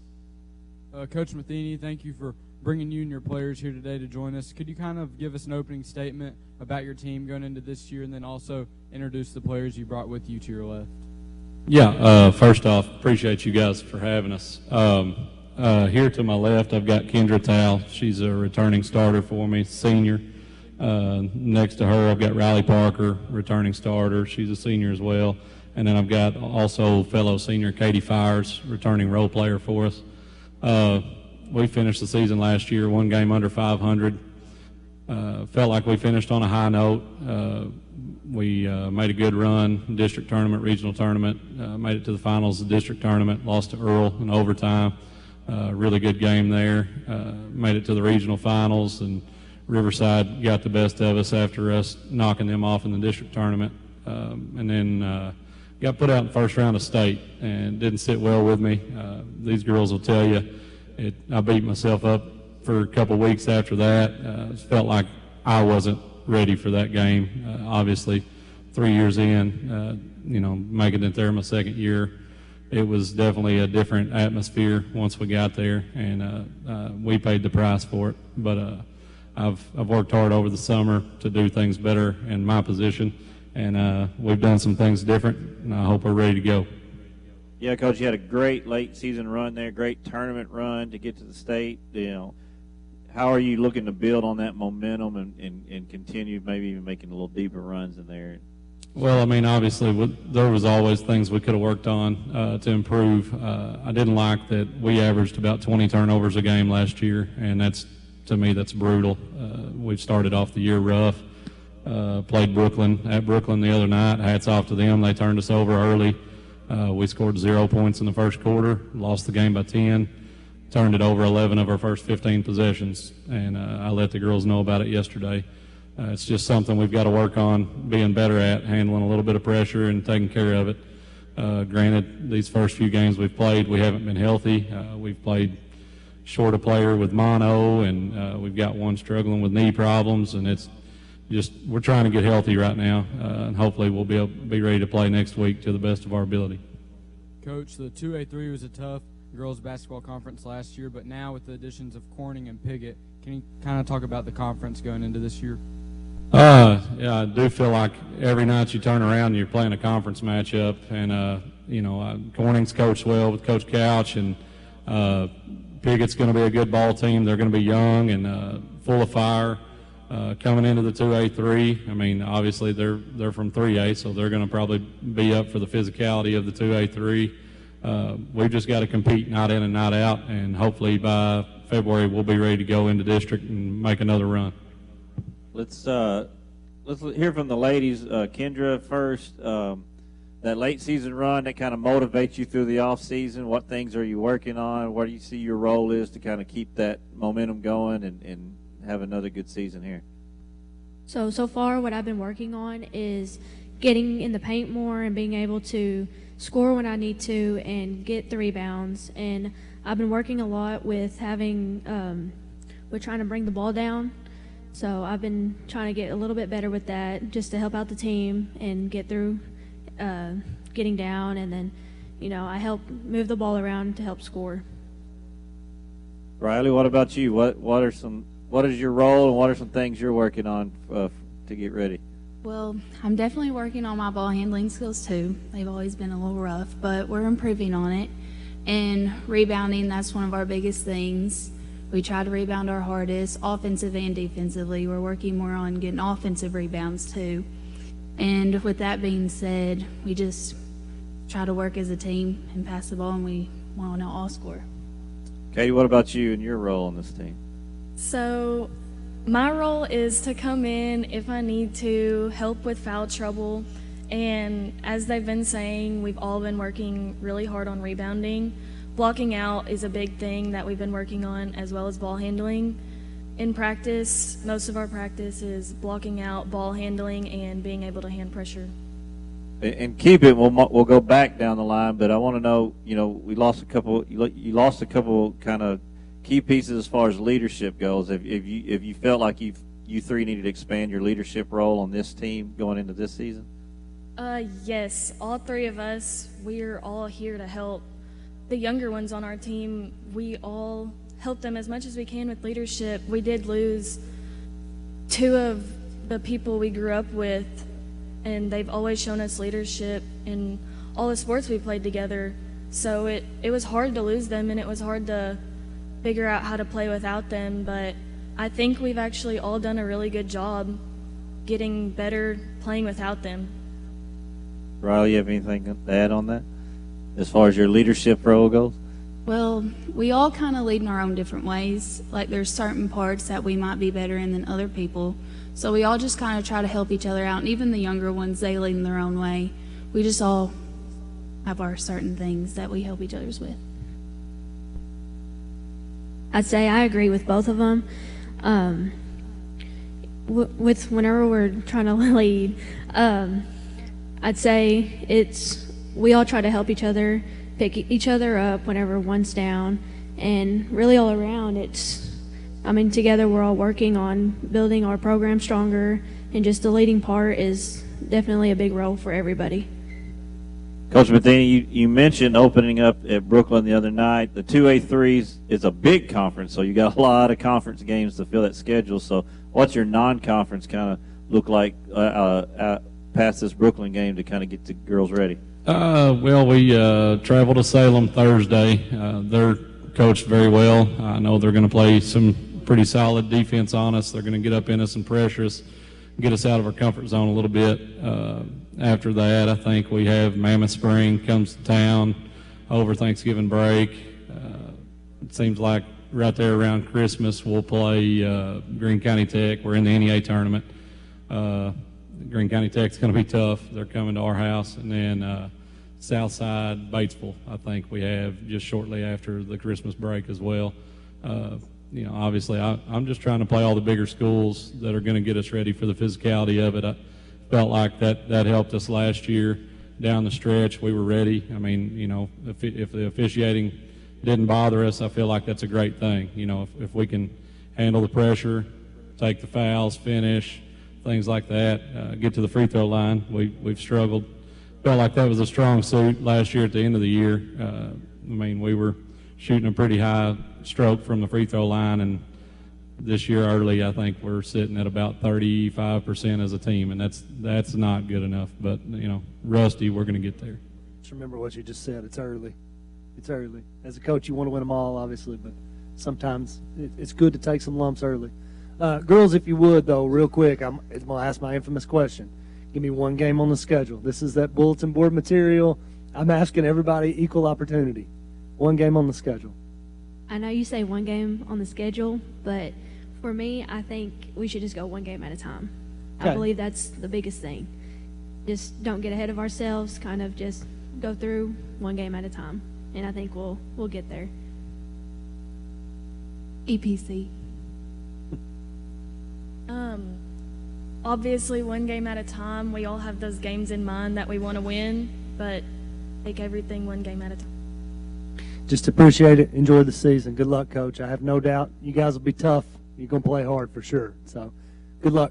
Thank you. Appreciate it. We're going to send it to commercial. When we come back, we will have the BIC Mustangs on the stage.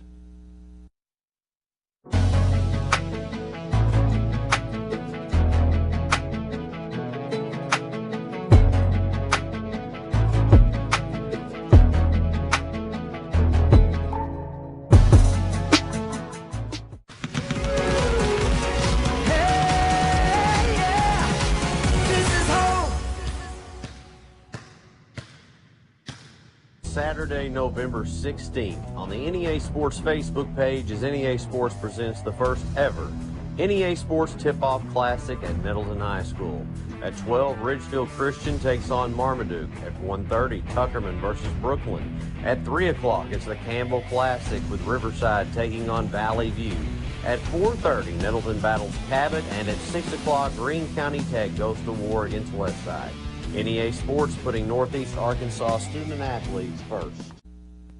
And we welcome you back to the 2024 Northeast Arkansas Basketball Media Day. We're going to head directly back to the stage for the other side of the house over at Monette and get the BIC boys.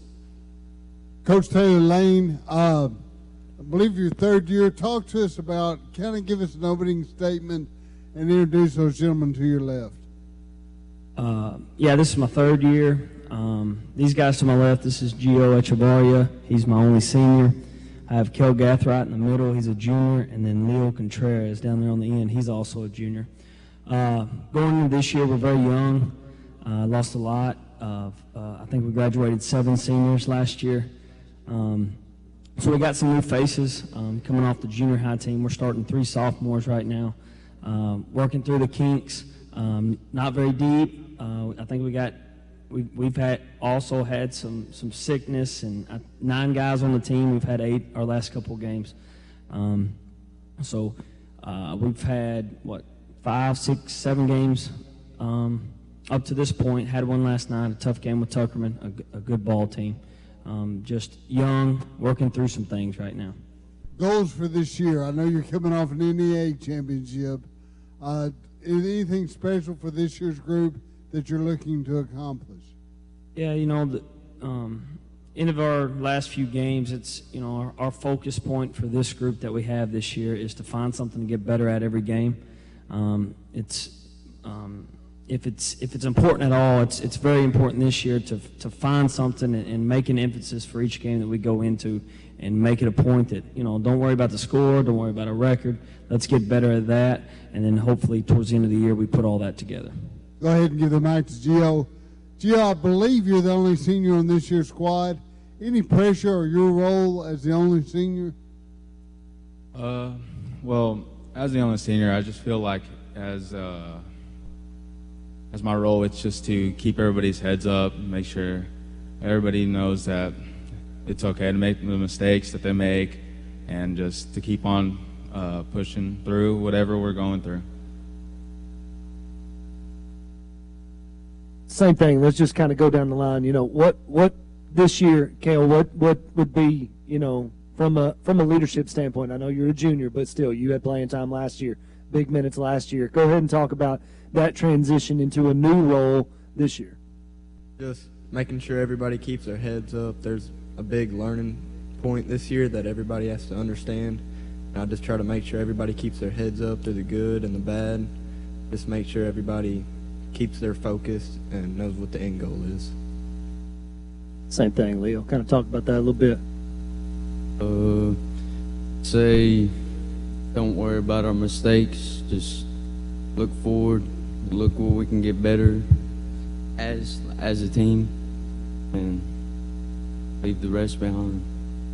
Coach, I'm going to let you talk for a minute. Just kind of tell us, conferences, it's tough. I mean, there's some good teams every year, and it's been tough for, 25, 30 years, but just kind of talk about the conference.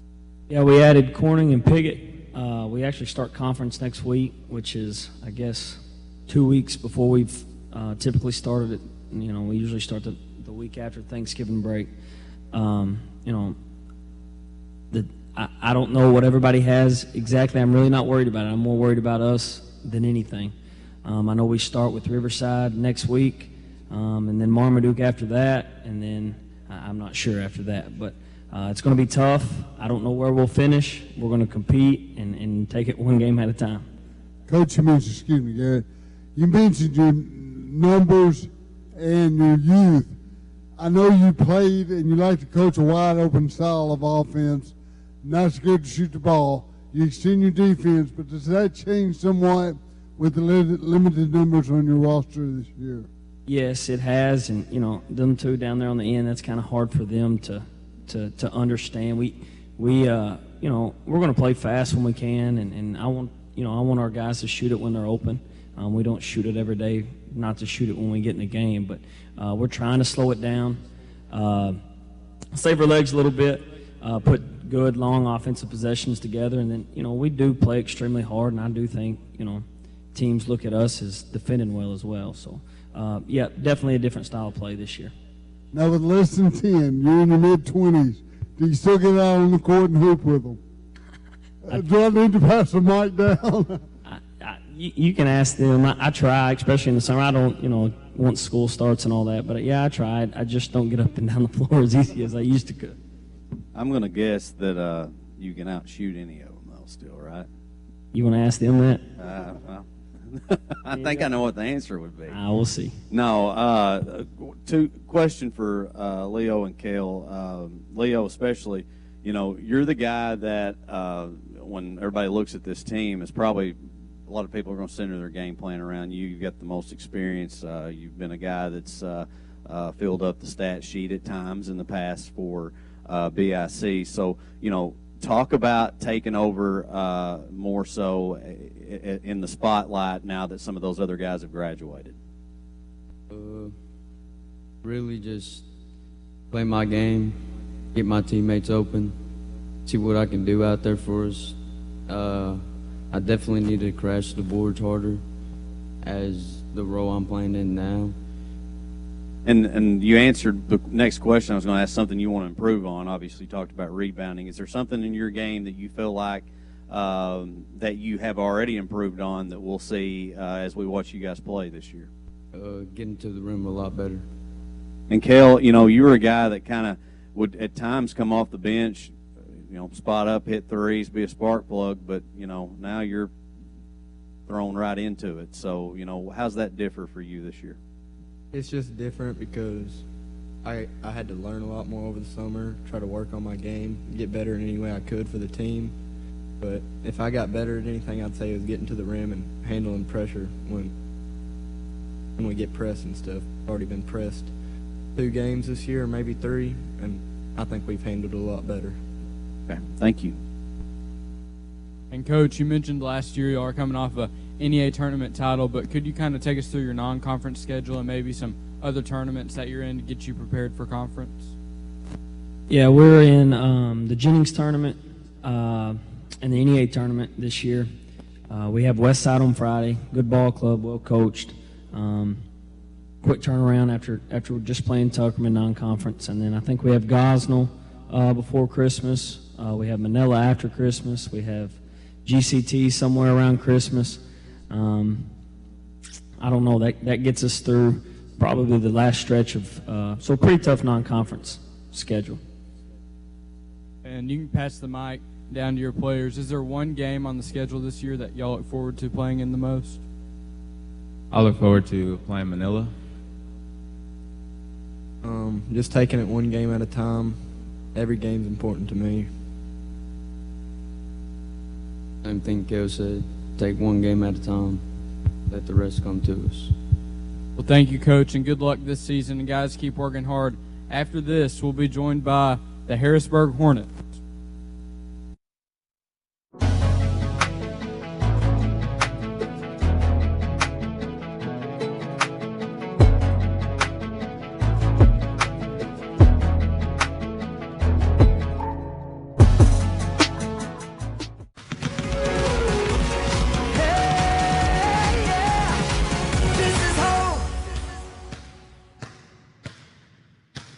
Saturday, November 16th. On the NEA Sports Facebook page as NEA Sports presents the first ever NEA Sports Tip-Off Classic at Nettleton High School. At 12, Ridgefield Christian takes on Marmaduke. At 1:30, Tuckerman versus Brooklyn. At 3 o'clock, it's the Campbell Classic with Riverside taking on Valley View. At 4:30, Nettleton battles Cabot. And at 6 o'clock, Greene County Tech goes to war against Westside. NEA Sports putting Northeast Arkansas student athletes first. Yes. And we welcome you back into the 2024 Northeast Arkansas Basketball Media Day. Going to head directly back to the stage with the Harrisburg Hornets. And Coach Genesee, could you just give us a opening statement, introduce your guys that you brought with you to your left? Yeah, first off, thank you so much for hosting. This is a great opportunity for our school, our community, Northeast Arkansas. To my left, I have senior Easton Gray. In the middle, Jax Moras is a junior, and then Axel Heeb is a senior. Also, Axel and Easton are returning all-conference players for us in the 3A3, both leading scorers for us last year. Also, Jax really came on late at the end of the season for us, gave us great minutes at the point guard position for us. And these three young men, among others right now, are really going to drive our culture and moving us forward this year. So the 3A3, a very balanced and good basketball conference. Could you kind of talk about your conference going into this season? Yeah, every year we come here, and every year I say the same thing. It's the best conference in the state. Now, we lose Piggott and Corning this year, and you bring in Walnut Ridge, Hoxie, and Newport. So it's going to be really good again, some really good coaches, some good ball players. But I think, the conference this year is up for grabs. Anybody can win it. You have to show up and be ready to play. You have to. You don't have a night off, and I love our chances. I love our kids. We are tough. We are hard nosed. We're going to defend the heck out of the ball. We're going to make you work on defense, and we're excited for this upcoming season in the conference play. Coach, looking back through it, seems like there's just been steady growth with you and your program. And can you talk a little bit about that and kind of things you've done in this off season and in your non-conference maybe to prepare you for that 3A3 gauntlet? Yeah, I think that,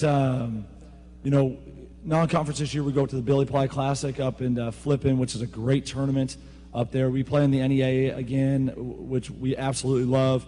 Play Cross County, who's right down the road from us. We play Hazen outside of our district a little bit that we haven't seen before. We'll play Corning and Piggott again also to kind of keep those former, I don't want to say rivalries, but, contests in our schedule. So, and then on top of that, I think that we try to vary it up as much as we can. Our conference, you get beat up on every night, and so we want to try to find some competitive balance as well.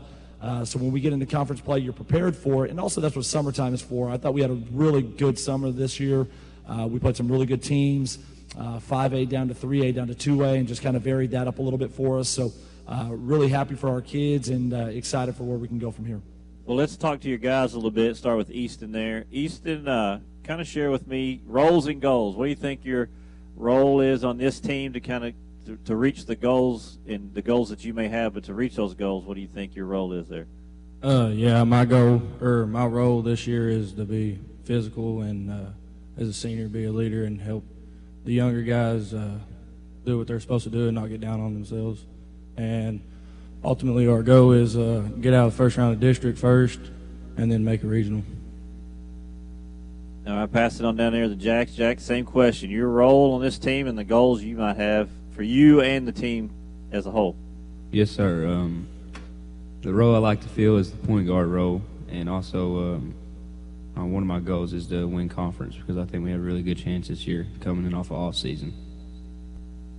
And Axel, you've been a big part of this this group, anything that you've worked on and expanded is your role and kind of goals you have for yourself and the team? Yeah, I just worked on basically my game this summer, everything that I can do, ball handling. I've been trying to get aggressive on the boards and defense and just bring the best that I can to my team every night and practice. And a goal that I have for my team would be get the regionals this year and just see what we can do from there.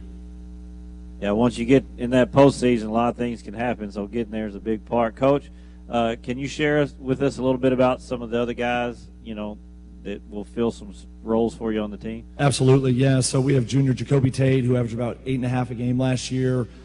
Just a big, strong kid. He can play inside and outside, really versatile for us. Javen Thompson, who's a sophomore, just coming out of football season for us, who's a sophomore, about 6'3", athletic, and can stretch the floor from the perimeter, play inside and out. Axon Wallace had a huge summer for us also, a guard that can really stroke the ball.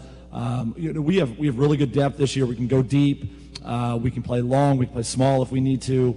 I think the makeup of our team is really, really good. And I know we're going to get nightly from these guys because they've given it to us every day. We've had 13 days of full practice now.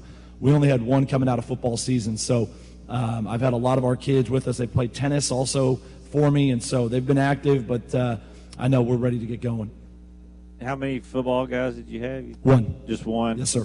Coming out of that healthy? And that's Javen. Yep. Yeah, coming out of that healthy, ready to roll? Yes, sir. He's ready. Yep. Good deal. When you look at the 383, is it kind of the same people at the top you're kind of gunning for there? Yeah, absolutely. I'm not afraid to say we want to play Osceola, we want to play Rivercrest, we want to play Manila. Absolutely. Bring on Walnut Ridge, Newport, and Hoxie as well. We'll put a bullseye on our back even though we finished sixth last year. I don't care one bit. I think if you don't put your goals out there, you're afraid to attack them. Coach Calipari said something really great. He said, think big, work bigger. And that's something I think is just awesome. We want to put our goals out there, and we want to get to the regional. We want to get out of it, and we want to get to the state tournament. We host the district tournament this year at Harrisburg, so it's at our home gym. And there's nothing better to break the cycle from the last time we got to the regional. I want to say I don't even know the exact time of when it was last time we were in the regional, but, I mean, there's not a better time to break it than in your own gym. And I was going to bring that up, that I thought y'all were hosting your district, so getting to that point and having that home court advantage. Let's talk to the guys a little bit about that. Easton, what do you think? You think that'll be a big advantage for you late in the season, ready to roll in that district tournament, having it on your home floor? Yes, sir, I do. You just get to play, or you practice there every day. The other teams have to come in there and play one night, and you're in there every day. I think it helps a lot. And, Jax, you think that gives you an advantage? You got to get on your buddies and your student body to kind of give you that home court advantage, bringing that atmosphere there on the home floor. Y'all have a pretty good one there at Harrisburg? Yes, sir. Our janitor's really good about keeping that floor clean. We just got it re-waxed also, and I think it does come with a big advantage being there every day practicing, and because we know the court, we know what our rims are like, and we also got our home crowd. Axel, I'm going to ask you a question about your coach. Kind of what does he preach to y'all every day and kind of prepare you for not only the season but maybe going past the season and into life and things like that? Yeah, he's really made sure we play defense, be aggressive on that end, and worrying about stopping other teams.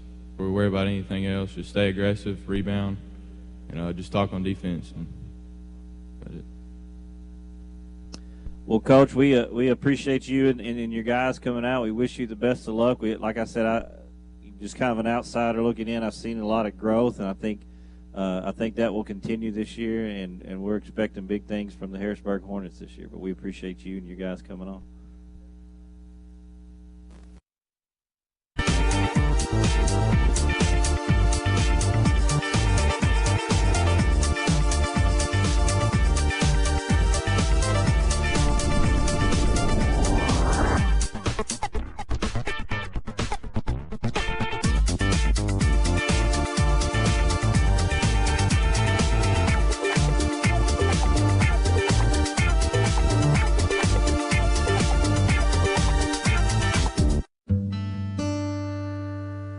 Thank you. Thank you for letting us be a part of your family and for trusting us with the ones you love the most.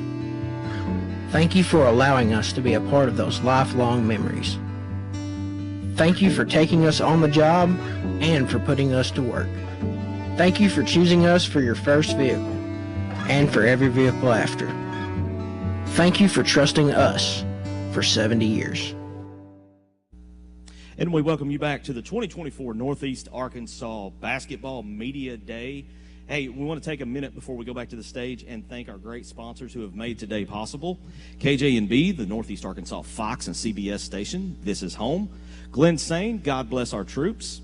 Empower, Internet Delivered by Craighead Electric.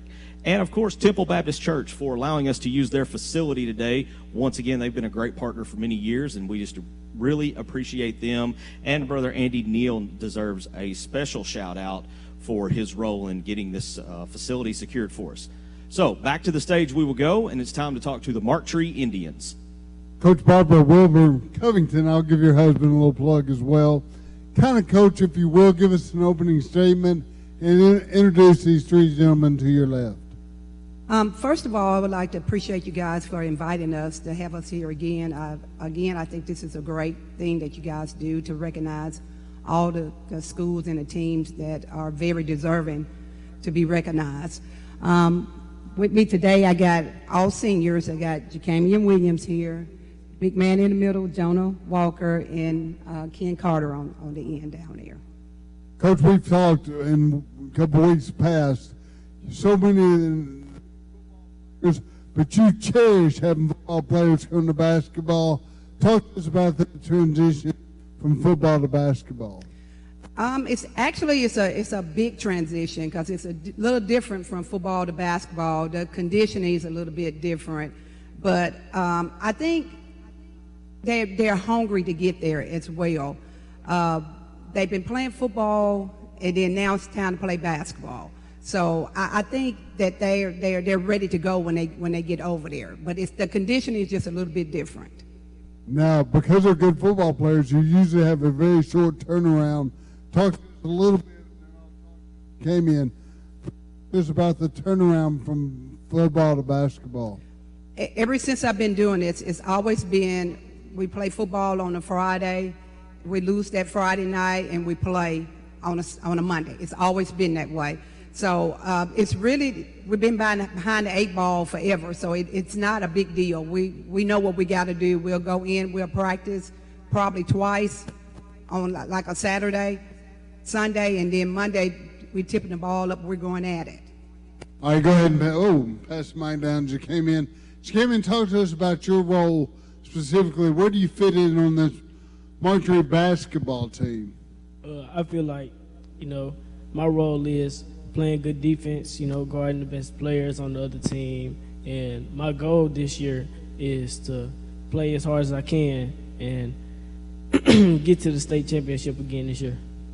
Well, we hadn't even mentioned that y'all are state champions. Jonah, pass the mic down to you. Talk to us what it means to be a state champion and the target on your back because of a great year last year. It's really exciting being a state championship, especially the year before, how that one ended. So, it was really nice getting to hold the trophy up in Little Rock, but, the target on our back is a lot bigger than it ever has been. We've got a good group of seniors right here, so we got to go out and play. Go ahead and pass the mic down to KC. KC, we talked a little bit off air. You're the quarterback on the football field, the point guard / quarterback on the basketball court as well. Hobbled a little bit during the football season, and I don't mean to burst your bubble, but how's your leg feeling? Well, it's getting better week by week, but yeah, I'm the quarterback and a point guard. I got a lot of stuff that I got on my plate. I got to make sure everybody's doing what they're supposed to be doing.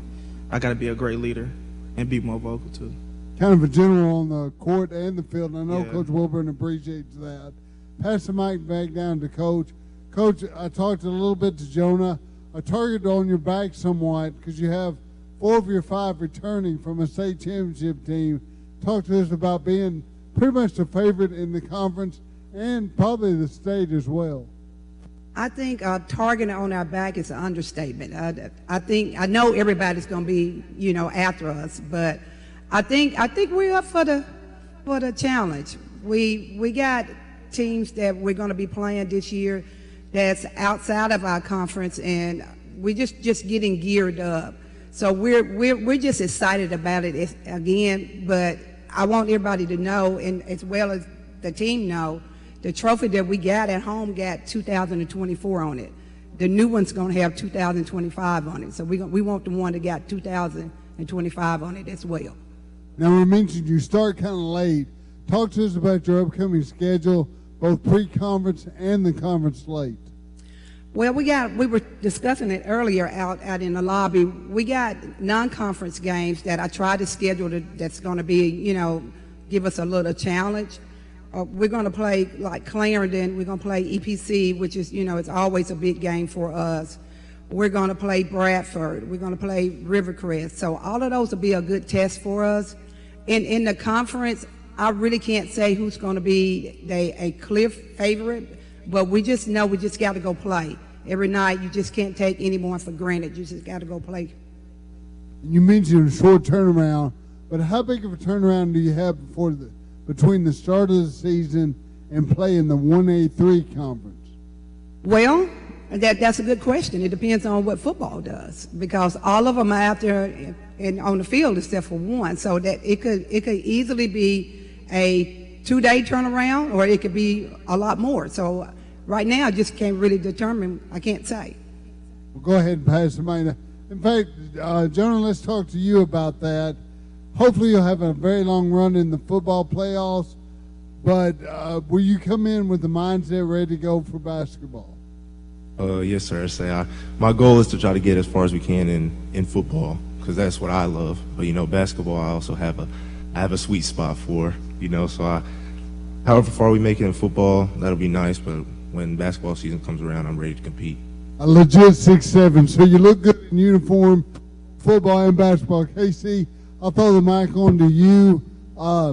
Talk to us about the expectations for the the basketball team this year. The expectations are very high. As y'all know, we lost a player, Ladarius Brown, but I feel like I had the teammates that can step up and fill in his spot so we can go back to the state championship and win again. Now, Brown had a big dunk to end the game last year in the state championship. Do you look for Jonah to do the same thing this year? Well, I can hear you. Brown had a tremendous dunk to end the game last year that won the state championship. I see Jonah doing the same thing this year. Can you comment on that? Yeah, I see him doing it this year. It's just sometimes Jonah, he don't be one. We talked to Coach a little bit about the target, but can y'all talk about different in mentality? 2 years ago, you lose the heartbreaker in the state finals. That's easy motivation to carry that unfinished business through the season. Now you're defending a state title. So do you have a dual different mindset as you go through this season, trying to defend that title? We really just had the same mindset last year. We don't want nobody to take this state championship from us either. So we go out there, play hard. Whatever coach plans for us, we got to go out there and execute it. Back down the same question all the way down. Yeah, I think what was the question again? My bad. Just a different mindset on defending a state title versus pursuing a state title. So I think we just got to go out and compete. We start the season 0-0, just like everybody else does. Everybody else has a chance to win, but we got to go out and handle our business. Yeah, we got to go out there, play hard, do what we got to do. Coach, you never know what she got for us to do this year. Coach Weapon, real quickly, and we got to go. They're telling me to get rid of it. Obviously, you have some tremendous athletes. Talk to us about the Mark III brand of basketball. What can we expect? Pretty much what you've seen in the past. We're going to play defense. That's a non-negotiable. We're going to play defense, and I think that's what we really strive on. So we're gonna when you see us play, just expect us to get up in you. We're gonna play. We got a lot of kids that can step in, that's gonna fill some roles that need to be filled, and everybody when they step out there, they know their goal is we got to play defense, and it's just that simple. I love Coach Welburn. Hey, Appreciate it, guys. Wish y'all the best of luck. We'll be right back after the break with the Southside Lady Southerners.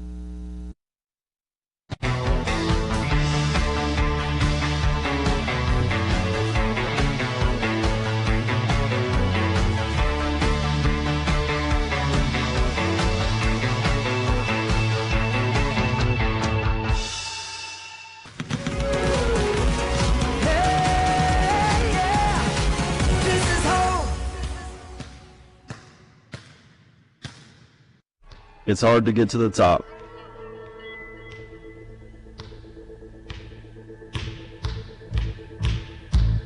But how do you stay at the top? Hard work every day.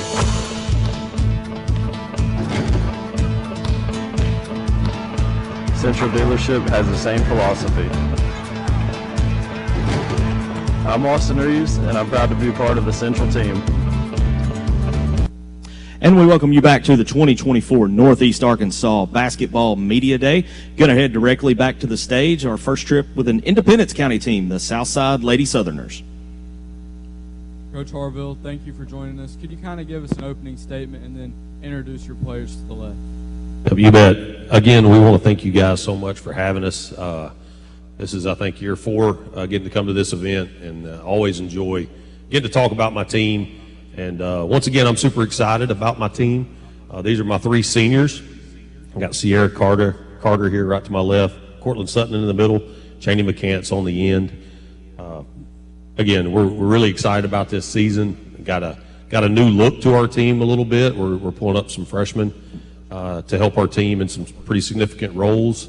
But the girls we have now as seniors will have very similar roles that they had last year, except for Cheney will be moving off the ball a little bit more to help us inside with rebounding and defensively. So, like I said, really excited about what we got to look forward to this year.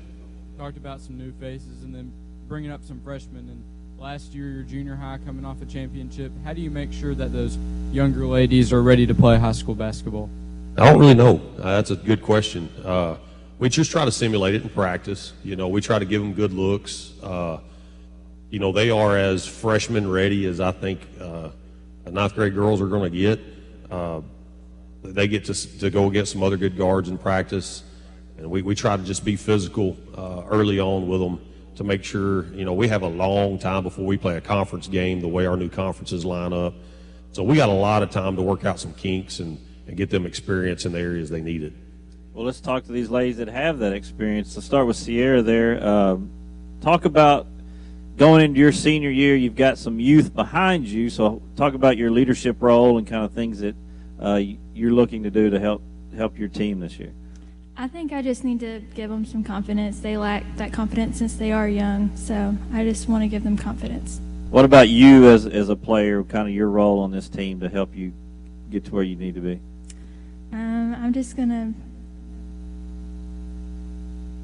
I'm gonna lead them in ways that they need to be led and like that.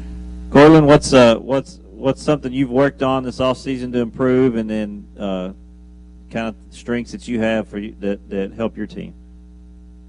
I think some things that I've worked on in the off season is just getting stronger. I think that's always what I've been told, to get stronger, so I don't get pushed around, and really been working on that, especially with playing in other sports. And I feel like defense will probably be my strength and just moving the ball. And then Cheney, he mentioned a little different role for you. Maybe can you talk a little bit about that and kind of what you've prepared for? Yeah, so for the past years that I've been on the basketball team, I've been point guard, bringing the ball down the court, all that. But we have some freshmen coming up, and I think that my role would be better I'm down at the 4 now. I'm playing down at the post, and so it has changed a lot, learning new plays, learning where to play on defense and all this. But one of the main things that I have to focus on is kind of just getting rebounds. That's my new thing, because as point guard, there wasn't as much rebounds, but that's the new goal that I have set for myself. And also just helping out our freshman who is a point guard, because me and her do have a good relationship, and I want her to be confident as point guard. So helping her out, showing her what to do, that's just kind of my main role. So that's great. Coach Harville, back to you. You're moving from the 4A3 to a newer 4A6 conference.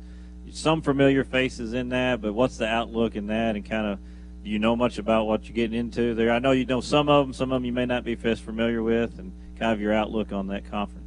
Yeah, so we're familiar with Truman, Forest City, Wynn, the teams that we've seen in the other league, but I don't know a whole lot about Stuttgart or Lone Oak. We haven't had any out-of-conference matchups, not even in a regional scenario in the past. So the last time I think we played Lone Oak was like a Goldfish Finals back 2 or 3 years ago, and that was back when they had some really good college talent on their team and had a great matchup with them, and I look forward to playing them. They got a great arena.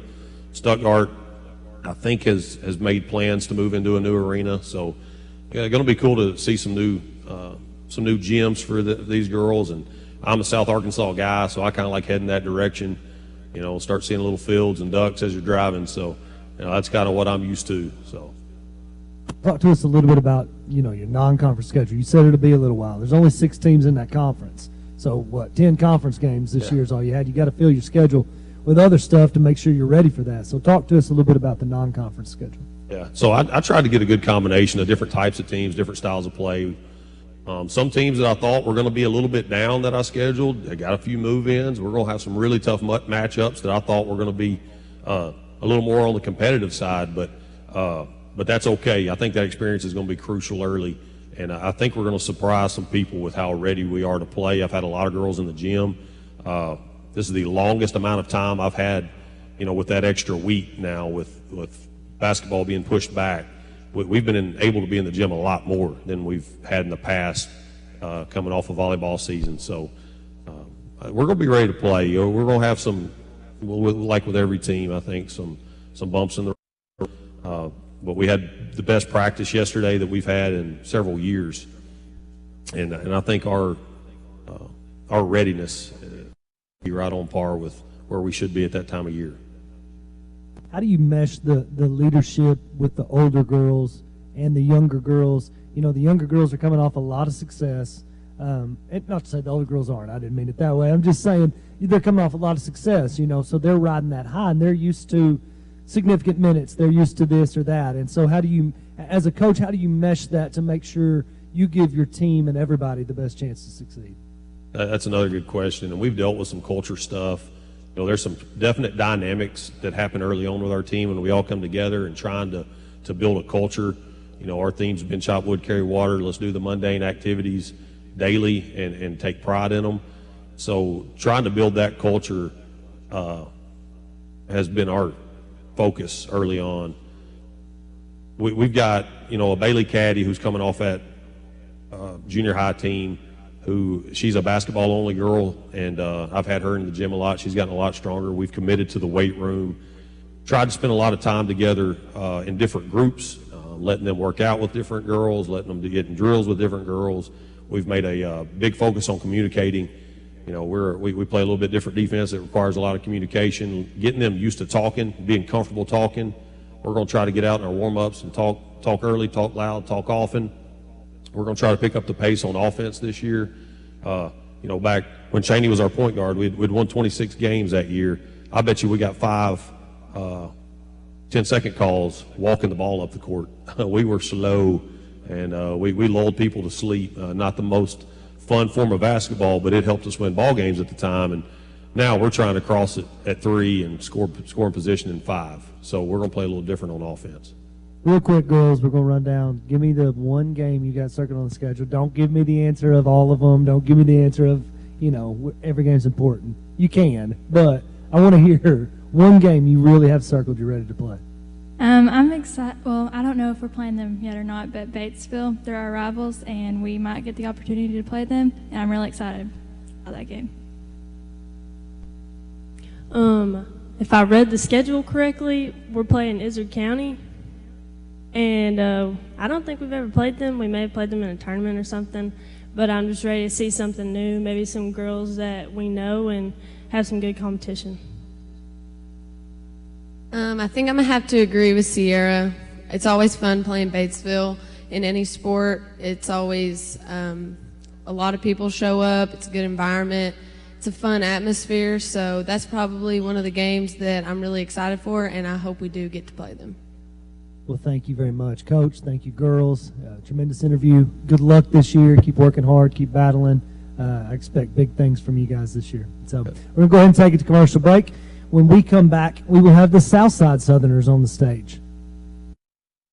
Saturday, November 16th, on the NEA Sports Facebook page, as NEA Sports presents the first ever NEA Sports Tip-Off Classic at Middleton High School.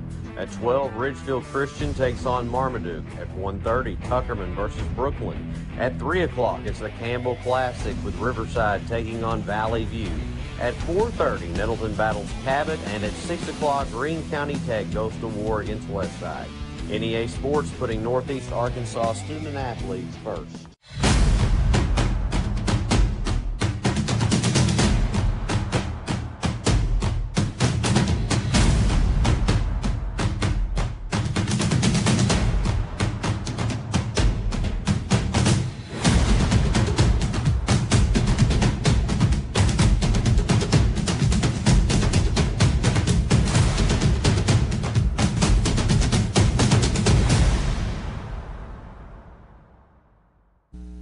And we welcome you back to the 2024 Northeast Arkansas Basketball Media Day.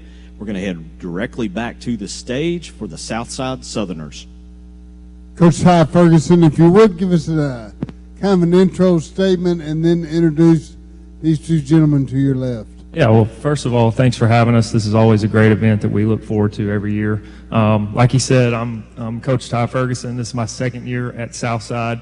To my immediate left, I have Lewis Calhoun, senior guard, and I have Cam Forey, senior shooting guard. All right, Lewis, go ahead and pass it to you. Senior leadership, blah, blah, blah. Talk to us about your role as a leader on this basketball team. So this year we had Caden Williams. He was a big player for us. Big player. Yeah, 6'10". he's 6'10", huge.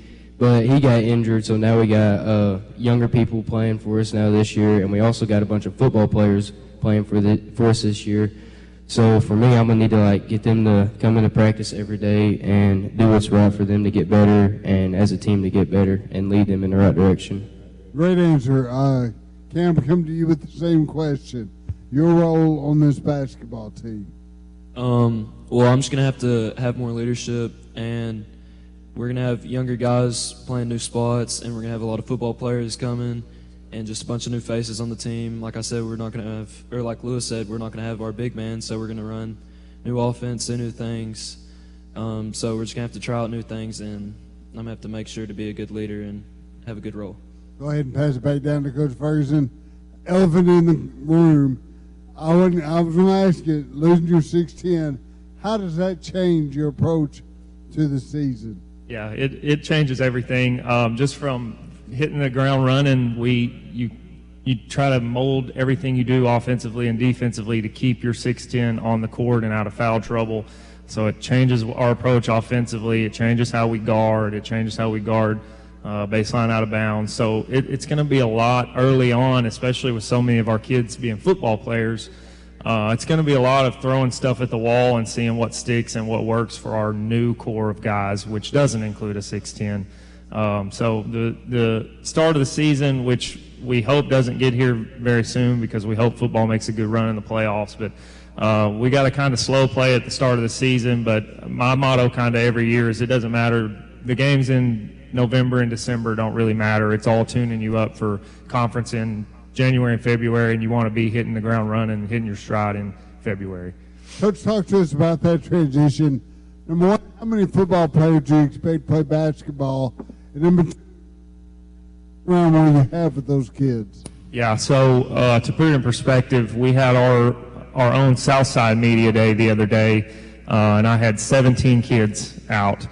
come take pictures and in the team picture and stuff like that. And we have 6 in off season. So you get a lot of guys coming from football. It's just going to be really important to get them back in the fundamentals, get them back shooting a lot of team bonding activities to get the guys clicking, like both of these guys touched on. We got a couple football guys who didn't play last year that I don't really have that good of a relationship with, and we're going to have to start building those bonds fast if we want to have any kind of success moving forward this year.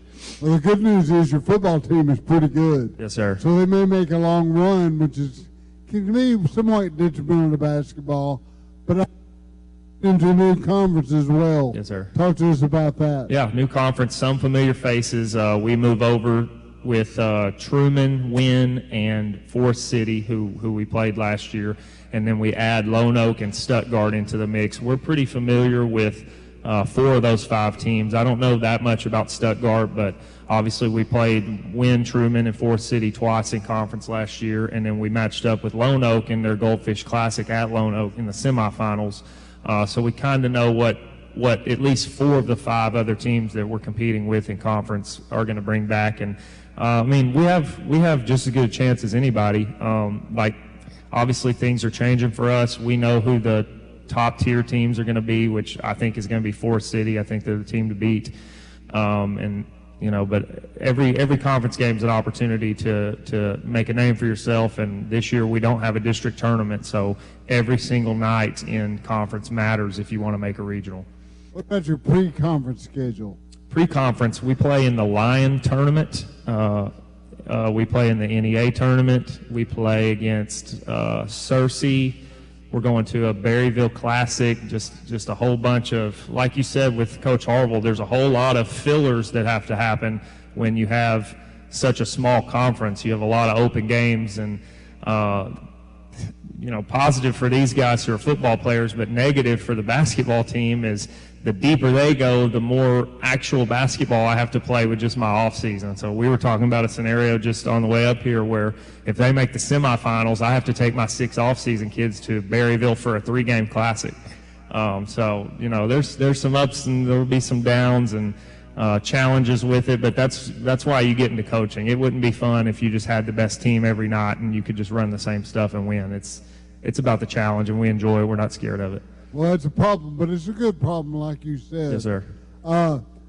Minus the 6'10", will that open up the floor for you offensively and defensively, or what's the biggest adjustment to not having that big guy in the middle? Well, obviously, we're going to get to play a lot faster. We tried to mold a lot of stuff to Caden's speed and his pace of play that fit him the best because he was our biggest mismatch. So we're going to play a lot faster. We're going to get a lot more threes up. At least that's the goal until, if we go in the first couple games and just shoot brick after brick after brick. And like I said earlier, you just throw stuff to the wall and see what sticks, and you adjust, The biggest difference this year will be pace of play. And then, like with Caden on the floor defensively, you want to try to keep your 6'10" by the rim as much as possible. And so we had defensive schemes and stuff to kind of make that happen, where obviously we're going to have to adjust and throw some different stuff at opponents with the roster that we have this year. Lewis, question to you. Do you enjoy the more fast-paced game that y'all seem to be undertaking this year? Yes, sir. I love it. I go fast in everything I do, and I think that's the only way you should play any sport is 100% fast no matter how you're playing. Cam, I'll throw the same question at you. Is this offense/defense more conducive to your game? Well, I'd say for our team, the bigger and slower offense would definitely have a better outcome. But I like that we're smaller and faster this year, so I'd say this new offense will be pretty good. And everybody on our team is pretty quick, and we'll hustle around the ball, and so I think we'll do good. Cam, I'll ask you first while you have the mic. Will conditioning play a little bit bigger role because of the more paced brand of basketball? I'd say it would. We're gonna have a lot of football guys. Football conditioning is different than basketball conditioning, so we're definitely gonna need to be more conditioned, and we're definitely gonna have to have a quicker pace offense and defense, and always hustle around the ball. Coach, how has the offseason been affected by that? By what? The need for more conditioning, I guess, a more open game. Yeah, it's kind of one of those. It's kind of one of those balancing acts, right? Like you want to start kind of pushing things to a different direction because we're going to be playing a different style, but you also don't want to put a whole bunch of stuff in with your off season, turn around and have to reteach it whenever football comes in. So it's been a little bit of teaching, a little bit of conditioning, a whole lot of shooting. That's going to be our biggest difference. Is last year we kind of played a more of an inside-out game, and this year I think our best chance to succeed will be in transition or playing a outside-in game. Obviously, you've monitored and adjusted. Hats off. Best of luck to all y'all. Look for big things to happen out of the Southerners this year. We'll be right back after the break with the Pickett Mohawks. Thank you. Thank you for letting us be a part of your family and for trusting us with the ones you love the most. Thank you for allowing us to be a part of those lifelong memories. Thank you for taking us on the job and for putting us to work. Thank you for choosing us for your first vehicle and for every vehicle after. Thank you for trusting us for 70 years. Saturday, November 16th, on the NEA Sports Facebook page as NEA Sports presents the first ever NEA Sports Tip-Off Classic at Nettleton High School. At 12, Ridgefield Christian takes on Marmaduke. At 1:30, Tuckerman versus Brooklyn. At 3 o'clock, it's the Campbell Classic with Riverside taking on Valley View. At 4:30, Nettleton battles Cabot, and at 6 o'clock, Greene County Tech goes to war against Westside. NEA Sports putting Northeast Arkansas student athletes first. Back again for the 2024 Northeast Arkansas Basketball Media Day. We're going to head back to the stage in just a second, but want to take a moment and thank our great sponsors who have made today possible. KJNB, Northeast Arkansas Fox CBS station, this is home. Glenn Sane, God bless our troops. Empower, internet delivered by Craighead Electric.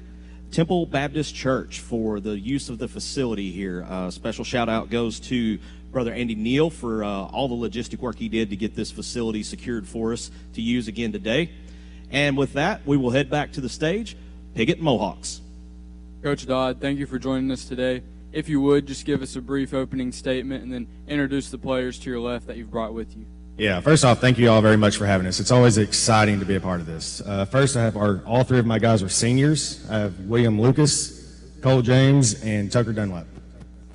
You know, last year you go into the 2A3 conference this year in hopes of seeing some improvement from last season, but could you kind of talk about the 2A3?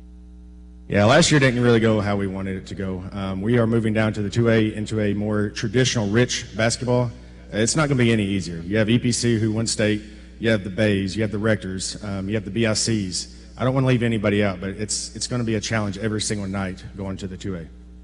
And if you would, just pass the mic to the player on your left for a question for each of y'all. Does there high expectations for the leadership that you're going to have to show to this team this year, and what do you see your role being as you go out through the season? There's absolutely high expectations for our leadership because Coach wants us to lead this team and have a better season this year than we did last year because we're in this new conference and he wants to see us compete. And we played tough teams last year, but the teams are just going to be as tough this year. We're just going to compete and lead these younger guys to a great season. And Cole, what do you see your role of being throughout the season? I think I'm that defensive guy, try to help on the defensive side at least. Just keep us all talking and just try to help out any way I can, really. And Tucker, what would you say that you've improved on the most in your game throughout the offseason? I think I've gotten tougher down in the paint. Got more playing time, so I got more experience. I've gotten better, I think, with being down low. Let's stay on the off season for just a second. Coach, you said last season didn't go the way you wanted it to. That happens sometimes. So talk to us about what adjustments did you make? What was kind of the whole overall theme of the off season moving into this year? We just want to get more shots up. We had a lot of games last year where the ball just did not go in the bucket. And so we want to do a lot of things where we just shoot the ball. More game-like situations as well. So mainly just shooting, more conditioning. That was one of our big things last year that I felt like. So we did a lot of shooting and a lot of running this year. So talk to me, conference change. We just kind of vaguely talked about that for a second. Talk to me about what are your expectations as far as moving into this new conference? It is a very basketball conference. It's basketball year-round pretty much for a lot of these schools, no football. So kind of talk to us about moving into that conference and how that adjustment is going to be. Yes, we just got our football players back Friday, so I've only had 2 practices with my football players. So there were 6 of them, I think. I have 17 on the team. We're going to open up this Thursday against Hillcrest. So like I said, it's just going to be a big adjustment. Run me through a little bit of the non-conference. Obviously the conference is going to be a gauntlet. It's going to be tough, night in, night out. You got a lot of games. Big conference now. You got a lot of games. But run me through that non-conference schedule. How have you set that up? Yeah, so we got 16 conference games, so we're going to have a handful of non-cons. And like I said, we open up this Thursday against Hillcrest. So we got Hillcrest, we got Armorell, we got Maynard. We got several other teams from Missouri that we're going to play. But a lot of our games are going to be mostly conference games. Yeah, conference is big, so you got pretty much your schedule loaded up with conference games. You got these 3 senior leaders with you today. Let's talk about some of the other guys that you kind of see contributing for you this year. Yeah, I got a sophomore guard that I moved up last year as a freshman who helped us tremendously in district. So he's going to move up for us and handle the ball quite a bit for us. I'm going to be starting mostly 4 seniors this year and 1 sophomore. So, and then I got several other players that I expect to compete. I got a Kaysen Maynard, a Caden Real, who's a senior this year. Kaysen is a junior this year, but he is a motor. So I got several kids that's not seniors that I expect to step up this year.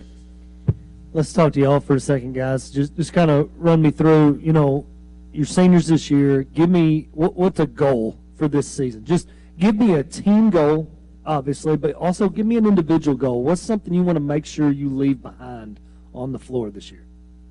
I'd say our team goal is definitely to make it to regionals.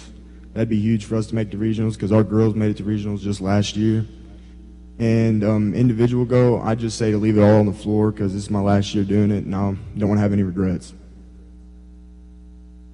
I completely agree with William Lucas. I just think that we should, our end goal is to go to regionals, and I just want to leave it all on the floor. Like he said, this is our last year, so I just think we should just leave it all out there and give it everything we got, go 110% all the time. I think one of my big goals is to make sure that who we have now will be on the team at the end of the year. We're a big team, and I just want good teamwork, and I just want to end the season with everyone we have now. So we're gonna keep the mic. We'll just pass it back down here just a second. I ask everybody this question: what is one game on the schedule that you're really looking forward to playing? Really, just all of them. Senior year, I want to play. I'm just excited for all the games. Last year for me. They know who we are. We coming. I'm just looking forward to competing in this new conference. We have some teams that we've played before in camps, and then we have teams that we haven't played before, and there's even teams we've beat before, but I'm just ready to compete in this new conference. Coach, just real quick, we'll kind of wrap up here in just a minute. Just kind of tell us expectations for this year, just in general.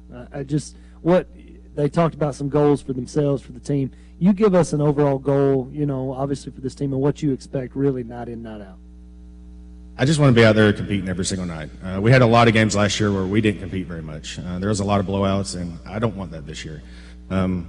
William here, he was our all-conference player last year. He was our offensive player as well. I expect him to step up big this year. Cole was our defensive player last year. We're going to play a lot of man this year. We stuck in the 2-3 last year, but this year we're going to try to do a lot of man, and hopefully they step it up big this year. So, like I said, my main thing is I just want to compete a lot this year.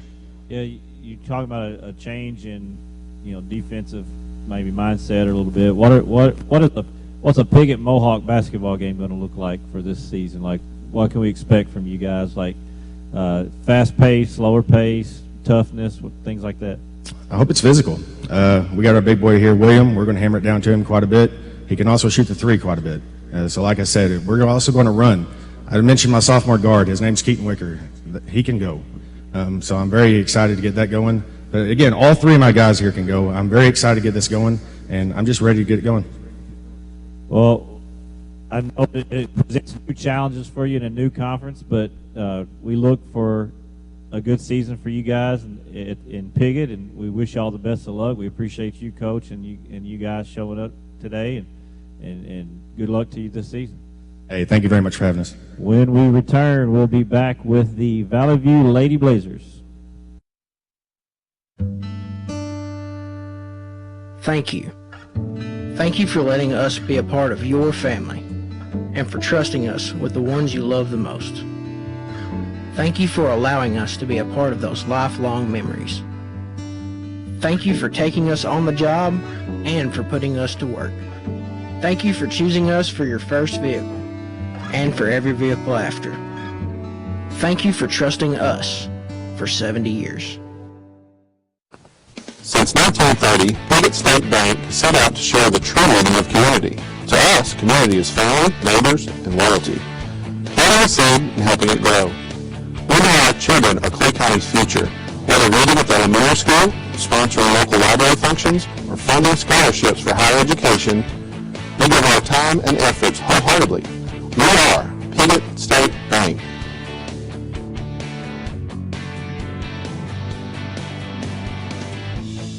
And we welcome you back into the 2024 Northeast Arkansas Basketball Media Day. Let's get right back to the stage with the Valley View Lady Blazers. Coach Angie Ellis, kind of give us an opening statement and introduce these three girls to your left. Okay, these are my three seniors. I've got Annika Wilbanks, Alana Orsby, and Racy Talley. And, I think if anything I could describe this year is I think these seniors and the rest of the underclassmen are ready to turn a corner. We had a lot of injuries last year. I don't know that anybody ever got a healthy Valley View team with, we had three girls out. And so we had kind of a lot of curveballs thrown our way last year, and I think we're really hungry at turning the corner at Valley View this year and looking forward to this season. Annika, we'll throw it to you first. Your daddy, defensive coordinator, you got a little bit of toughness with you, I'm assuming. Yes, sir. How do you translate that to the basketball court?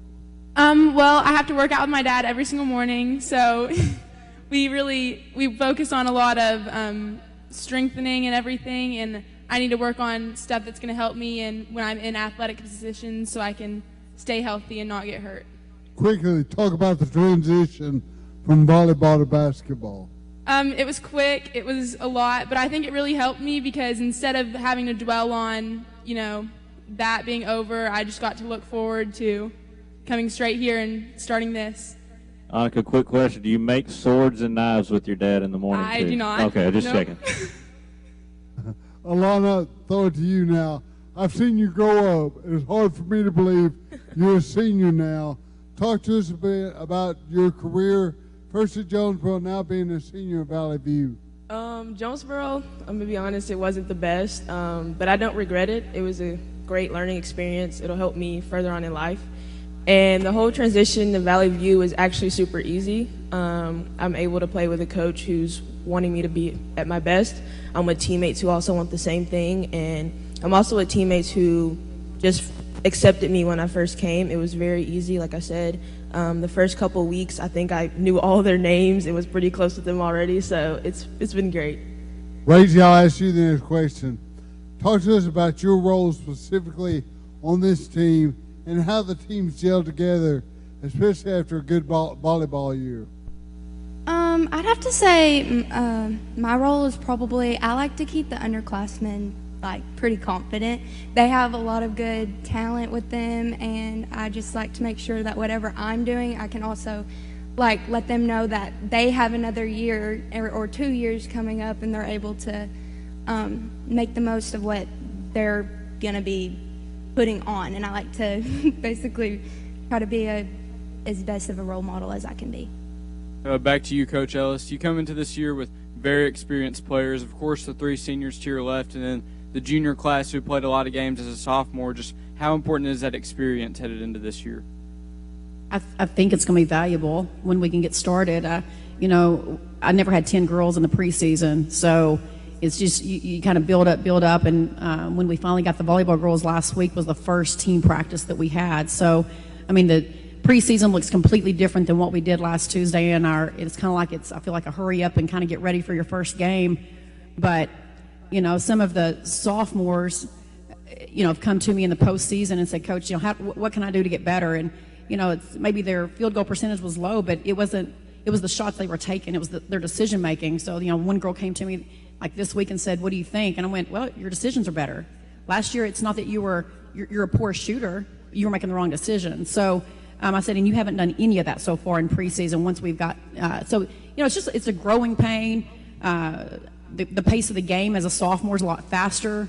Our conference, my brother, he coaches, and they don't see 6-foot post players very often. They're at a Class A school; they're really, really good. But in the 5A, about every school that we play have at least 1 to 2 6-foot post players, and I mean it's a big conference. So guards having to learn what do I have to do to get that shot off, and is that a good shot? Do I need to throw the extra pass, or it's just a lot of things we did last year. Maybe mistakes were made because we were so young and we started a lot of sophomores. So I'm really, so far what I've seen, we have grown from learning what mistakes not to make this year, and just having a year under our belt. Yeah, you got your seniors here with you today. Who are some of those underclassmen you're kind of counting on this year? Bonnie Fagan was all conference last year, led us in a lot of statistical categories. Bella Seaman started most of the year until she broke her hand. Ruby Reynolds played all year with shin splints. She's a great shooter for us, stretched the defense out. Audrey Butler, who missed last year due to an ACL injury, and right now we're still dealing with a few issues with that. Bree Huff started some games last year, off and on, as a power forward. So, I mean, pretty much they all played last year. So you feel you got more depth now? You had to throw some kids in the fire last year out of necessity, and now it maybe helped this year build some depth with that? I think we do, but right now we are, I'll be honest, I've got a couple injured for different reasons, not all basketball related, but I'm hoping some of those are really short term and we can get them back quick, because that's the difference in last year and this year is with those 3 girls healthy at the guard spot, there's some deepness there that we didn't have last year. And so I'm hoping these injuries are short-lived and short-term, and that we can get them back as soon as possible. Coach, you mentioned you had some things you didn't have last year. One of them is Alana Orsby. How has she changed the way the Lady Blazers will take the court? So last year, Audrey Butler was our starting point guard her freshman year and tore her ACL in the state volleyball tournament. So we started last year without a point guard and played the rest of the year without what I call a true point guard or anyone that had ever played it before high school. And so Audrey's coming off an ACL injury, and then I get Alana. So we got her in June. She will be a position player this year that we did not have last year. And so it's quite nice. It's a nice addition, and kudos to her. She's committed to Brown University, and I think her dream was to play in the Ivy League, and we could not be more proud that she fulfilled a goal that she set, and we'll get to enjoy watching that career in the future. Annika, not to put the cart before the horse, what are your plans for next year? Next year, I plan on going to Blue Mountain Christian in Mississippi to play volleyball. I knew that. Then go ahead, Alana. Talk to us about playing in the Ivy League. The Ivy League. Well, I mean, you got to study. I know that. Oh, for sure. It's different, Not many people around here get the opportunity to even talk about going to an Ivy League, especially not for athletics. I was blessed to be able to be in contact with a lot of coaches, and I was blessed to be able to find home, which is Brown University in Rhode Island. But I think it's going to be really good. I think it's a good conference. It's still basketball, so still going to be a little competition, but I'm excited. Racy, I'll go ahead and throw the same question to you. What are your plans for next year? I still have a good bit of things that I'm working on as far as deciding if I'm going to continue to play softball out of college. But I'm definitely going to be furthering in nursing. But softball is definitely something that I'm still pretty highly sure on. Coach Ellis, I have a lot of expectations for you personally. Where do you see yourself in the conference race? That's a loaded question. Yes, ma'am. I feel like a broken record up here, but, I've coached for a while now, and when I say that, I mean, even last year, our number 6 and 7 teams in the 5A played the number 1 team within 4 points, 5 points. And so I really can't answer that question. I do see a different focus this year. I don't think we're real happy with where we've ended the last 2 years. And so I think these kids have practiced with a little more grit about them, a little more focus, and I think they're hungry to finish a lot higher than we did last year. Well, you're a good coach for that hunger. Ladies and gentlemen, the Valley View Lady Blazers, I appreciate it. Wish you the best of luck. We'll be right back with the Riverside Lady Rebels. It's hard to get to the top.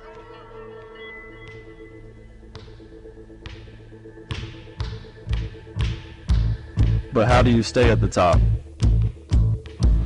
Hard work every day.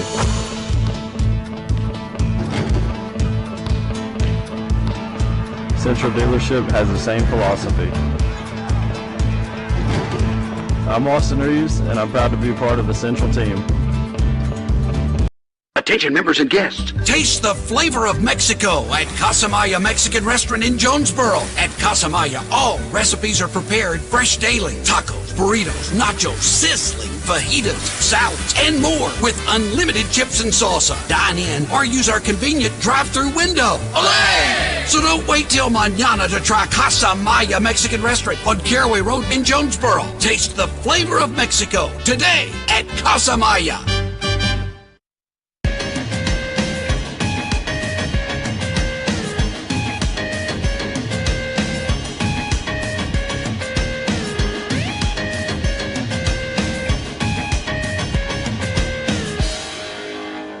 And we welcome you back into the 2024 Northeast Arkansas Basketball Media Day. We're going to head right back to the stage for the Riverside Lady Rebels. Coach, good morning. If you would, go ahead and introduce yourself and tell us who you brought with you today. Tyler Timms. We've got our 3 seniors here, Annalie Qualls, Brooklyn Berry, and Claire Walmack. This is a great group of kids. We're really fortunate to have them at Riverside. They are great ambassadors for our school. They've been everything to our program, back-to-back conference and regional championships. Been to the state tournament all 3 years. Looking forward to expanding on that for 4 years. I mean, these 3 are really special to Riverside. We're very fortunate to have them. Well, we're just going to go ahead and talk about, success over the last few years, which is great. It's what you want. Go ahead and tell us, though, moving into this year, how do you harness that? How do you continue for that hunger to be there and not? You don't want it to become. You want it to be an expectation, but you also want it to be something that they still work for and they're hungry for. So go ahead and tell us about that. Yeah, what I feel good about is these 3 people. I mean, when you have them with you, you can go into battle feeling really good every game. We're knocking on the door. Last year we went to the Final Four and we were up 2, with 2 minutes to go, and Mount Vernon just beat us. I thought we played a really good game, really proud of our group. We lost some really good players last year. We have a lot back. We've got some new pieces this year, but we're still hungry. I mean, we're not, we're wanting to go to Hot Springs. I mean, that's our goal. We want to play our best at the end of the year. But I love our leadership. We've got off to a good start here. Did not play the way we wanted to play on Monday. Give Manila all the credit. But I'm really excited about this group, especially these 3 seniors. Talented in different ways maybe this year, more versatile, that kind of thing. Girls, if you would, let's just kind of run down. Talk about, the off-season preparations. Obviously, all 3 of you, fantastic softball players, so tremendous success there. But talk about from a basketball standpoint when you switch gears to that. Tell us a little bit about that and kind of your expectations for this year and what you hope to achieve. Well, every day when we come into practice, we know that we're going to have to work really hard in order to get to that end of the year goal that we all want. And we really work hard all the time. And I mean, I expect to make it really far in the postseason. I mean, in the end, that's what matters to us, and that's what we're working towards. Yeah, our practices are really tough. I mean, we're playing one-on-one. Everyone's fighting for a spot to play. Our minutes are very short. I mean, we have 9 girls that can play. I expect us to make it farther than we did last year. I mean, I think we're good enough to beat anybody. So I have really high expectations for us. Yeah, kind of just what they said. Like, our practices are tough. We know we have to work hard every day. Like, we have competition on the team, and like, we know that no spot is like safe or anything. And then like, I feel like we should make it further in the postseason. But if we don't, I mean, we can just do what we can. Well, you know, you're everybody's big game. I mean, it's just the way it is. When you've had success and you've had long-term success, you're everybody's big game. So kind of talk about that pressure. I shouldn't say pressure. Talk about that feeling going into games, knowing that you're going to get everybody's best effort. I like the fact that we get everybody's best shot because, I mean, I like to show people what we can do because I feel like we have, like he said, we have all the pieces to do what we want to do. And I don't like just rolling through people. I want a challenge when we go into a game, and I just like the feeling of having a challenge. Yeah, I like knowing no one's going to take it easy on us. I like the competition going into games. Our team is very, like, if we get punched, I think we punch back. So I think it's just really helping us. I agree that we like go into games and we know we have to play our hardest because we are everyone's big game usually. So to follow up on what Garrett's saying, sometimes I would think it might be a challenge for you guys to get up for games in November and December because it's easy to get caught looking ahead. And that's a challenge for y'all, whereas some of these other teams, I'm not meaning disrespect to them, they probably don't have a shot to end up with a chance in March. So, you know, how do you guys, as seniors, mentally prepare for that and get these younger kids mentally prepared for that? Well, we've all grew up together, and just knowing them personally, like, we all want to win. That is our sole goal, and we are all such hard workers. And, like, going into practice every day and into every game, I know that everybody's going to give it their best shot. And that's something really special because, you know, everybody's all in. Yeah, I think all 9 girls are completely in. Like, you look at our practice and you can tell that we want to play and we want to win. I mean, I feel like we don't really look ahead to games. Like, yes, we want to like win in the postseason, but I feel like we take it one game at a time and like focus on that team, and we don't really like look.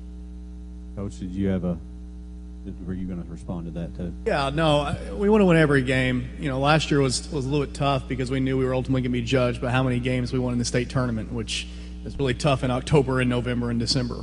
I'm excited to be a part of this group every day. Like, I love these kids to death, and every day that I'm with them, I'm very blessed. So we've got a big challenge on Thursday, and it's all about how we respond.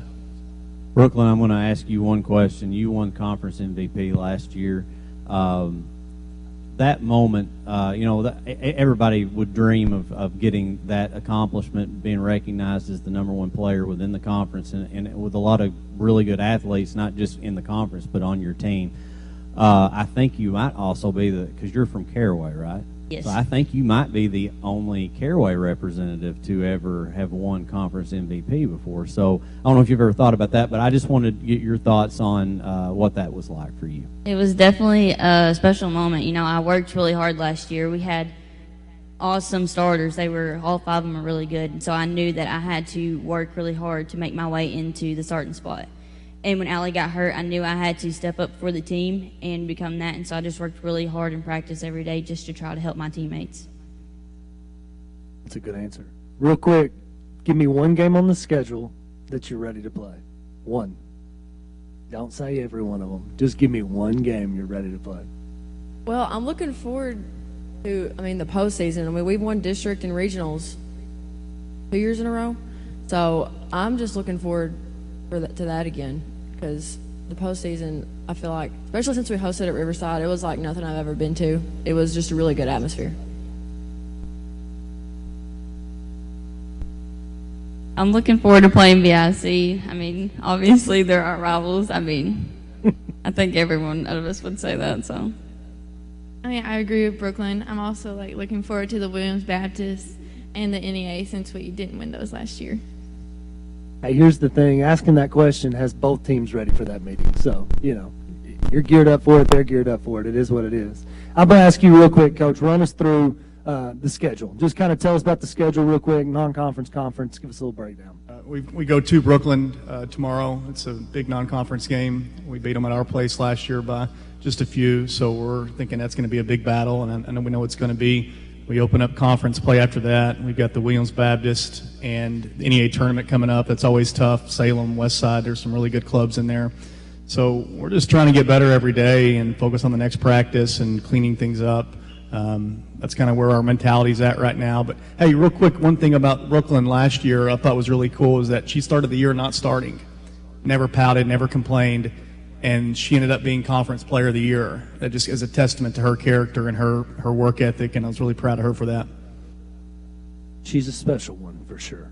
So we're lucky to have her at Riverside. For all of you, we're lucky to have all of you at 100%. Riverside. But anyway, good luck this year. Good luck, ladies. Good luck, Coach. We wish you nothing but the best. We'll be there in support for sure. So when we come back, we'll have the boys on the stage from Riverside.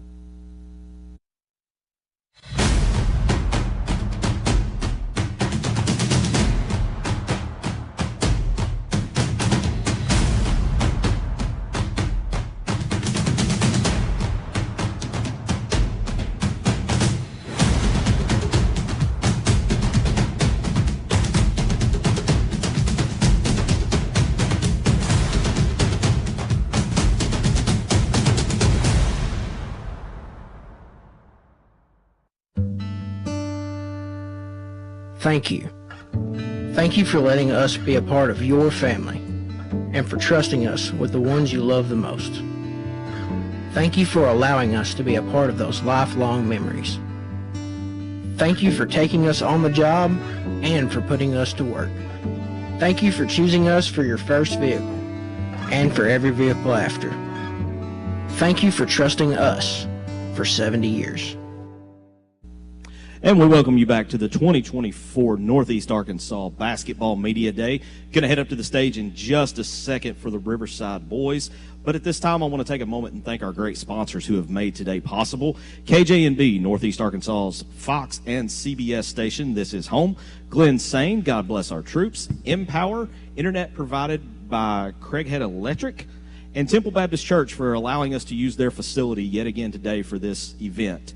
And now we'll head over to the stage for the Riverside Ripples. Good morning, Coach. If you would, go ahead and introduce yourself and the boys you brought with you today. Okay, I'm Buster Campbell, the senior boys coach at Riverside. And right here to my left, immediate left, is Thatcher Durham. He's a senior. Grayson Timms, another senior, and Cash Gillis, another senior. Needless to say, I'll probably be emotional at graduation this year. I don't want to lose these three. Well, but they're all good players. Special group.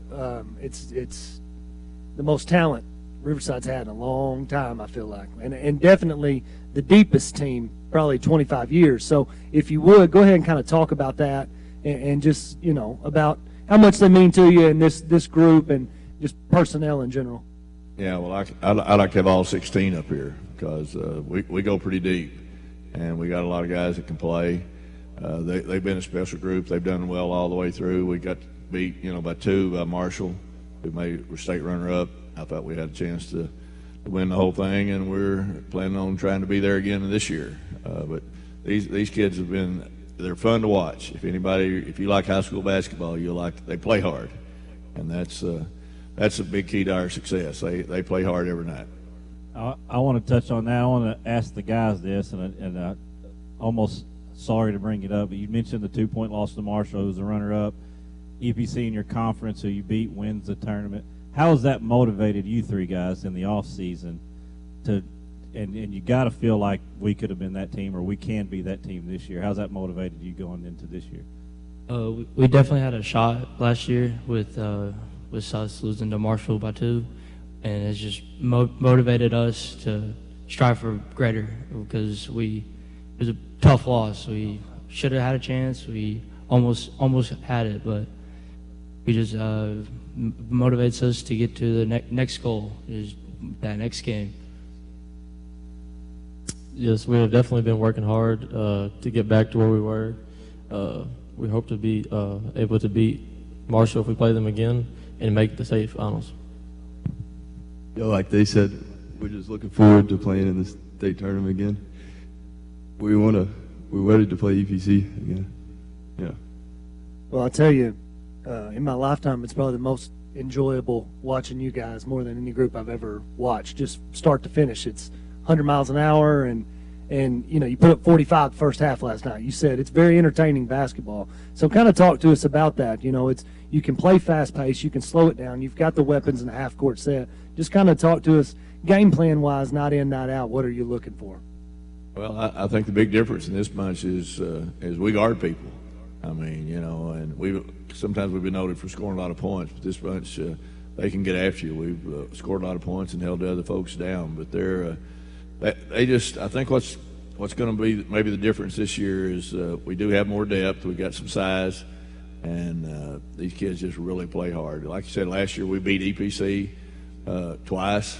You know, they're state champs, and we just had a lot of chances and just didn't get it done. And we're going to do our best to get there this year. It's not, and you know, we're taking one game at a time. Right? That's the way you've got to do it. But we've got our conference is really tough again as always, and the ones they've redone the regionals, and we're in there with Sloan and Cedar Ridge and ICC. So there's going to be some good teams setting it home when it comes state tournament time. Well, I think you said in here, and I'm going to go ahead and probably quote you on this, if we can learn to defend, rebound, and share the ball, we might be able to overcome poor coaching. Coaching. That's what it says. I can't believe it. I let Coach Hall do one thing. You know, he filled out this deal, and he cuts me. Poor coaching. Well, if we were on TV, I'd ask him to stand up, but he's standing up. You can't tell. But Coach, you got me there. But no, I just really like this bunch. And now, you know, these guys talk about they love them every day at practice. We don't. I don't love them every day, and I got a feeling they don't love me every day. But we're going to work hard, and I'm going to push them. You know, when they get through, they're not going to say, well, Coach didn't, you know, I don't think he tried. We're going to do our best, and I'm going to push them every day.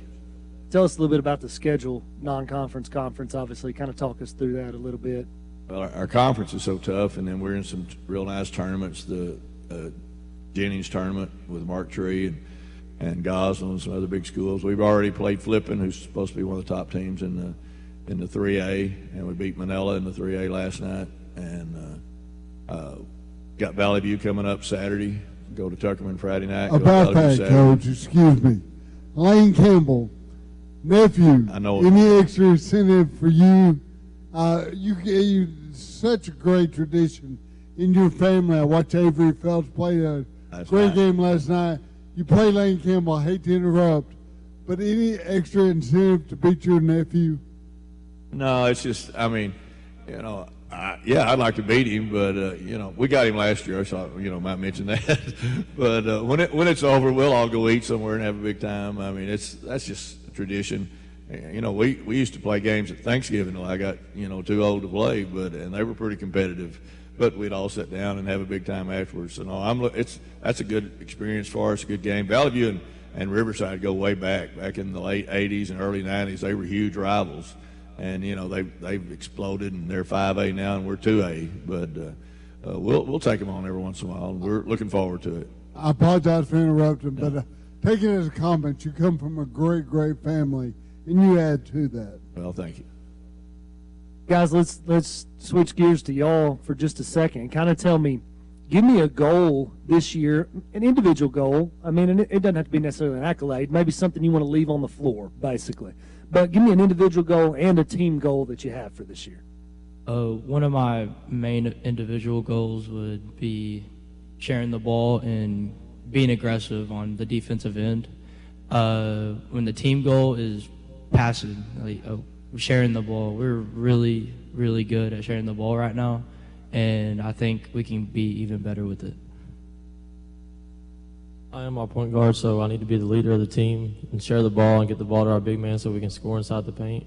Our team goal, we want to make the state finals and play our best and leave everything on the floor. Like they said, just play hard every night, and our team goal is to make a run in state. I'll tell you this, not many teams have that chance. You guys have one of them, so you got to this is it. This is your last chance at it, so make it count. But give me one game on the schedule. One, I got to ask everybody. One game on the schedule you got circled, you ready to play? Well, regional tournament, we lost to EPC on a pretty devastating loss. So my one game I'm really looking for is EPC. Same as that just said, EPC. It's going to be a big game this year. Same as they said, EPC. Keep that hunger. Coach, just go ahead and wrap it up for us. Just give us, a little closing statement here. I don't think we like the alphabet schools, BIC and EPC. So that's always two big games for us. But no, I'm just tickled with this bunch, proud of them right now, and I think they're going to make us proud every night because they bring the effort. If we may lose some ball games, but like I told the kids, they better bring their lunch because it'll be an all-day job. But they can get us. They can get us. If we let down, the minute we let down and quit playing with that energy and intensity, we become a very average team. So because we're not dominating as far as the physical part, but we play hard, get after it, and I'm really excited for them. Well, good luck, Coach. Wish you nothing but the best. Go get that, and good luck, guys. Y'all go get it. Okay. Thank y'all. We're going to take a commercial break. When we come back, we will have the Brooklyn Lady Bearcats on the stage. It's hard to get to the top.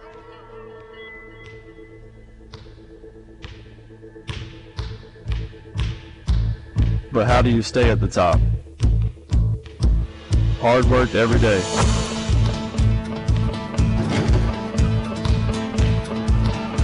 Central Dealership has the same philosophy.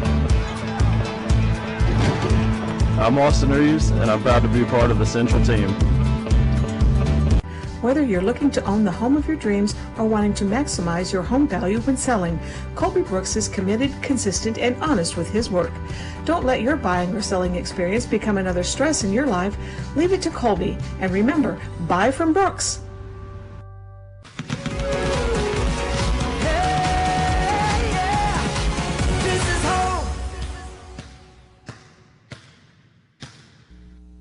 And we welcome you back to the 2024 Northeast Arkansas Basketball Media Day coverage. And we're going to head right to the stage for the Brooklyn Lady Bearcats. Coach Benzel Weber. Coach, kind of give us an opening statement and introduce these lovely ladies to your left. Yes, well, thank you for having us. Any PR is great PR, especially for high school sports and high school kids in Northeast Arkansas. So thanks to everybody who sponsored and for having us. To my immediate left, I have senior guard Berkeley Brewer. In the middle, I have senior forward Macy Slater, and on the end, senior guard Evan Paulsgrove. And Coach, you're already 2 games into this season, and what can you look to improve on as you go throughout non-conference play, and kind of take us through your non-conference schedule? We have to get in shape, for sure, first and foremost. This is I guess today when we go back, this will be practice number 7, I think, together, and we just physically have to get in shape. We told them that we would try to focus on intangible stuff, rebounding, effort, energy, body language, and the getting in shape and the basketball side will eventually take care of itself. But we've got to get in shape first and foremost, and that's going to come. We just have to play through it. Question for Evan. You came off of a great volleyball year, of course, winning the state championship, but what's that transition like from volleyball to basketball? It's been really hard because, we've only been in basketball for a week and, already starting our games. So it's been, really tough having to get back in shape, but it's been fine. I think we've been doing fine in it. Macy Berkeley, I kind of saw you cringe when you said get in shape. What kind of personal challenges do you have with yourself as far as getting ready for the season? Well, personally, I've been in basketball by myself, for the seniors, but when they come back, it's a totally different ball game. We're here. It's basketball season, so flipping that over from preseason to real season is tough. Go ahead and pass the mic over. Talk to us about your role on the basketball team and how everything's going to gel together, hopefully sooner if not later. I definitely feel like I have to shoot the ball a bunch and always guard the best player on the team, but I feel like we all just kind of have to lead our team. Coach, you've had a a lot of success in your tenure there, 30-win season, getting deep into the state tournament. I know a program goal has to be to continue on and continue to make those strides to get to that ultimate goal that everybody has. The expectations always going to be high there at Brooklyn. Right. Talk a little bit about that and kind of the things y'all are doing from the preseason, the off-season through now to kind of get there. Yes, we just, and it's going to sound cliche and repetitive, but we just have to gel collectively.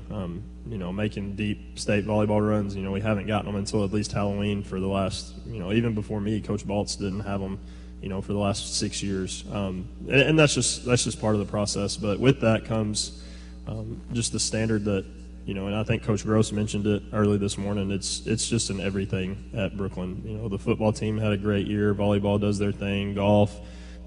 It's just, a rising tide kind of lifts all boats, so to speak. And, the standard is the standard. I know that's cliche, and I know that's kind of sounds like coach speak to everybody, but, when you've got coaches at Brooklyn and at BHS that kind of work the way that they work, and the teams that we put out on the field that are always competitive, it just kind of you just kind of have no choice. But as far as us individually, we got to take time to gel, get in shape, and get ready as January gets here.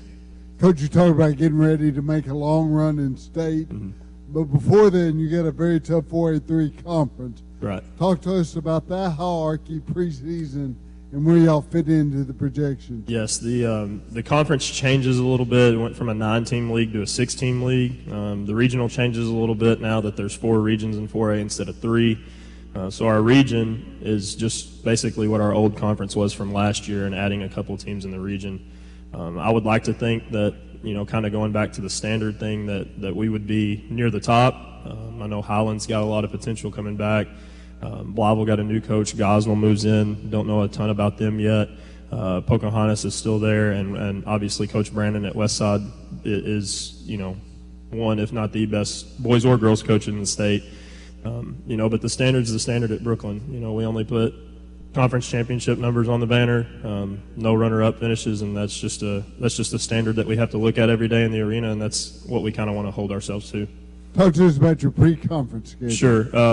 The non-conference schedule is tough. Starting Thursday, we play Riverside at home, and then next week we're at Tech, at Valley View, at Nettleton. So by about 9:15, 9 o'clock on Friday night, we will know a lot about ourselves and a lot about a lot. But have those 4 games in non-conference, travel to Manila, travel to a Searcy Classic and play Searcy, Lonoke, and Cabot. Play at JHS this year. Home and home with Tech, home and home with Paragould, and then we go to a Paragould Classic, back to Paragould, and play a couple teams there. So with only a 16 league, we don't start until January, so that kind of opens up the non-conference, and we're back in the NEA tournament this year. That'll have some really quality teams and coaches in there, and we get to play at Arkansas State, so that'll be cool. And just trying to prep us as best that we can for January and February and hopefully March. I want to ask the ladies this. I've been sat on the opposing bench in the arena. I've been in games, and it's just a really great basketball atmosphere, especially late in the season. So I'd like to hear your side of that as a home team member playing, and you got the student section rocking and your home fans. What kind of energy does that give y'all and help y'all out there as a home court advantage? I mean, it always gets us fired up. We're always ready to perform to the best of our ability whenever we have a bunch of people there to watch us, and they're always super energetic and stuff, and it makes us feel good. So yeah, like what Berkeley said, the arena is just a special place. Brooklyn's always been a basketball school, in my opinion. So when it comes cold, when it's January, people are ready for basketball. Yeah, like what they said, I feel like we always play better when we have more people there and people cheering us on. So yeah, it's really awesome that everyone always comes out and watches us. Coach, you've got the 3 seniors here with you. I know you got more seniors and some underclassmen. You got a lot of weapons that you can utilize. Can you talk a little bit about some of your players and Sure. Brought Cassidy King and Chloe Rodriguez with us. They're the other seniors, and along with these 3, they start. We're not very ninja-like. We're not very fast. We are big. Some people might call us, the largest that we have at Brooklyn, but we've got those 5. We've got Emily Coleman, who is a junior, Amelia Ford, a junior, Kylie Brown, a junior, that all have contributed in the first 2 games off the bench. And then we have a ton of sophomores, Hadley Jones and Zoe Winston being 2 of those that have kind of etched their name in the top 10, so to speak, early. But these 5 seniors have kind of been through it, very, very experienced. 3 of them have started pretty much since they were sophomores for us, with Cassidy and Burt getting a ton of minutes last year as a junior. And we're going to lean on them to kind of carry us, especially early. Well, ladies, Coach, we appreciate your time today. We know kind of what to expect from the Brooklyn Lady Bearcats, and it's going to be the same expectations, I'm sure, in community-wide for you guys, and I know y'all hold yourselves to the high standards. So yes, absolutely. Good luck to y'all this year. We'll keep an eye on you and wish you the best. Thank you, Coach. When we come back, we will have the Sloan Hendricks Greyhounds on the stage. It's hard to get to the top.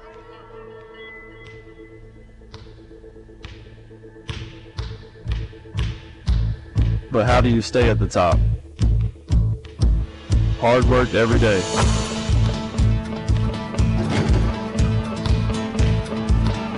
Central Dealership has the same philosophy. I'm Austin Reeves, and I'm proud to be part of the Central team. Whether you're looking to own the home of your dreams or wanting to maximize your home value when selling, Colby Brooks is committed, consistent, and honest with his work. Don't let your buying or selling experience become another stress in your life. Leave it to Colby. And remember, buy from Brooks.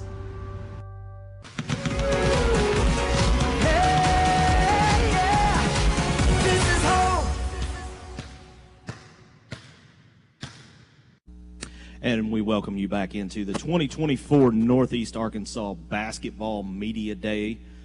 We've been here all morning. We're going to be here all afternoon.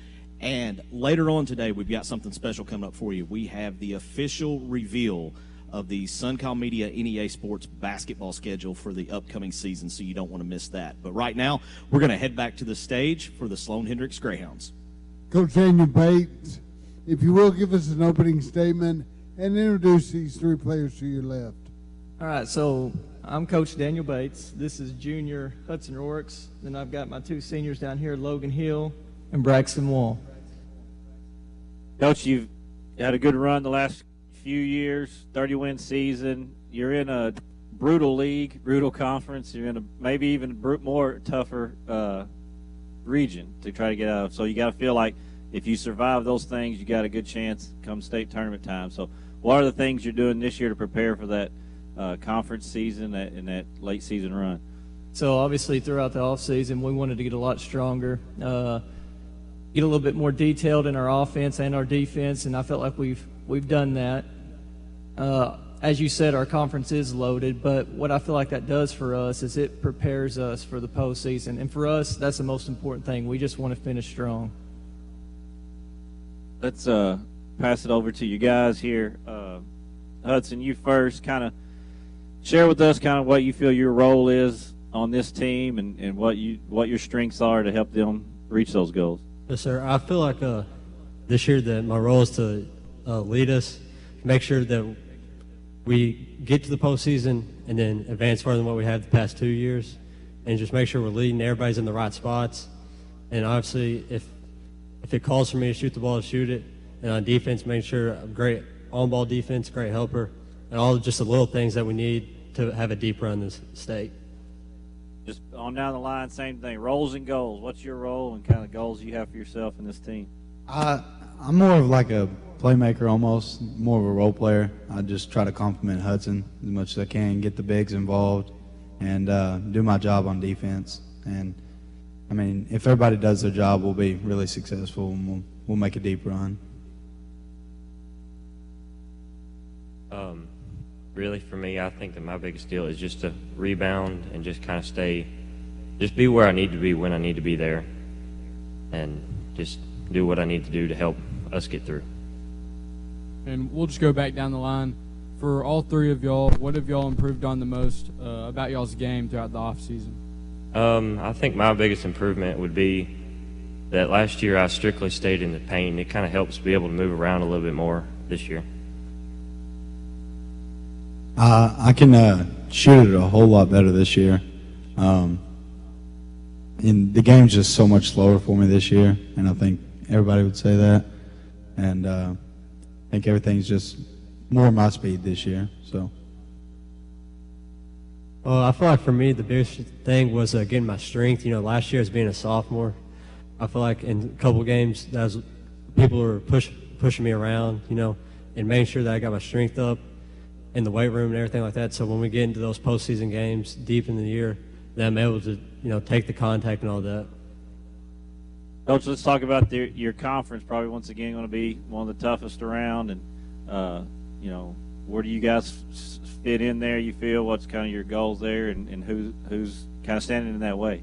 Well, I hate to say about where we'll fit in, but I know obviously our league's really tough. ICC is going to be really good. Cedar Ridge is going to be really good. Tuckerman's going to be really good. We played Mammoth just last night. They've got a really good group. So each and every night in our conference, you got to come ready to play or you're going to be in trouble. And your region matched up with? We are with Riverside and EPC. That's kind of a new thing, which brings in so many.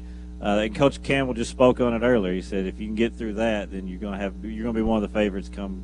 Sure. I feel like that's possibly the two toughest conferences in the state are matched up together in one region. So, like Tim said, if you get through that, you got a good chance of going far in the state tournament.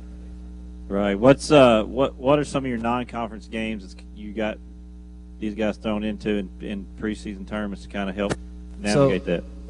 We play Corning and Valley View Thursday and Friday of this week, or Valley Springs. I apologize, but a big one for us will be our Christmas tournament. We go to Highland, the Rodney Brogdon tournament, and it's always extremely competitive. There's a chance that we will be playing in the upper division as well.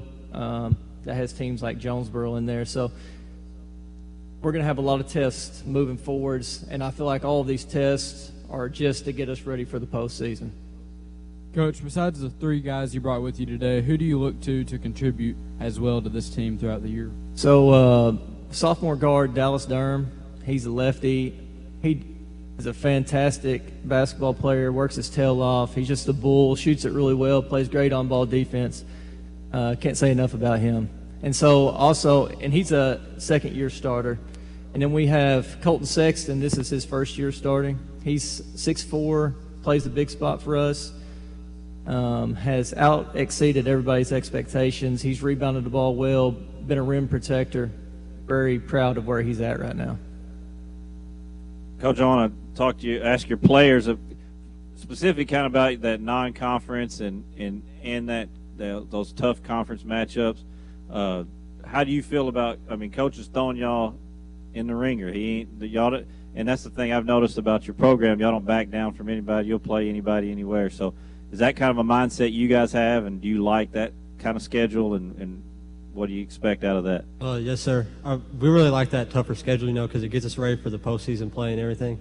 I feel like, we win those games during the summer and stuff with how hard we're working and practicing. Every day in practice we're going at each other, competing to get ready for those big games. We might not have the biggest team, when we're facing some of these higher classification schools. We feel like we win those games during practice and stuff with how hard we're working, trying to outwork other teams, and having grit and determination on defense and everything to really play our game instead of trying to play into other teams' hands. I got one question. I ask everybody this. I got to ask you guys this too. One game you got circled on the schedule. Don't tell me all of them. Don't tell me this or that. Give me one game. I know there's one game. Cedar Ridge, no doubt. Big-time rivals. It's always a great game. You can't pick a winner before the game, and, the gym will be packed. Most of the time, nobody will be on their butts either. Everybody's standing up the whole game. So, super intense game, super fast-paced. I love to go and play them. Braxton, I want to ask you this. Tell me what Sloan Hendricks basketball looks like. If I come in Bowden to the gym, what would you describe a Sloan Hendricks basketball game look like? What's your mentality out there? I would probably say intensity. It's really fun, fast-paced.